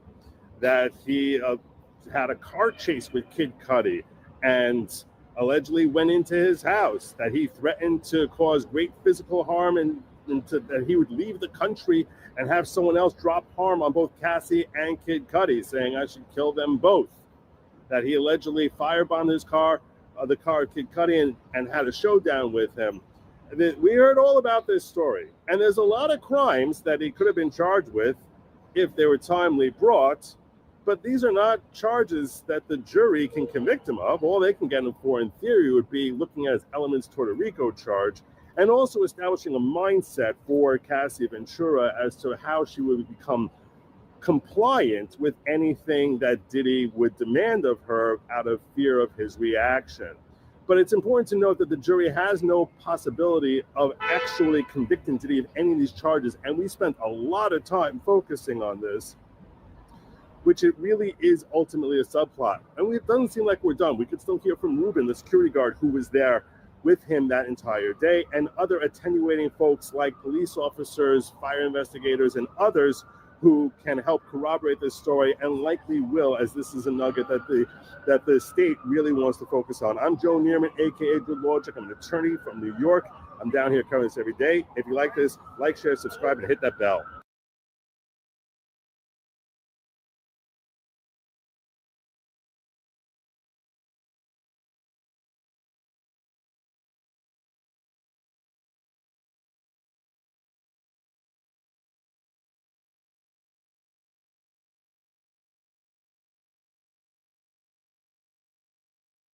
When a lot of folks talk about Diddy trial, they talk about what they perceive to be government corruption. Well, government corruption was on the docket today, this morning, day 11, but it was brought up by the government, and their inquiry in that direction led the defense to be asking the judge to grant them a mistrial. I'm Joe Neerman, aka Good Logic. I am down in Southern District of New York every single day, dropping 2 vids a day, covering this trial and giving you legal perspective, as I am a New York litigator who has practiced in this very courthouse. Now, this morning, we heard testimony from first one of the police officers who arrived on the scene of Kid Cudi's house the day that he reported a break-in, which testimony has been brought forward from Cassie Ventura, Capricorn Clark, and Kid Cudi to imply that Diddy and his associate, his bodyguard by the name of Ruben, were the ones who went into his house. Later, days later, when his vehicle was struck by an arsonist, when he called a Molotov cocktail, that led to an arson investigation. And the second witness we had on the stand today was Lance Jimenez, who was the lead arson investigator and looked into the circumstances surrounding it. Now, how did government corruption come up? During the course of his direct testimony, Mr. Jimenez was testifying about the fact that at a certain point he was trying to go to the police to get fingerprint cards from the break-in, try and find the connection there. And that when he searched with the LAPD, the fingerprint cards were missing. He was asked whether or not that was usual. And at that point in time, there was an objection from the defense. And a sidebar, they sent out the jury, and there was a long back and forth. The obvious implication that the government wanted the jury to conclude, at least in the opinion of the defense, and between you and me, I would agree with the defense on this. They wanted the jury to think that Diddy was responsible, or some persons working in connection with Diddy were responsible for having those fingerprint cards removed from the police records. Wow. Now, that's obviously a very serious implication. And Lieutenant Garagos, who raised the motion for a mistrial, said that the reason they walked down this road was specifically to plant this seed, that he's got connections and that he's trying to he controls the government, and either through bribery, friendship, or some connections or some other basis that he got police officers to destroy the fingerprint records that were taken from Kid Cudi's door when they conducted the police investigation after the break-in in order to help protect him. Now, the reason that you would think that this would be potentially relevant is because it could lead to obstruction, which would support the RICO charges. And in that sense, it could be relevant. At the same time, seeing as how there's never been any implications that or evidence put forward to say that Diddy had any sort of connection with it, all right, it is very prejudicial. And we're back. Lieutenant Garagos for the defense raised the point that okay, we're back. All right, shout out to Good Logic. Make sure you guys check out Good Logic. Oh man. I know we're talking about the person who's believed to be responsible for the murder of Tupac and Biggie, possibly Biggie. But hey, what do I know? We believe. So yes. Okay. Welcome everybody. There are those that are coming through. Put your sandwiches down. Put your drinks down. Put your, whatever y'all are eating, your chicken sandwiches, ham sandwiches, turkey sandwiches, put them down. Let's go get your napkin, clean your face up. Yep. Let's get it together. All right, so we are starting, and they're back before the jury. Witness Nash brought in. Government says, we want to show Mr. Nash a photo of the afternoon's witness, Mia, without the screen in the gallery, without showing the photograph. Oh, enter the chat. Mia. A lot of people have speculated who could Mia be. A lot of people have speculated who could be Mia be. A lot of people know who could Mia be. And let me just say that I have multiple sources have confirmed to me, with me, that Mia might be somebody that and she's got every reason to be very worried, if that makes sense. Okay, here we go. Mia, can't wait for this. Yes. This is going to be very, very interesting. Honestly.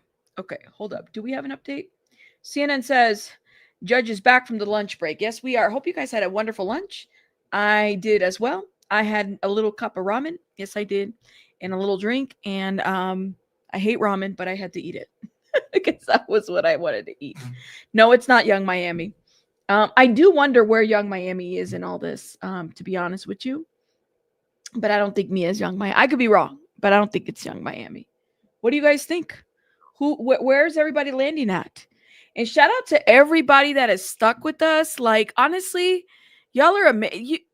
Can I just say something before? Because it's like, I know we're about to get started, but honestly, like, you guys can go anywhere else to this coverage, and you're here. Like, thank you. You could go anywhere else. You literally can go anywhere else, but you guys are here. So thank you. And I have to wonder sometimes too, like, oh my God, like they're here. They're really here. Oh, wow. Thank you. Appreciate it. No, thank you. Thank you. And I'm dropping some hearts for you guys. Thank you guys. Y'all, I mean, even the support, the view, the like, it helps out. Thank you guys. Thank you. I appreciate it. Thank you. Oh, all right. Y'all stop. You're going to make me cry and you can't make the judge cry. It's nope, not. We're not doing that. Not at the Diddy trial. Not at the Diddy trial. Now, I've been hitting my gavel, and I'm like, is it getting loose? Is it getting loose? You baby bunny tried to steal this, and I just wouldn't let it have it. Nope. She needs a baby gavel, but I have a feeling she'd use it as a weapon. Just my thought.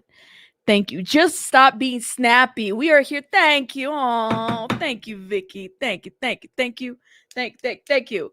Vicky, for those that don't know, has been a member for like, I don't know, 1,000 months now. Seems like forever. She's like, I have a lot of day ones, but Vicky's definitely one of them. Shout out to Vicky, man. Shout out to Vicky.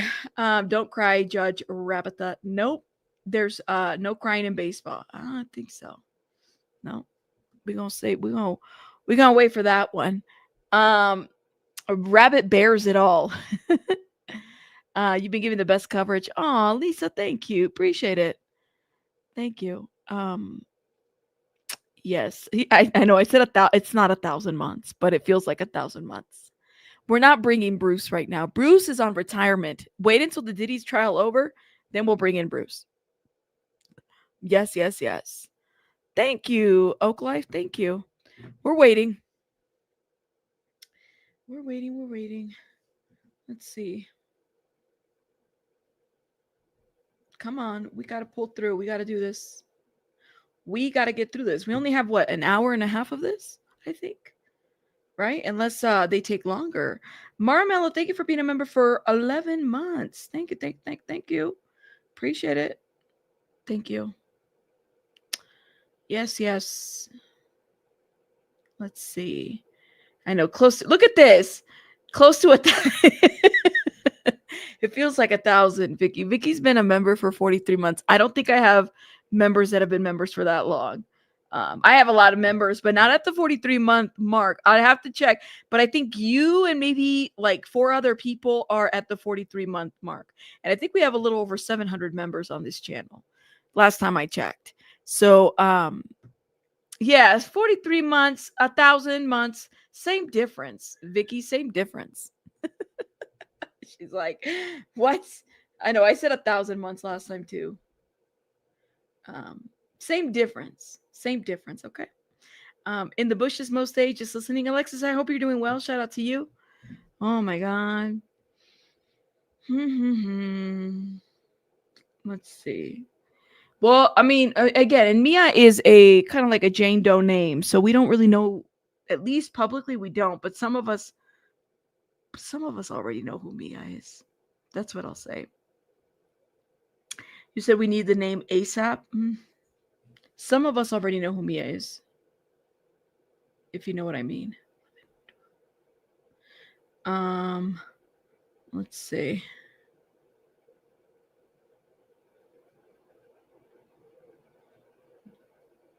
Let's see, Rabbit, you mentioned. I'm looking for messages. Any updates? Come on now. Are they still arguing about technicalities and stuff? Literally. Sister Nova, thank you for being a member for 7 months. No, thank you. Been in the bushes all day. Shout out to you. Is it J-Lo? It is not J-Lo. Is it KK? It is not KK. It is not KK and it is not J-Lo. See, don't get me on the J-Lo talk. You guys gonna get me talking about J-Lo again. Did y'all know? Oh my God, let me just say it while we wait. J-Lo pulled a Britney Spears trying to make out with their dancers on the stage. I didn't watch this. I think she made out with 2 of them and might have embraced the other one. Like she was trying to pull that moment that Britney Spears did. You can't replicate that. You really can't. And let me just say, Madonna doing all that, Madonna doing the most. Ugh. Anyways, I don't know who approved that, but it was approved back in the day. And I know I have some Madonna fans. I'm just, back in the days, Madonna was okay in the earlier days. But now Madonna, Maggie, her name is Madonna, short for Maggie. Up on stage, groping and grinding. It's a little too much for me. It is. So you think they're going to put here on the stand? Who they going to go put it on a stand or close? That's I don't know, Miss Toby. I don't know yet. I don't know. Madonna's outside. Madonna's going outside. Madonna was back in the day. She was her.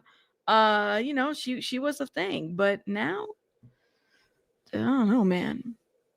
She's just. I would have retired. I would have done that. But that's just me. J-Lo's crashing out. J-Lo is crashing out. No, she's not. She's making out with dancers, y'all. That's what you do. Did she at least get an award for the American Music Awards? Let me see. I didn't even check that. I was going to check that. Did she just get a participation ribbon this time? Hold up. American Music Awards. J-Lo. Was J-Lo awarded anything? Okay. No, not this year. Not this year. She's been nominated. But But the one thing she did was her controversy was making out with the dancers. But she was nominated. She was, and she had multiple outfits, and she did like 25 singles in 6 minutes, or something like that. I heard Tiffany Haddish was on stage and was presenting her, and it was interesting. But I mean, she didn't. She's been nominated, but not. You know, if you can't get the award, you just got to make out with your dancer. Mm-hmm. Mm-hmm. Got to get, a little tip for you all. P.S. J-Ho need to stop and take several seats down. Sister Nova, thank you so much for this. I appreciate it. Thank you, thank you. Thank you for the support. I appreciate you. J-Lo got a Ben Award for participation. I told you all, she got a participation ribbon. There was no award. You don't get awards, you get ribbons. You might get a certificate, but you get the little ribbons, the little fabric ones. Kind of like what you get on field day. That's right. You said for J-Lo. You saw the show, and it was, I don't think I watched it all. I only watched clips of it. And I heard that she was like making out with with the dancers. I said, that's what they're talking about? They're not talking about the fact that she won an award for the She didn't win anything? They're just talking about that she made out with the dancers? Oh, girl, you are. Let me tell you. No, let's not offend Milli Vanilli. Because I actually think that they tried. Even though their award got rescinded. I was a kid when that happened. But let me just say, I was in love with the Milli Vanilli hits that they never sang. I thought they were great. But they never sang their music.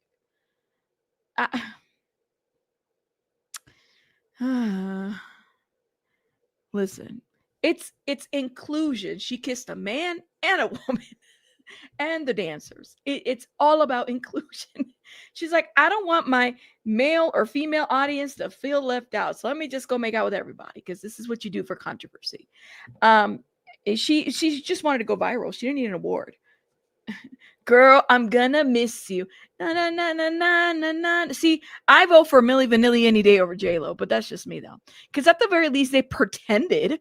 They tried. They tried to show that they had talent. The girl, did y'all hear how she was singing the high notes? She just can't sing. She cannot. I'm sorry, she can't sing. The lady does not know how to sing. The high notes are not, I don't know, it's not a natural thing for her. And I think that that's okay. Like, it's okay to own that she's a great dancer, but she can't sing. And I think that that's what, I don't know. Like, at least Milli Vanilli, I would, I'd give her Milli Vanilli would get at least a participation, an award for pretending to do it, a good job for pretending and tricking the people. But yeah, that's what I gotta say. Now, while we wait, what is going on here? Oh my goodness. CNN isn't even updating. I hope everything's going okay. What is going on? What is no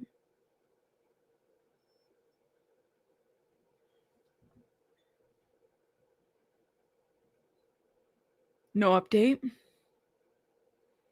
Milli Vanilli couldn't sing either. You're right, but at least they pretended. They did they pretended. They did. Mm-hmm. They did. Yeah. But I think they're more talented at pretending. Yeah. Than J-Lo is, for sure. Is Mia a celebrity? Depends how you look at it. She's well known, though. I wouldn't necessarily say she's a big celebrity, but she's well known. Oh, hold up. Let me see who's here.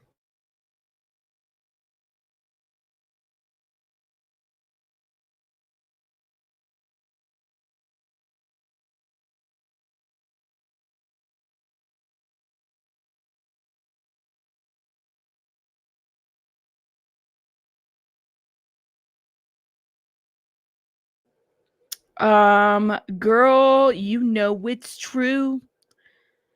Do.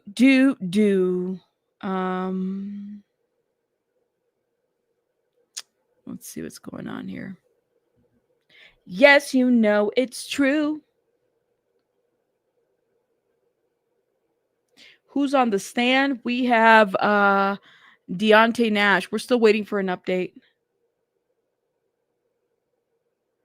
Y'all, we gotta wait. I can't say anything because I'm not, I don't know. I can't say I factually know. I just feel like it's been rumored well enough to kind of know who it might be.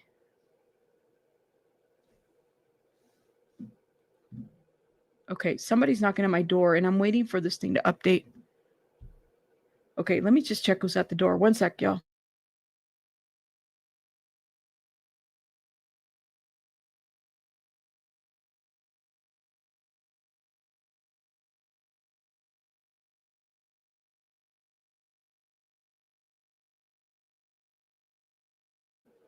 Okay.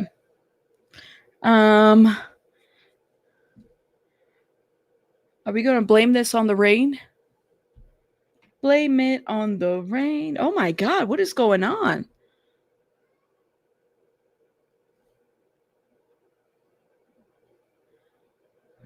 Sicilian beauty. Come on, come on, come on, come on. P. Diddy at my door? Hell no. P. Diddy is in New York. He is nowhere near my door, thank God.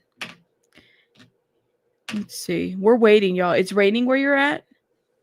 What is going on? Okay, so let me tell you what. We don't even have anything. This has been 15 minutes ago. So the judge was at the stand. Are they going back and forth? So the jury was dismissed for lunch. Here's what we heard so far. So we heard about the arson. Then we heard about Deonte Nash. Do they have a picture of Deonte Nash? And I'm kind of wondering if they released any more pictures on on Cuddy's car. Kid Cudi's photo. Did they do any more? No, there's no more. Apparently they had new photos.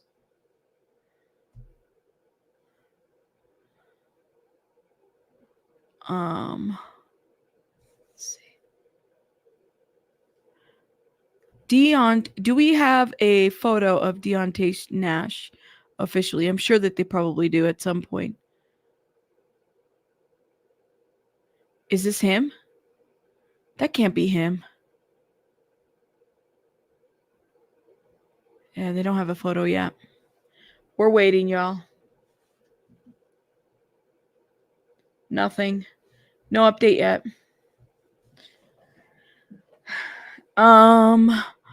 Girl, you know it's true.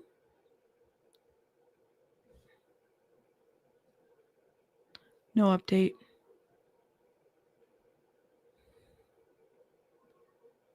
Damn it. We're waiting. What is going on? Alleged Diddy approved all of Cassie's outfits. Dancer involved in freak offs. Okay, this is old. This is not new.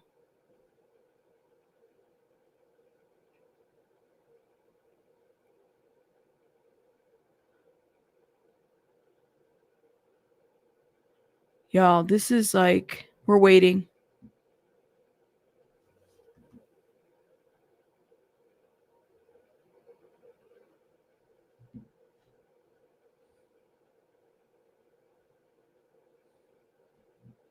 Live reporting.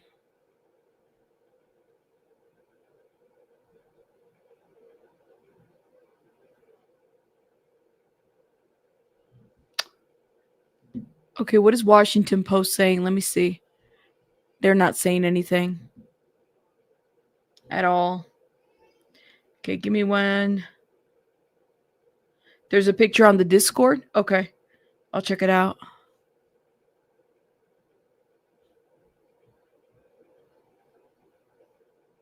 Oh yeah, I've seen. Does he go by Dio? Deonte Nash. He tried to, like I said, his social media. I don't want to be showing it too much, but yeah. I don't know if pretty sure it's him, but he swiped his social media. So I kind of feel like maybe he's not trying to be out there. Okay, so finally, a minute ago, the celebrity stylist is back on the stand. They must have been going back and forth on this. Stylist and friend of Cassie Ventura is back on the stand. Hold up. The jury's entering now. Hold up, y'all. Let me get something real quick.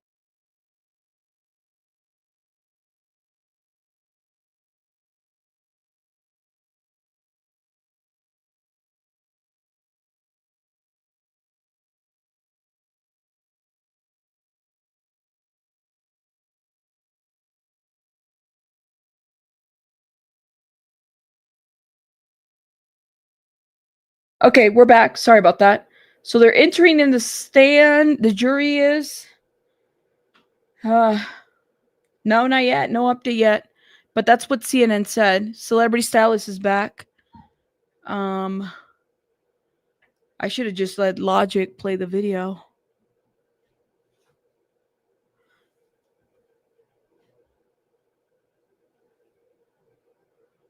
Lord have mercy. 11:04.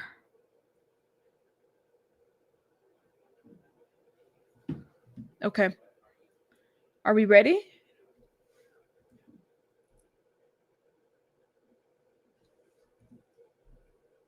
Here it is. Here we go. Okay. Judge says, bring back in Mr. Nash and then the jury. All rise. They all rise. Miss Comey continues. How many times in person have you witnessed Mr. Combs be violent? Quite a few. This is a sealed exhibit, says the government, without saying her name. Do you recognize this person?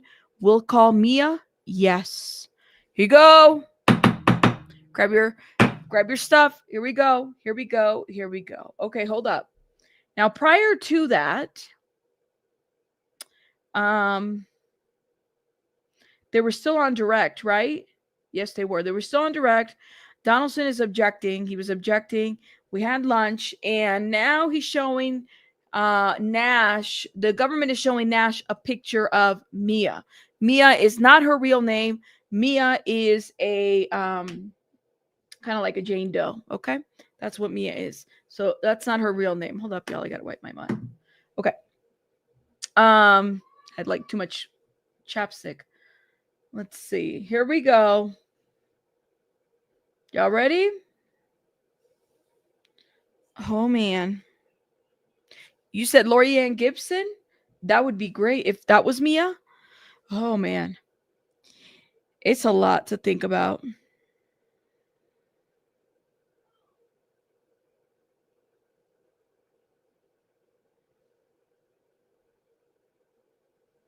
Let's see.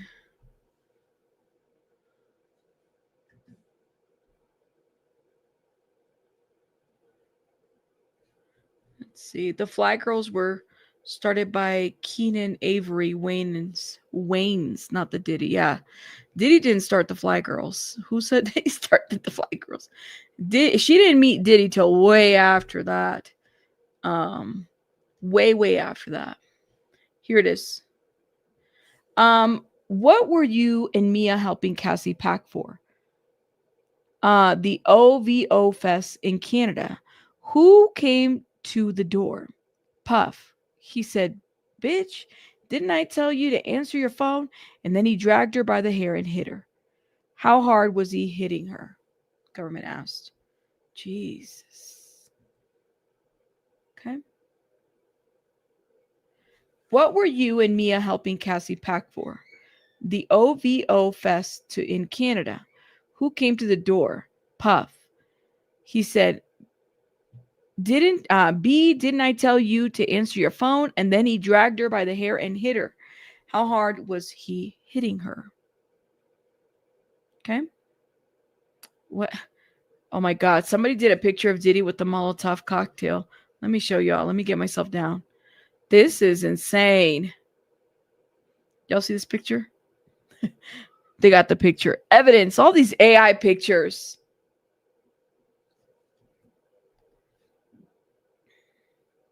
Okay. Hold up. Do we have a... Come on. Don't throw me off the thread. Where are we at? Here it is. So government asks, how hard was he hitting her? Donaldson, objection. Judge says overruled. Nash then says, very hard. We ran to the bedroom, we ran to the bedroom, but Puff pushed it open. He continued to attack Cassie with his fists. What did you do to try to help Cassie? I jumped on Puff's back. He threw me off. Mia too. Oh my God. So he tried to help her. You know what, Nash? Shout out to Nash.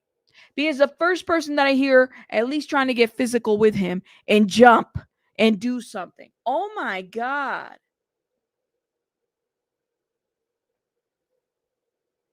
First that I heard, everybody's like, I gotta go. I'm too quiet. I don't want to speak. I was scared. I didn't want to say nothing.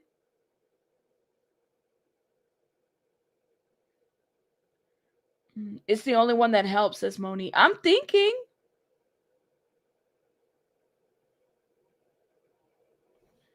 Like, this is the first time out of everybody that's testified that we actually hear somebody say that they try to help, and not like you're watching this woman go through these things and nobody, this is the first person I hear that actually tried to help, if anything. Damn.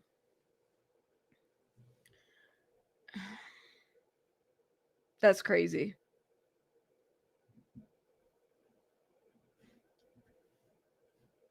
Here it is. Nash responds. So when he said, I jumped on Puff's back, he threw me off, Mia too. Cassie's head hit the bed frame. She was bleeding, but Puff continued to hit her. Where was Mia? Getting towels. What did Mr. Combs say to you and to you, Mia and Cassie? He said, look what y'all made me do. He said he'd go to a plastic surgeon. So then he blamed them?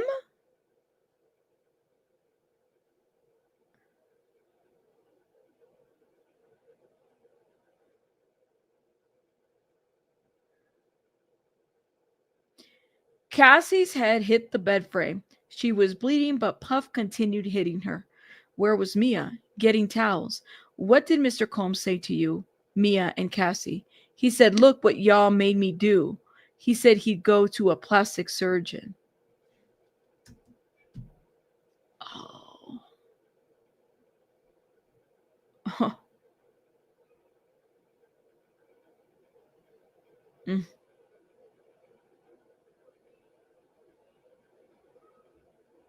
I don't know, man.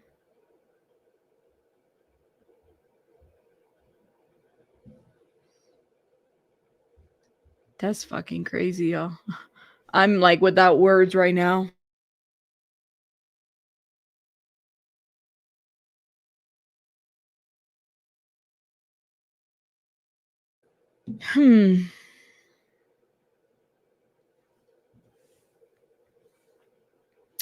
Okay. Do we have an update from CNN? Just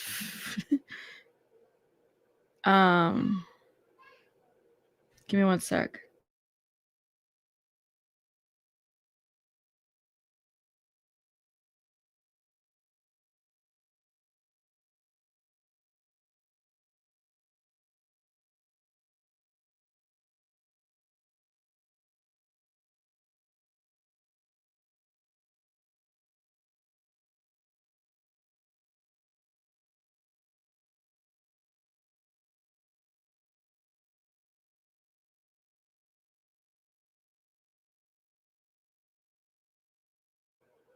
All right, sorry about that. It makes me want to cry. Well, I guess we're waiting for an update, y'all. Sorry, I'm like silent because in my mind I'm just wondering, like, what the? Here it is. We have an update. So Nash responded. He said, look what y'all made me do. He said he'd go to a plastic surgeon. Government asked, with who? D-Rock. He was Puffy security. Government respond. After that, when did you see her? The next day? FaceTime or something like that. She had a gash in her eyebrow. Were you once cooking with Cassie when Mr. Combs got violent? Yes. Puff came. This is like, he's not even going at her. Like, it's just like anybody can get it. Do you know what I'm saying? Like, it wasn't even like, it's just, it seems like anybody at that moment that he's upset, if he's upset at you, and I do have to wonder, did any of this, the question that I have, did any of this happen in front of the Combs, the kids, or did any of this happen with, like, what did they, you mean to tell me that this guy contained himself? So every time that he was alone, that's when he would blow up?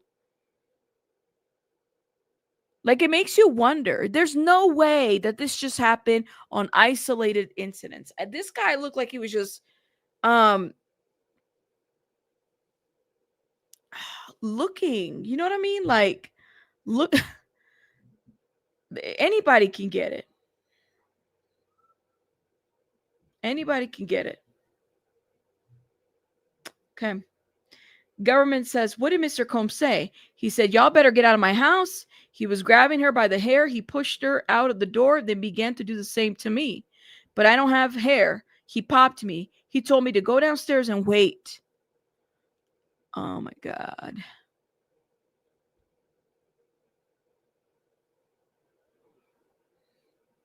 So this guy got hit too. I thought he was just going to testify to one thing. Yeah, for those that forgot, there you go. That was the open gash that's in reference. Let me make myself smaller. There you go. That was the open gash right like up on the eyebrow. She probably got a scar right there from that. I could tell. Because that looks deep. It looked like it's scarred. I have a lot of questions about this. This is crazy, man. That is crazy. I have no words. What about all his cameras? Any of this captured this? Yeah, in his home? What about that?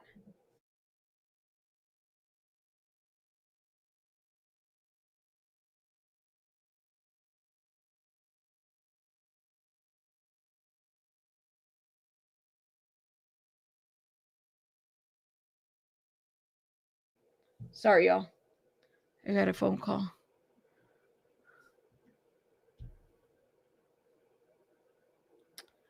Okay. So they were just scared. I don't know, man. That was no accident. I have a lot of questions about all of this. This is crazy, man.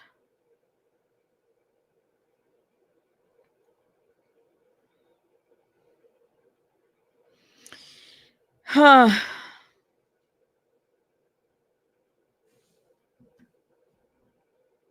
But shout out to him, man. Shout out to him for at least being able to say something.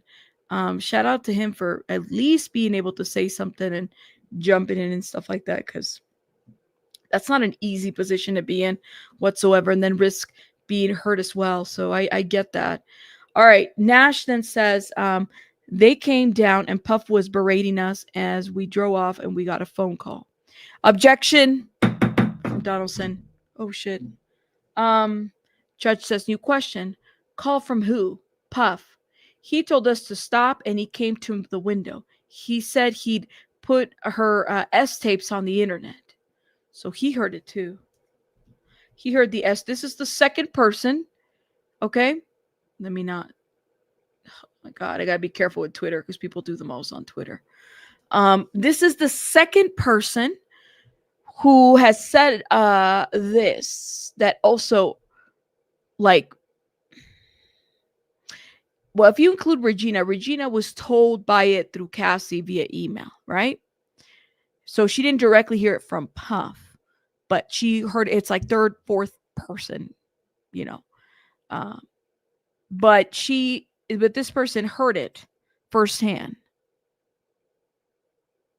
So keep that in mind. If you are to take into account what he's saying, Nash is saying that this happened. Nash is saying that he heard it. And then Diddy got physical with him too, right? Nobody stopped it. None of his bodyguards jumped in. They just let him ride. That's what they did. That's crazy. Nash said, Puff said he'd send her S tapes to her parents' jobs and get them fired. And her brother was a bitch and that only he protected her. Government says, what did you tell her? Nash said that Puff is on the S tapes too. She said he is not. He was taping her with other men. Was he on the S tapes? He said he's not. He was taping her with other men.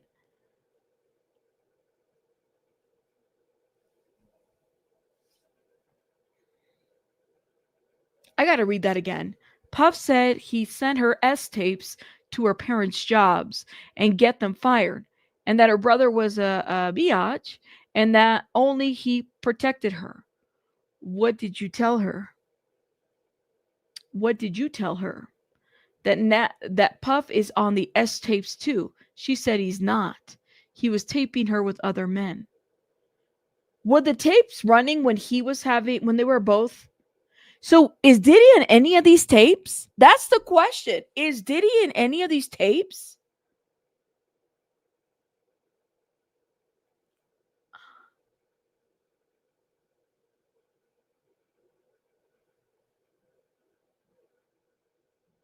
Is he in any of these tapes? So it's just Cassie with somebody else? Right. Always on the corner watching, but he never made it to the frame? Never, not one time out of the time that they were doing that? Oh my God. Chantel, thank you so much. Congratulations to Cassie. Her baby just posted it 26 minutes ago. That's good news. That's amazing news. I'm glad to hear that. Congratulations to Cassie. But he was never on the tapes. That's insane. That is insane.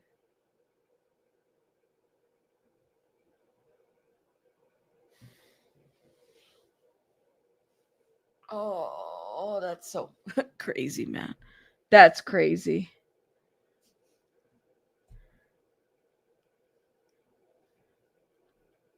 You know, Puffy wasn't like editing himself. You know, he would hire people to do that. Think about it. He ain't doing this shit on his own. He's hiring people to do this. Why would he have time to edit videos? You know, he was hiring people to do that. The question is who? Who was doing all that? Who edited these videos? He had videos. Okay. Groverman asks, what did she say about wanting or not wanting to have S tapes with other men? Objection. Donaldson. Judge says overruled. That she didn't want to? I drove her to Sunset Boulevard to get a taxi. Why?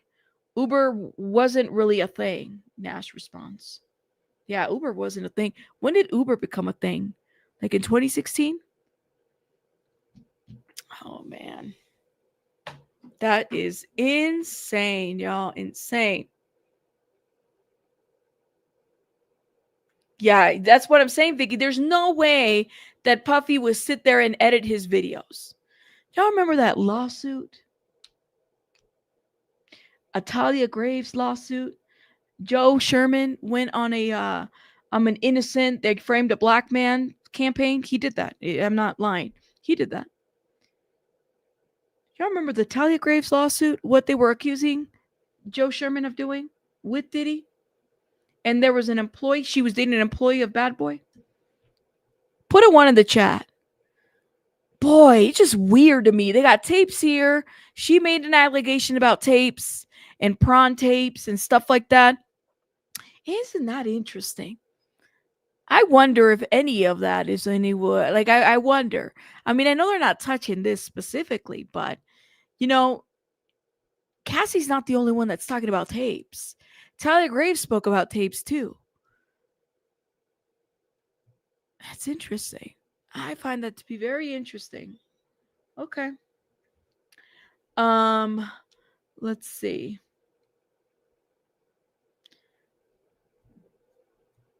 Okay, do we have an update?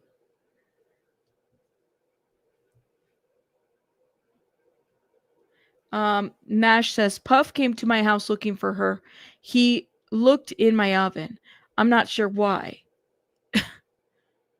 Puff took my phone and Cassie called from a hotel.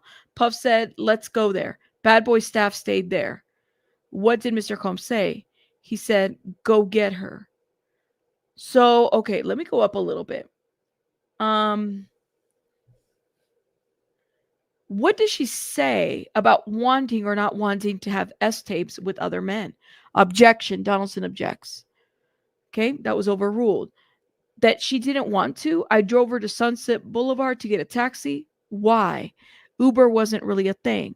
Then Nash says, Puff came to my house looking for her. He looked in my oven. That's how much he was looking for her that he went to look at his oven. I'm not sure why. Puff took my phone and Cassie called from a hotel. Puff said, let's go there. Bad Boy staff stayed there. What did Mr. Combs say? He said, go get her.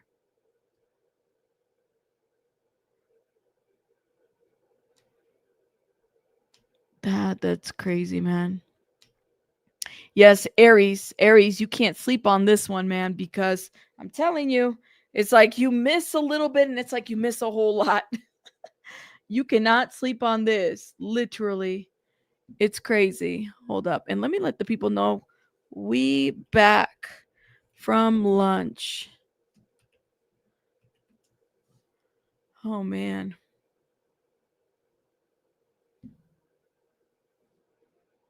This is crazy.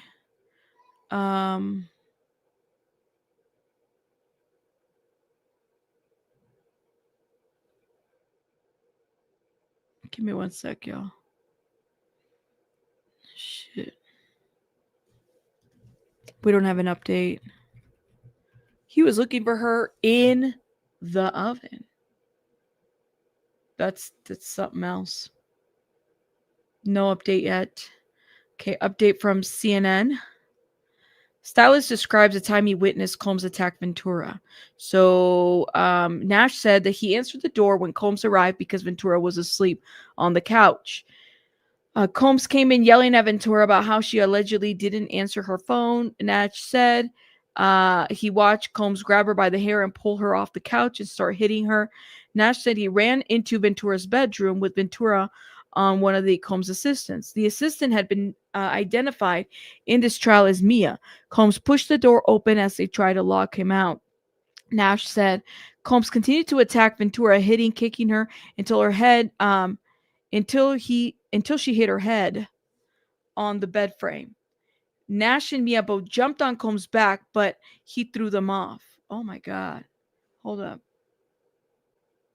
We have an update. So back to the updates. So what did Mr. Combs say? He said, go get her.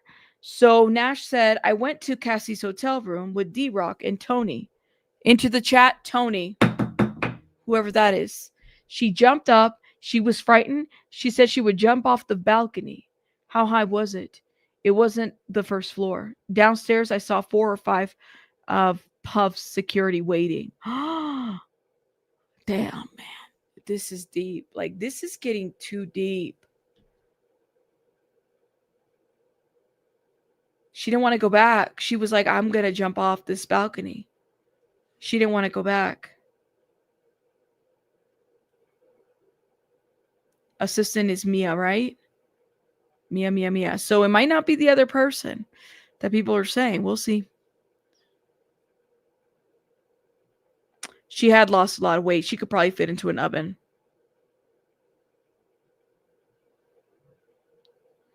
Yeah. This is crazy. And it just keeps going and going. That's the thing. It just keeps going and going. Nash said he ran to Ventura's bedroom, okay? And they tried to lock him out. Combs continued to attack, hitting her. They both jumped on his back. Combs finally stopped when he noticed the blood. When he noticed the blood, he just panicked. And he said, look what y'all made me do. Oh, my God. Nash said he dialed 911, but someone told him to hang up before the call connected. He testified he can't remember who told him to hang up. So he tried calling somebody. That's crazy, man. Okay. And it keeps going. It wasn't the first floor. Downstairs, I saw 4 or 5 of Puff's security waiting. Puff told me, you played me. I drove off, but Puff security followed me. I turned off my lights and drove really fast. I went to Universal Sheridan. Did you go home the next day? Yes, I found my backpack was stolen. It had 1,000 in it. This guy, he's like, he probably never heard. Like, I kind of wonder, did he go back to work? Did he go back to work? Because listen, did he go back to work? I do wonder, this is a good question. Why didn't Cassie testify to any of this?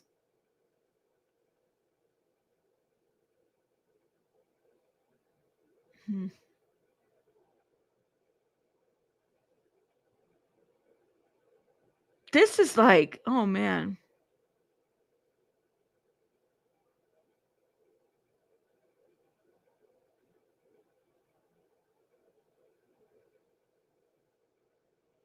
Well, and that's a good point from Steeler Princess. Like, How come Cassie wasn't asked about this on the stand?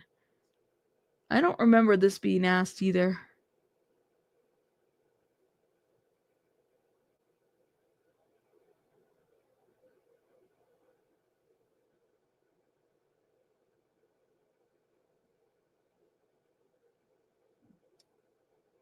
Hey, shit. It's crazy, y'all. Let's see. Here we go. Update. Why did you keep 1,000? Hold up. He says, yes, I found my backpack was stolen. It had 1,000 in it. Why did you keep 1,000 cash? So when Puff was mad, I could check into a hotel without giving my name. What happened in 2015? I saw Puff slap Cassie in the face. He said, get this B out of here. What did you do? Got her out. Damn. I'm confused by this 1,000. Maybe there'll be more clarity on the other sites. I'm so unclear about this 1,000. So did he get 1,000 in cash, or did 1,000 go missing? I have a lot of questions about this $1,000. Did he stay like he was like, I'm gonna keep 1,000 just in case I need it type of situation?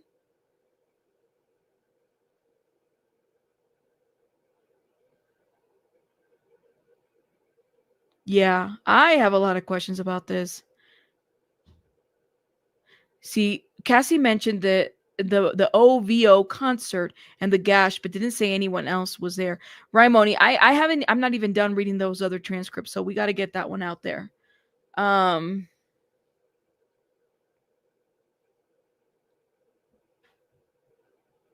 yes, I don't think you're Black and Brown Missing Voices. I don't think you're victim blaming at all.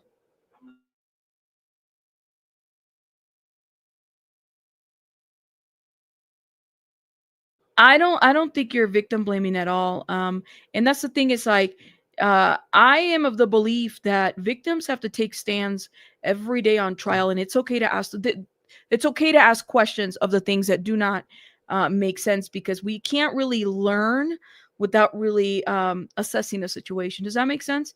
So it's through that where we can learn. So I definitely don't feel like you are victim blaming at all. So I didn't interpret that.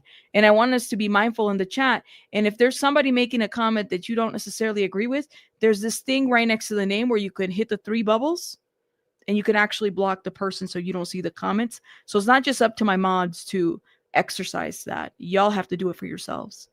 I would ask you to do that. I think it's okay to have questions. I have a lot of questions about this. And we're not getting the full story either. There's certain pieces that are missing here. So please note that. Thank you. Let's see how so much has happened. Maybe it's running together for me. I don't know. I know, right? There's just so much like all together. Honestly, it's just a lot. But this whole balcony thing, like, damn. And I'm wondering, are any of the security people, are they going to be witnesses too? Are we going to get a Roger Bond up here? Are we going to get a somebody? Because I literally would like to see one of them have to respond, or not even respond, but at least be asked a question. Why didn't you do anything? Did you see this? Yes. Why didn't you do anything? Because I didn't want to lose my job. Okay. I want to see one of them. That's it.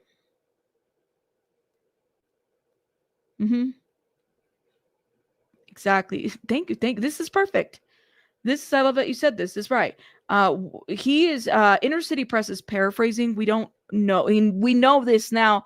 If you look at any of the transcripts and make comparisons, he's just paraphrasing. He's not capturing everything. Not even the CNNs are capturing everything. I'm noticing a little bit of bias reporting too in some of the outlets too. So we're just paraphrasing. That's it. That's all. And we're interpreting, and we're wanting to get some clarity. Okay.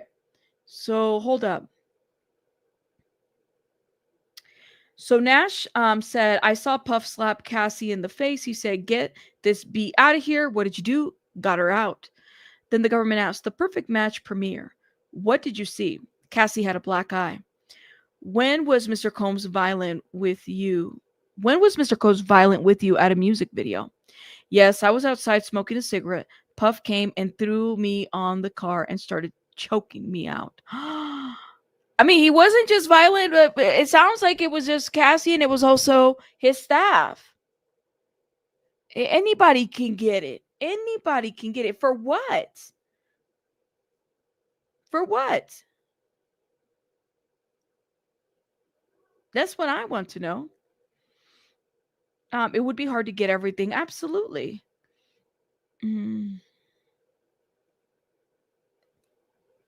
Let's see. Losing a VS job committing crimes. Is Roger Bonds on the witnesses? Oh my God. Yeah, go watch that interview with Roger Bonds on did he do Vlad TV? Ugh.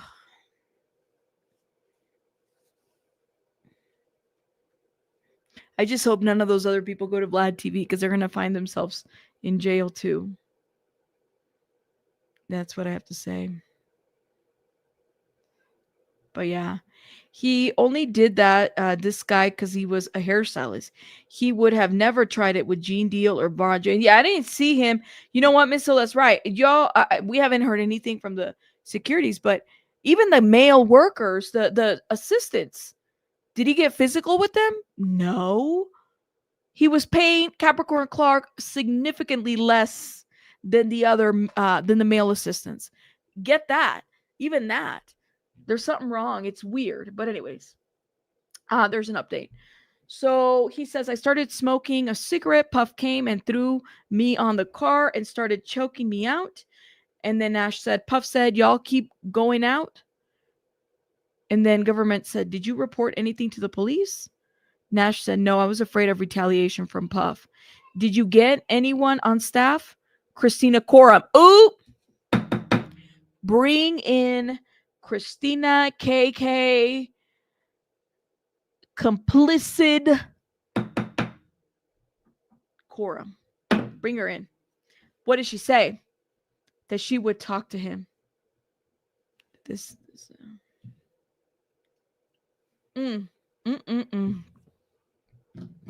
KK? KK. Ooh, what if Mia is KK? That's right, Miss Hilton. Report to trial. What if Mia is KK?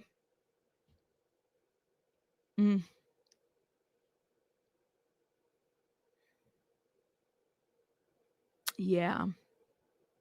KK going down. I'm sorry.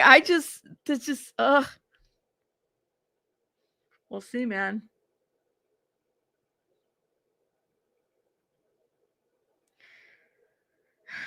KK. No, she did not. No, she did not. Yeah, Mia can't be KK because her name was mentioned. Yeah. So we know that Mia is not KK.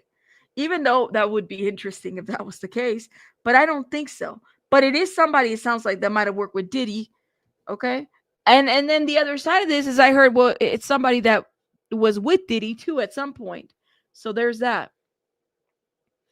The guy that they granted immunity said he told KK too. Yeah, they were reporting to KK. George Kaplan was. I don't think Gene Deal's going to take the stand. At all. At all. Having worked in that industry, I can say that it's always been a male-dominated industry. Women were paid incredibly less than men, and with the pay came less than behavior towards women. But it can't be, because we know KK has to be a separate person, or excuse me, Mia has to be a separate person. I kind of agree with that. I'm like, why would they say Mia and then KK? I don't know, man. They did he mentioned Tony. Tony who? Diddy docket? Who's Tony? Don't say Tony Braxton. No. No. Don't say Tony Braxton. Tony who? Diddy docket. Who's Tony? Let me know. Oh man, do we have an update? Yes. He said, did anything change? No. How often did you help Cassie Hine? Often. What did Mr. Combs do? He would blow our phones up. KK would too. She would say Puff was calm. Cassie would go back.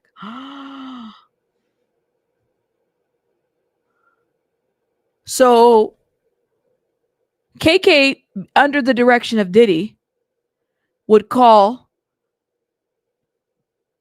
people that were around Cassie, like Nash and people, right? To get Cassie to go back. And then she would tell Nash, hey, KK would say, hey, Puff is calm. Everything's fine. Everything's safe. Go ahead, bring her back. And then he would bring her back. Only to what? Was he really safe? Oh my God. I'm sorry. Like, it just that shit makes me so mad. They said Tony, not Tori. He said Tony, but he could have said Tori though. Rainy. It could have been Tori. But I heard Tony. Oh my gosh. Thank you. Let's see. Yeah, like a false sense of security. You said, please leave Tony Braxton out of this, please and thank you.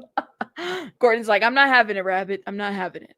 But maybe like a false sense of security, like Aries was saying. You know what I mean? Like making her feel like she's okay. So you think it's Tori? Maybe. Well, they wrote Tony, but this could be wrong too. I would agree with you. It's probably Tori Fletcher, and Tori Fletcher was mentioned before, but I heard the name Tony on the Inner City Press. So yes, you know what? You're right.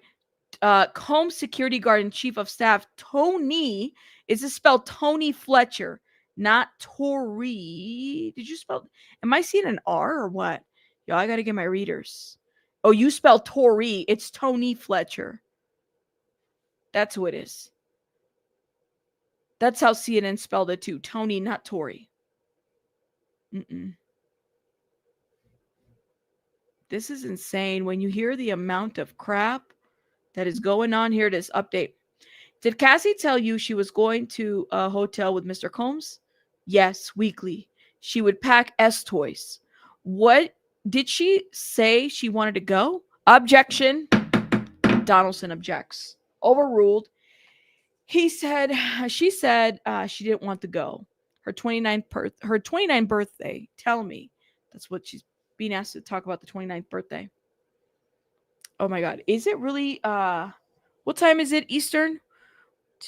2:14? Is it really 2:14? I don't know if they're going to get done today. Not at this time. Give me 1 second. Let me send a note to somebody.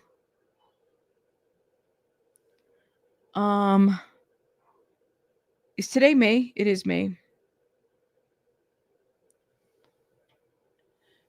Okay.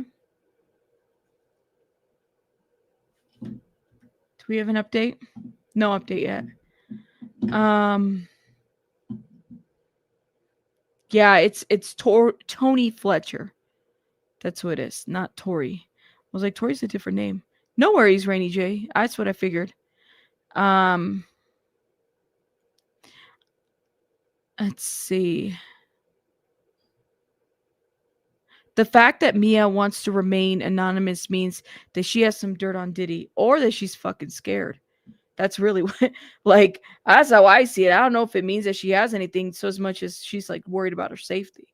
I'm just saying, if this was me and if it was this deep, I think I would have definitely got under witness protection. And I wonder if that's afforded to them too. Okay, Nash says, Puff asked me, should he surprise her on her birthday? Comey asked, what did you say? Girl, I was not about to tell him not to surprise her. Okay, government then asks, did she use the word freak off with you? Nash says, not like freak off, more like freak off. Like a verb? Yes. Okay. Nash says, not like freak off, more like freak off. Okay. Like a verb? Yes. Ah. Okay. Do we have an update?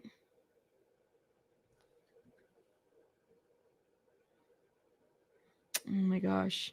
Look at this. Injured in a Diddy freak off? Oh my God. 1-800-DOUSE lube. Oh, Lord have mercy. The way they're making it sound like it's like, oh my God. Yeah, it is one word or two words.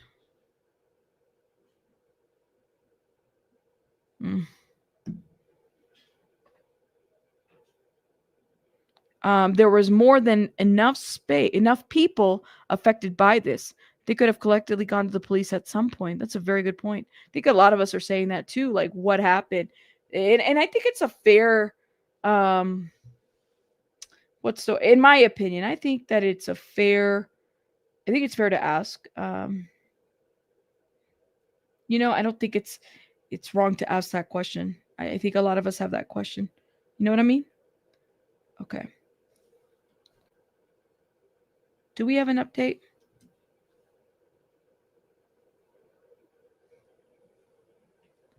No, we don't. Oh.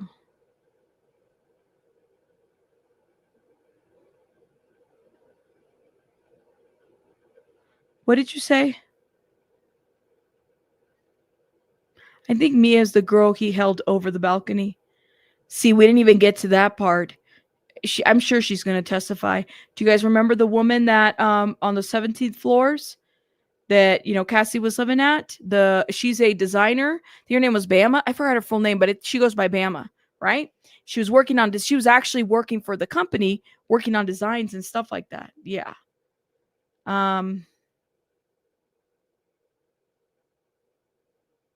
Yeah, how can we talked about that case here too. We reviewed it. That's crazy. And that they had to hide and everything. She was one of Cassie's best friends. That's right. That's what they're saying, that Mia was an assistant too. It's Banna. Thank you. You said the East River needs to be searched, in my opinion. Shit. Let me see. How many bodies are found in the East River? How many bodies? Random, while we wait for an update. Oh, wait, we have an update. Okay. We'll Google search that in a minute. Government had asked like a verb. Where did you go after the blind dragon? 875 Comstock, like 17A. Puff said, y'all gonna get some D tonight. What did Miss Ventura say? That she didn't want to go, but he made her. They left the house. She was super high. Oh my God. Oh my God.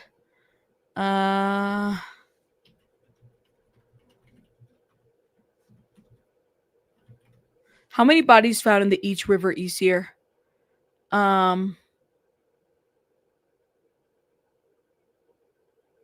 I don't have an answer. Hold up. We don't have an answer. Google's like, I can't answer your question. Google can't answer my question about Molotov cocktails. They said we're not going to answer that question because we don't need you. That's a device. We're not doing that.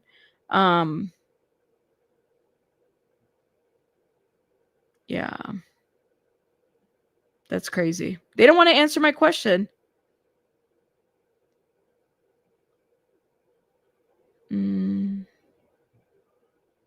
Google is useless. Right now it is. But see, I'm worried. I swear. I better erase. I'm not erasing anything because then they're going to think that I'm doing stuff. Go ahead and check my stuff. All right. I got no bodies. I'm not hiding anybody. No mugshots. No nothing. I just wanted to know how many bodies were found in the East River. Just a question. I'm a true crime commentator. So that would be a very basic question that Google would have to know, but it didn't want to tell me. Gosh, Google, get it together.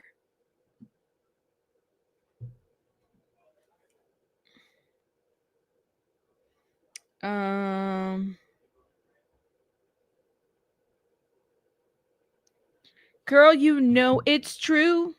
God, I got that song stuck in my head.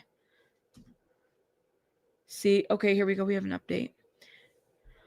Government asks, government asks, New Year's Eve 2017, where were you? Nash responds, Vegas, with Cassie and the staff, all of them on the same floor of the hotel. Puff's room was at the end of the hall. What did Mr. Combs tell you? that Cassie had been asleep for 24 hours. I had to take her up. 24 hours to be asleep? I've the only time I've ever been asleep, maybe half a day, is when I have been wasted. Like, and I mean, but that was like in my 20s. Never 24 hours, maybe half a day. But 24 hours? Sounds like depression, says Aries. Maybe. Yeah, like you're coming down from something. Yeah, I would. I think the most was like half a day, but not 24 hours. But that's because I had been wasted for. She went hard. Yeah. That's too much. So, wow. She didn't want to go to the freak offs, and he was there around that. He sounds like he was around for a lot of things. A lot of stuff that he saw. So I'm kind of wondering how the defense is going to address this. Wait, Denise, you asked for how many bodies and you said 43 a year? Yeah, it could be drug induced, for example, or benzos. That's true. But it sounds like depression. I mean, sometimes people just want to, I've seen that happen too, where you just like want to sleep, whatever's going on. She would sleep for days, Moni. Oh my God. I'm sorry. So addiction will do that to you. Or if you just want to like be done, she was addicted to opioids. If you just want to be done with stuff, but like, I just can't imagine because, I mean, clearly I'm not an addict, but back when I would, before children and I was partying like crazy. Yeah, I mean, I'd be asleep maybe half a day and then recover the next day, take a little menudo, with your little, to sober up and stuff like that. That's what you do. Okay. It said that Cassie had been asleep for 24 hours. I had to take her up. Nash said, I had to wake her up. Did she wake up? She woke up for me. What did Mr. Combs say? That he'd spent all of his money, so she had to. Then there was a low budget producer. Laughter. A low budget producer? Is he talking about Stevie J music producer? Or a video producer? Like, who is he talking about? Wait.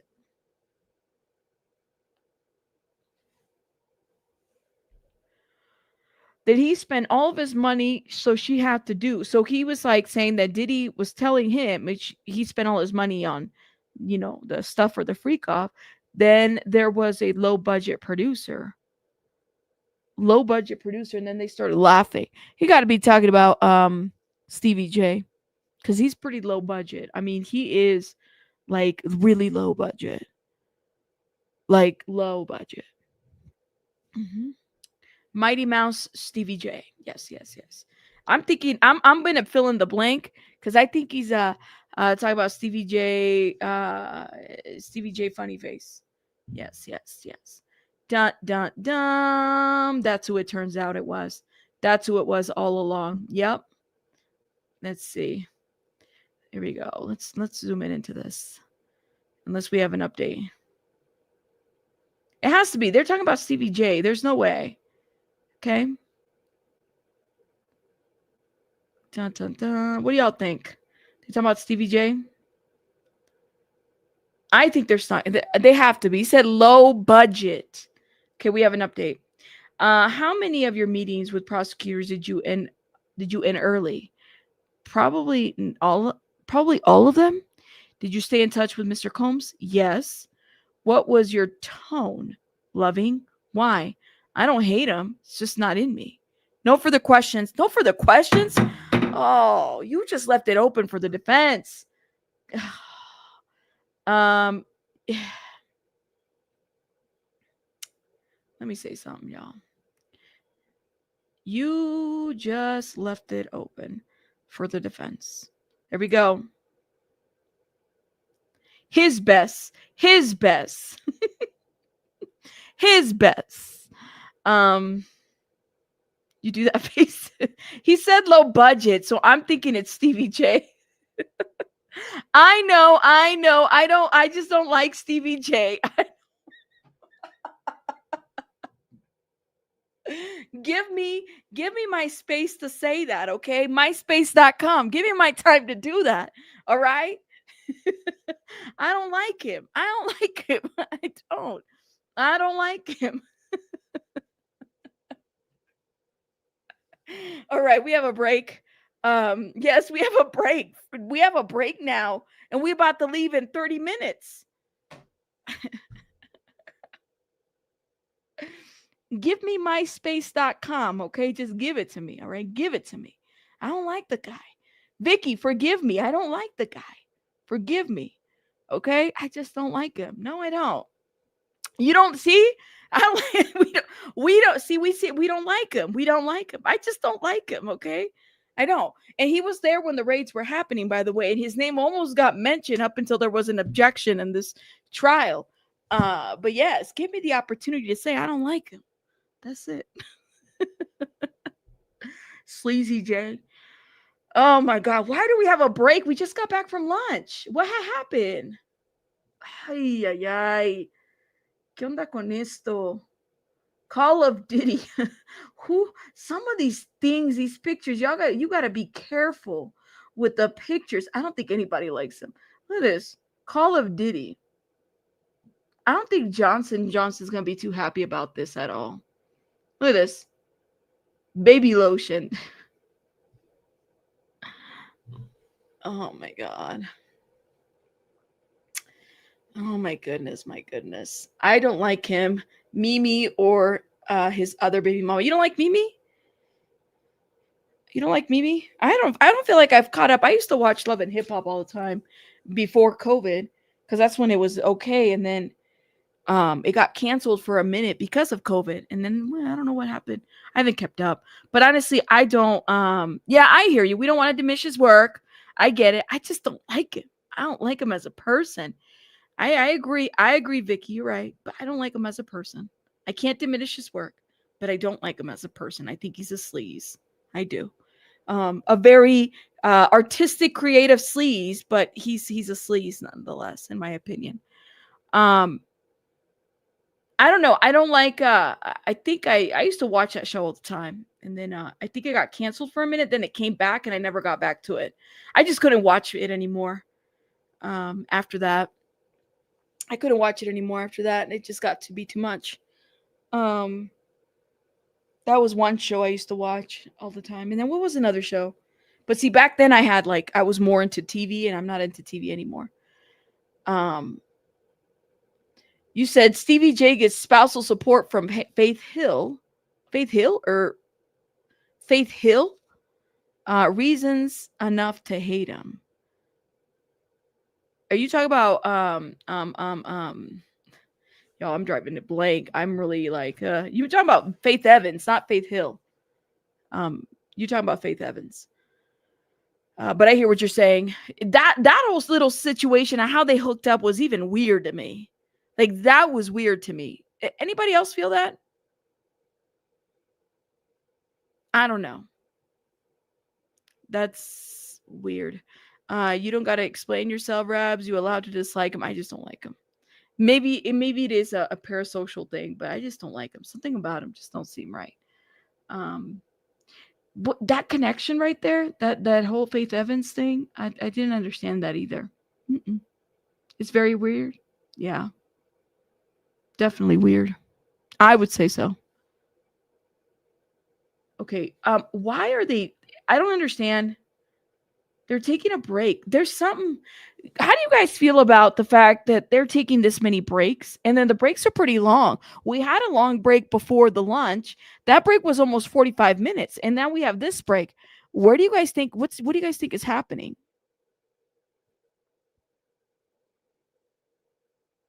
You think it's weird to you that Jennifer Aniston has been single all these years? I don't think that's weird to me. I don't think that's weird to me. I don't know why, but that's an interesting point. You think Diddy set that relationship up? 17 motions for a mistrial. It's been way too many breaks. I don't know. Where do you guys? I mean, we did get through 2 witnesses, and then we're on Deonte. But it is weird to me that we're taking this many breaks. It's weird. It feels like we're missing something. I don't know. Unless, I mean, they're going to be off here in about 30 minutes. They might as well just send the jury home if they're not feeling send them to recess or whatever. They're still arguing a mistrial, you think? I don't know, Yanni. It just says judge asked for a break. So they just finished direct examination. The government did. Government said no further questions. So I was like, oh, you guys just left that open. And I mean it in the sense of like, now the defense is going to come in and kind of, do what they do. But it just seems weird to me that it is 2:32. They're supposed to be done by 3. I don't know.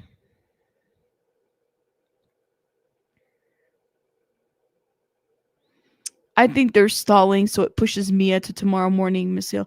I think so too. I don't think they're gonna do Mia right now. They haven't even done the cross on this guy. Yes, we do, Lindell. We have 2 separate balcony situations. That's what it sounds like. They're getting done here pretty soon, though. Yo, this has been a crazy.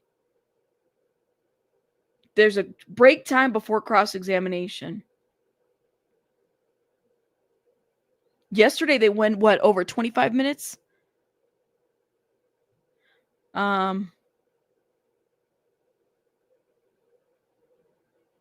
So he doesn't hate Diddy. He didn't want to be there to testify. He doesn't hate Diddy, and he's spoken to Diddy even afterwards. You think Deonte was even better than Capricorn? Well, it's shorter, that's for sure. I mean, Capricorn took all day yesterday, right? What if Mia is Mary J. Blige? That would break the internet. That would break the internet, don't you think? I think the internet would be broken. Can you imagine if it was Mary? That would break the internet. The internet would be like trying to figure out what's going on. I don't know, y'all. I love let's see. I don't know. We're waiting. This just feels so off. Let's see what CNN is saying. Prosecutor completes direct examination of celebrity stylist.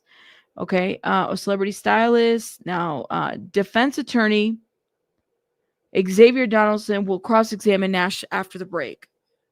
Okay, here we go. Oh, this is gonna be good. We'll see what happens here.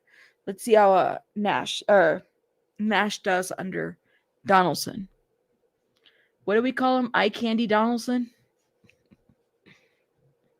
My opinion. Okay, we got to hurry up. Let's go. I don't got all day. I got to be done by 1 or 3. I got stuff to do. I do wonder about Albie Shore, y'all. Remember when he said I was subpoenaed? Is Albie Shore going to testify? Let me ask you guys on that. Because I don't know. Did he lie to us? Why would he lie? Is Albie Shore going to testify? In your opinion, did he lie? He said he got a subpoena. Is Albie Shore Mia? I mean, anything is possible. Oh my God. No, Mia was an assistant. Is he testifying or not? Did we figure this out yet? Go vote. Hit the like button, please, and thank you. Can we get the likes up? Let's see. Yes. Let's get to 650 likes. Thank you. You said yes. He said he was going to. He got a subpoena. What is he going to testify to? I don't know. Watch him not testify, and then it was all like misinformation from Albie Shore. You know the internet's going to drag him for that. He ran his mouth too much. It wouldn't be beneficial, right?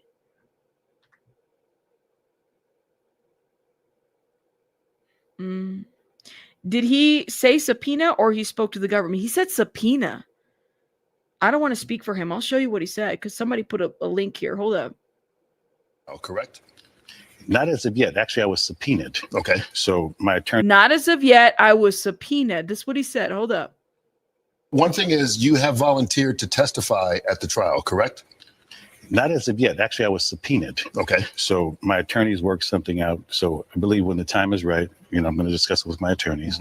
But you're willing to? Oh, absolutely. Absolutely, I am.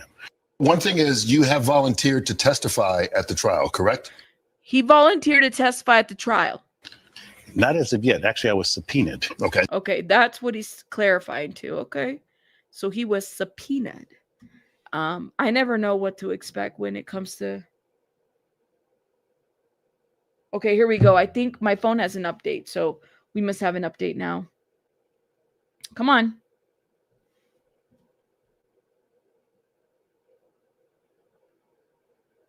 Let's see.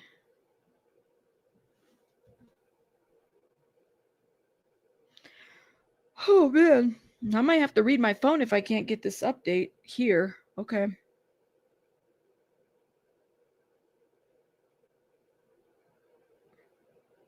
No update yet here. The judge says take a break. Let's see. What does my phone say? Sometimes the phone is quicker.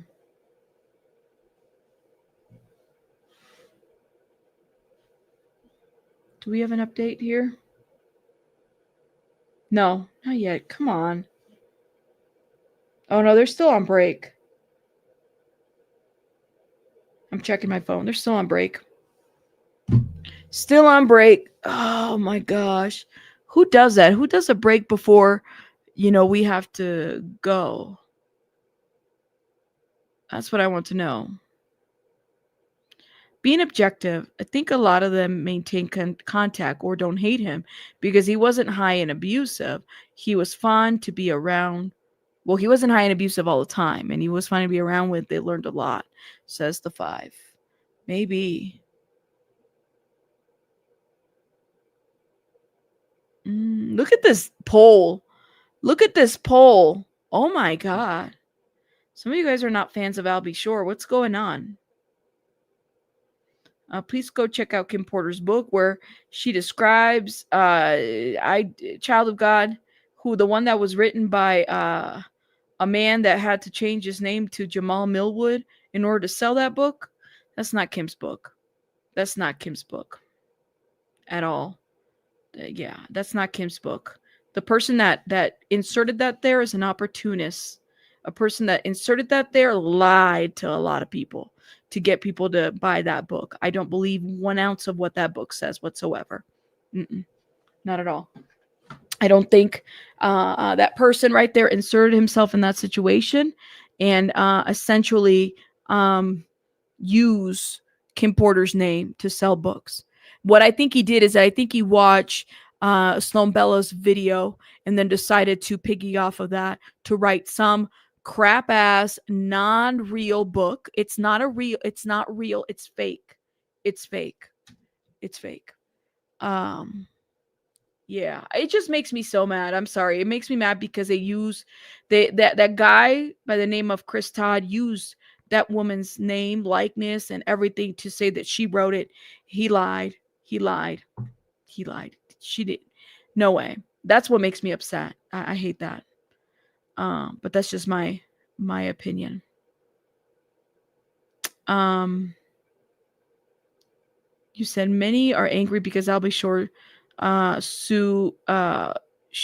lawsuit Amazon to pull. I think he send a cease and desist. No worries. Thank you, Child of God. Yeah, I'd just be careful. That guy, the person that did that, ill intent all around.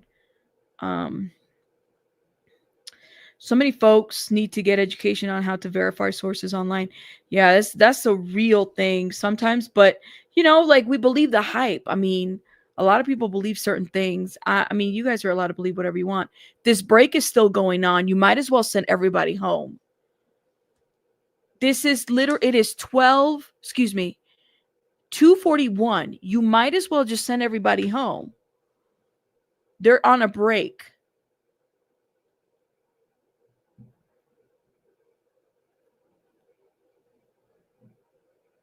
I think he sent a CND. I don't think he sued.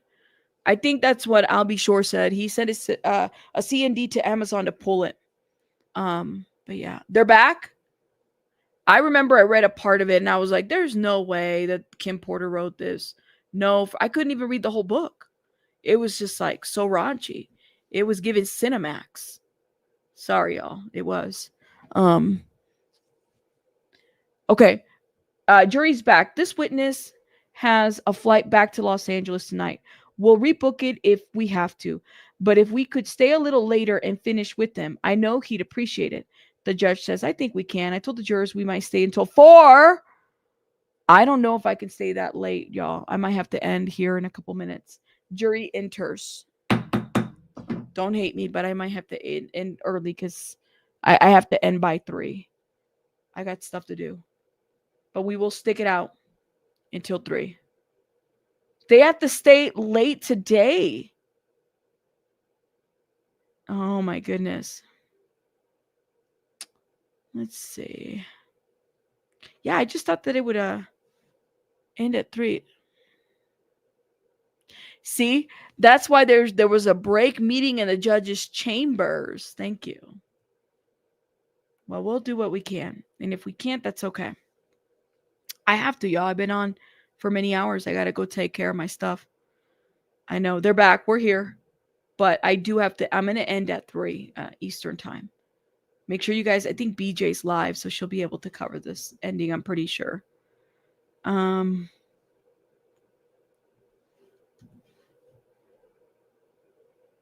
Okay. Jury enters. We're waiting. Let's go.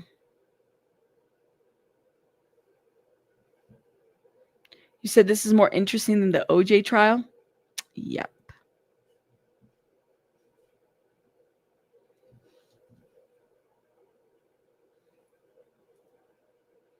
Oh my gosh, but I wish there wasn't a delay. What's going on? What is going on?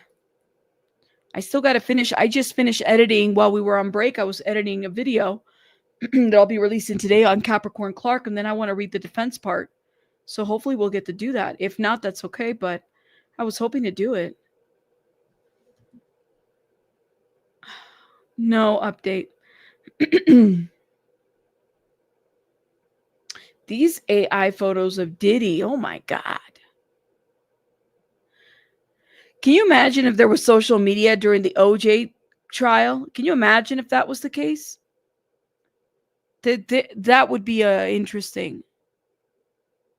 Hope we find out what's the holdup. Probably like the back and forth evidence stuff that they've been doing. Okay, here we go. We might stay until 4. Mr. Donaldson, how are you? Bless, says Nash. When you met with the government, you had an attorney present? Yes. The subpoena didn't mean you had to go to their office. Right. So they flew Nash in from Los Angeles, it looks like.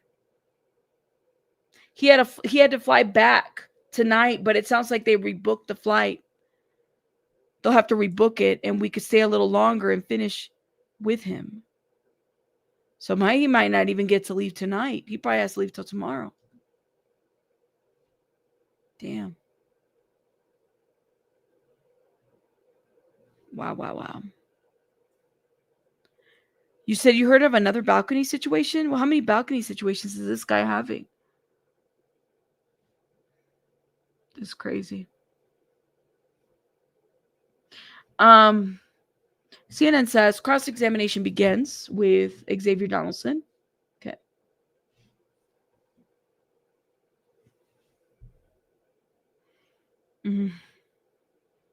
Damn. Come on.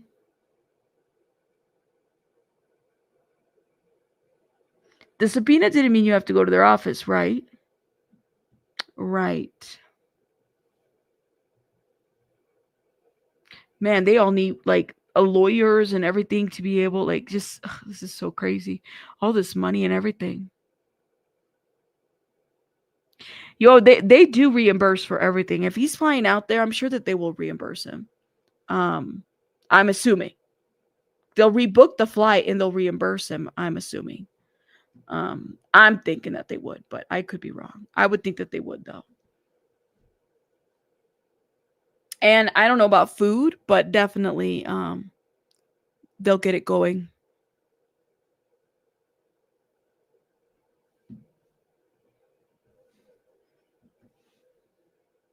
No update yet. Oh, yeah. Suge Knight allegedly held Vanilla Ice off of a balcony. Yes, he did. No Mia today. I'm pretty sure that there's not going to be a Mia today. It'll probably be one tomorrow, though. Okay, here it is. Mr. Donaldson, you hired, civil lawyers, Mr. Dunn, to represent you, considering litigation against Mr. Combs? No. Does this document show that? It's their assumption, but no, I have counsel to protect me. I don't do federal court. He's like, I got counsel to protect. I don't do federal court. We don't do federal court. I like Nash. Nash said, I don't do federal court. We get attorneys for that. Oh my God. We get attorneys for that. Oh my God. Oh, wow. Okay. All right, Nash. They need to subpoena Kimora Simmons because she really did know a lot about what was going on. I do wonder if Kimora Simmons is a witness. I do wonder about that. Actually, that's a great question. I wonder if that's somebody that is Mia. No, Mia can't be Kimora Simmons because it's an assistant. I love what Nash said here. It's their assumption, but no, I have counsel to protect me. I don't do federal court. I don't think anybody does federal court. I don't think anybody does federal court. That's my assumption, though.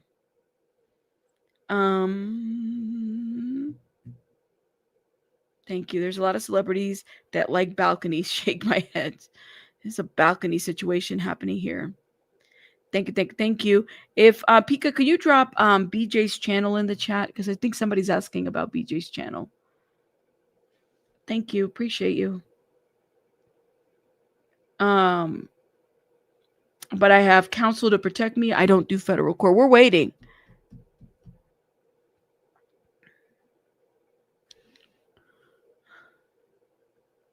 Let's see. Thank you.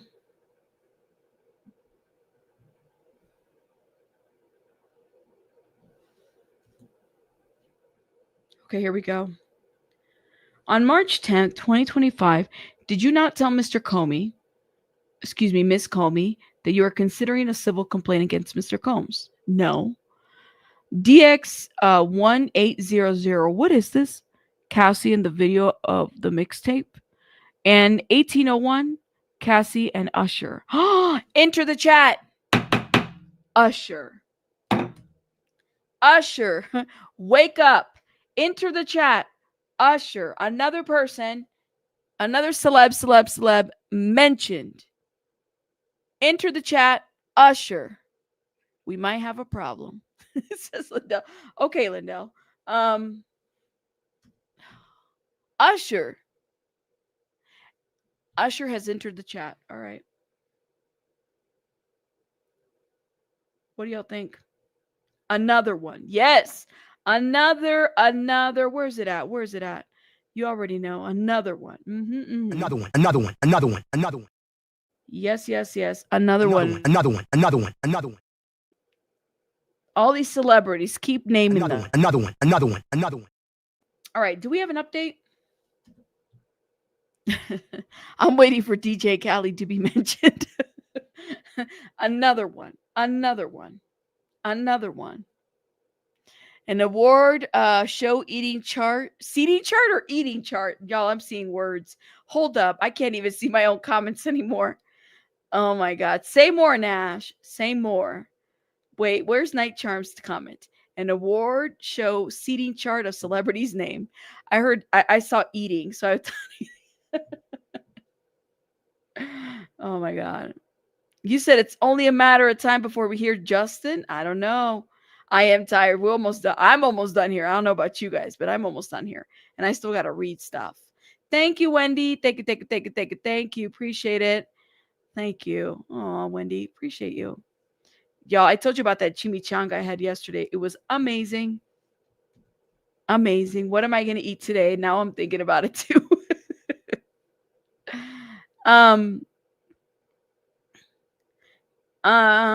That's why the song Burn is really about Kenny Brooks. Kenny, you said, oh my God, I got me, he sued people over this. So let me be very careful.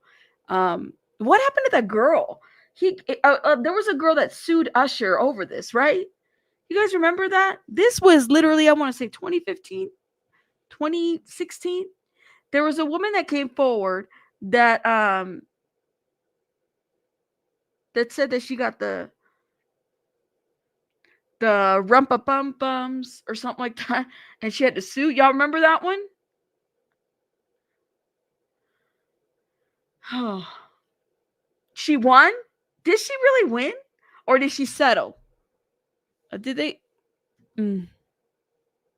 I don't know. Hold up. What was the name of the girl? I saw it on YouTube many years ago. Woman sues Usher. What was her name? Laura Helm in 2017. So she sued for 10 million and later increased the amount of 20. Okay. So the lawsuit was dismissed after both parties reached a resolution. So we don't know what the resolution was, but it was dismissed. So it went from 10 to 20.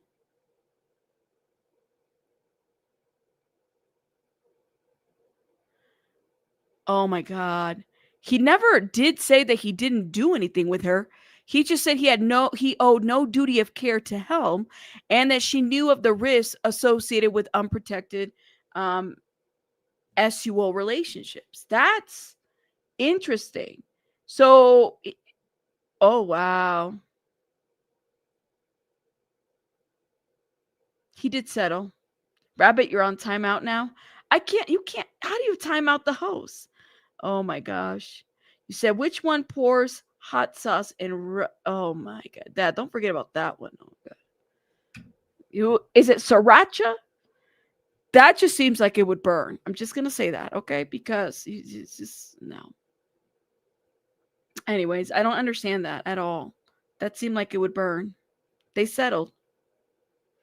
Yeah, you can't have dead air, Pika. Gosh. Pika, you can't put me on timeout because then you'd have dead air. Then it's like, who's here? Thank you, Aries. Thank you for having my back. Thank you. Oh my God. I thought so too. I thought it was a crime to do this, but I guess it's also like she should have known. I don't know how you know that. Sometimes the stuff doesn't really show up until like months later or anything like that. He paid her, which is kind of like weird to me that it's like, y'all do realize as much as Usher is feeding women with cherries, y'all do realize what he gave that other woman allegedly. I don't know. Allegedly. I would be very careful about eating anything in the cherries and stuff like that. There was a settlement. Okay. There was an admission of, in my opinion, that's an admission of something. How much they settle for, we don't know. Okay, so I wouldn't be eating no cherries from no Usher. Okay, this is the okay, hold up, y'all. I'm lost. Donaldson, this is what happens when there's so much break in between. Okay, Cassie in the video for the mixtape. Donaldson says, in 1801, Nash says, Cassie and Usher. And this is in 2016 Bad Boy Reunion show. This is in 2016 Bad Boy Reunion show. Nash response. Donaldson, did you pick out the dress? I don't remember. You didn't start as a celebrity stylist. It was that Mr. Combs introduced you to Cassie, right? I met her, Miss Fine. Mrs. Fine? Did he just say, I met her, Mrs. Fine? He's not calling her Cassie or Ventura. I met her, Mrs. Fine. Ooh, Nash. Okay. Nash said, this is the 2016 Bad Boy Reunion show. Donaldson, did you pick out that dress? I don't remember. You didn't start as a celebrity stylist. It was that Mr. Combs introduced you to Cassie, right? I met her, Mrs. Fine. Ah, okay. I get that. I get it. Yeah, Cassie's married name. Yeah, Nash is giving petty, but I like it. I like the petty. I do. I like the petty.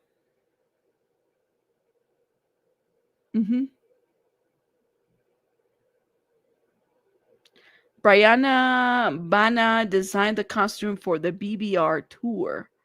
Did he want to hear her call Mrs. Fine? I know, right? It's kind of petty. That I picked up that pettiness. Y'all see that? Because it's many years, Lindell. I mean, I don't know. It's many years. I probably wouldn't remember things like that. It's been many years in between. So you didn't start as an artist, or excuse me, as a stylist? I don't know. But I love how he said, Mrs. Fine. I like the petty. We like the petty. I think I remember hearing that they're going to, till 4. Yeah, we just talked about it. This week? I don't know if it was this week or just today, Virgorella. I thought it was just today. I don't think it's this whole week.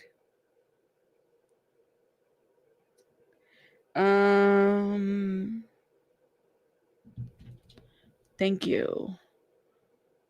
Couple more minutes, y'all.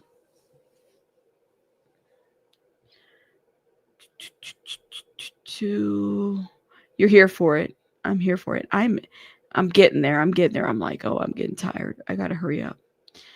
Thank you, Pika. Thank you. I did put it on the I did tag it on the chat. Thank you guys for supporting the channel. Make sure you guys are hitting the like button, please, and thank you. All right, do we have an update? It's taking them a minute. I think Inner City Press is also feeling it. He's like, I'm tired. No update. CNN said nothing.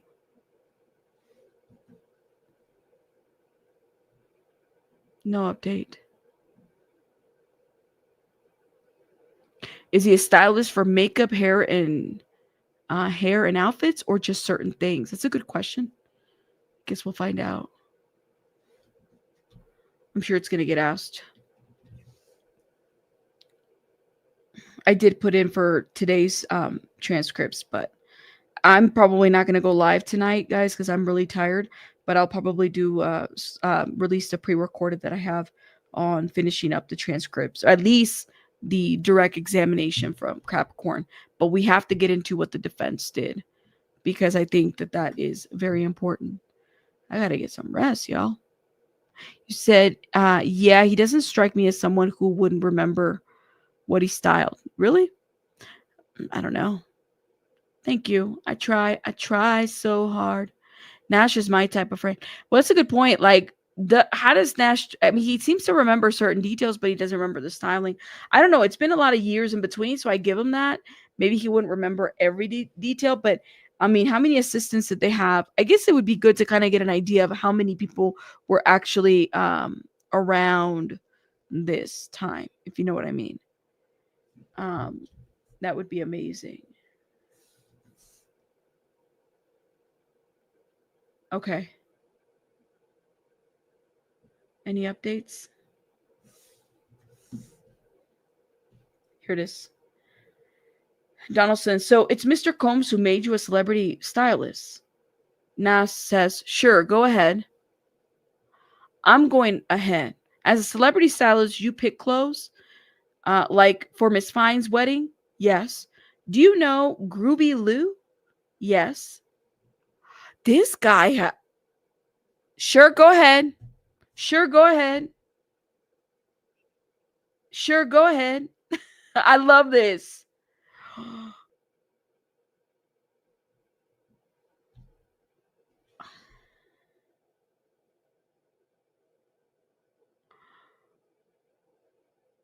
I know, right? Okay. Yeah, where is he going with this? Where's he going? Are you going to land the plane? Can you land the plane before I have to go? Because if you can't, I got to go. The plane could just stay up there.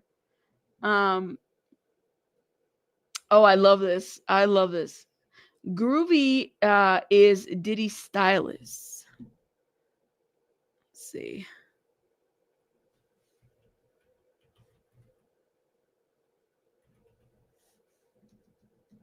L.E. Groovy Lou. Is it Lou or Low? I think it's Lou. Is Diddy stylist. So many people. There's just so many people, y'all. Here's the stylist. I got a picture. It's like too many people involved. Okay, Getty Images wants me to buy images in order for me to show them. I'm not doing that. I'm not buying. And then they're so expensive too, like $600 for a picture. Images. Give you guys an idea. Oh my God. Don't make me do this. I can't pull it up. Anyways, so he's the stylist.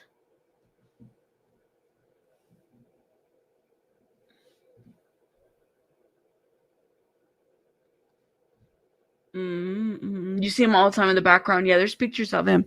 I just can't pull it right now. I don't know. So I guess he's a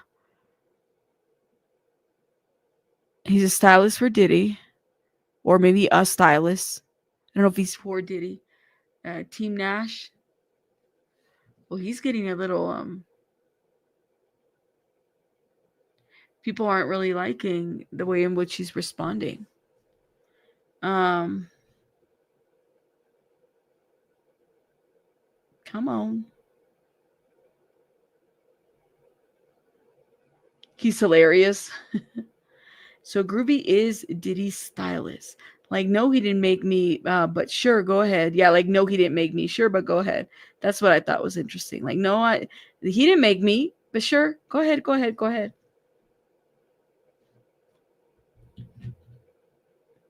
Say what you're going to say, basically. Say what you're going to say. Whatever you say.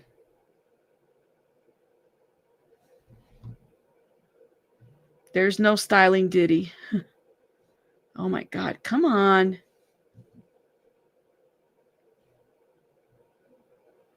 Oh man. Moving right along.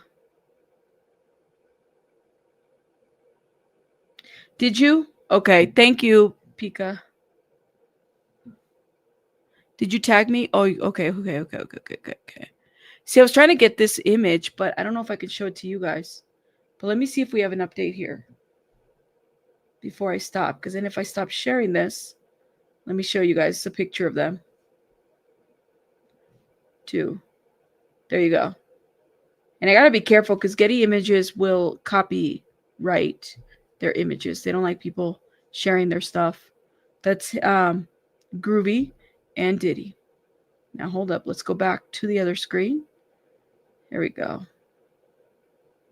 Gives you an idea. That's him. Okay.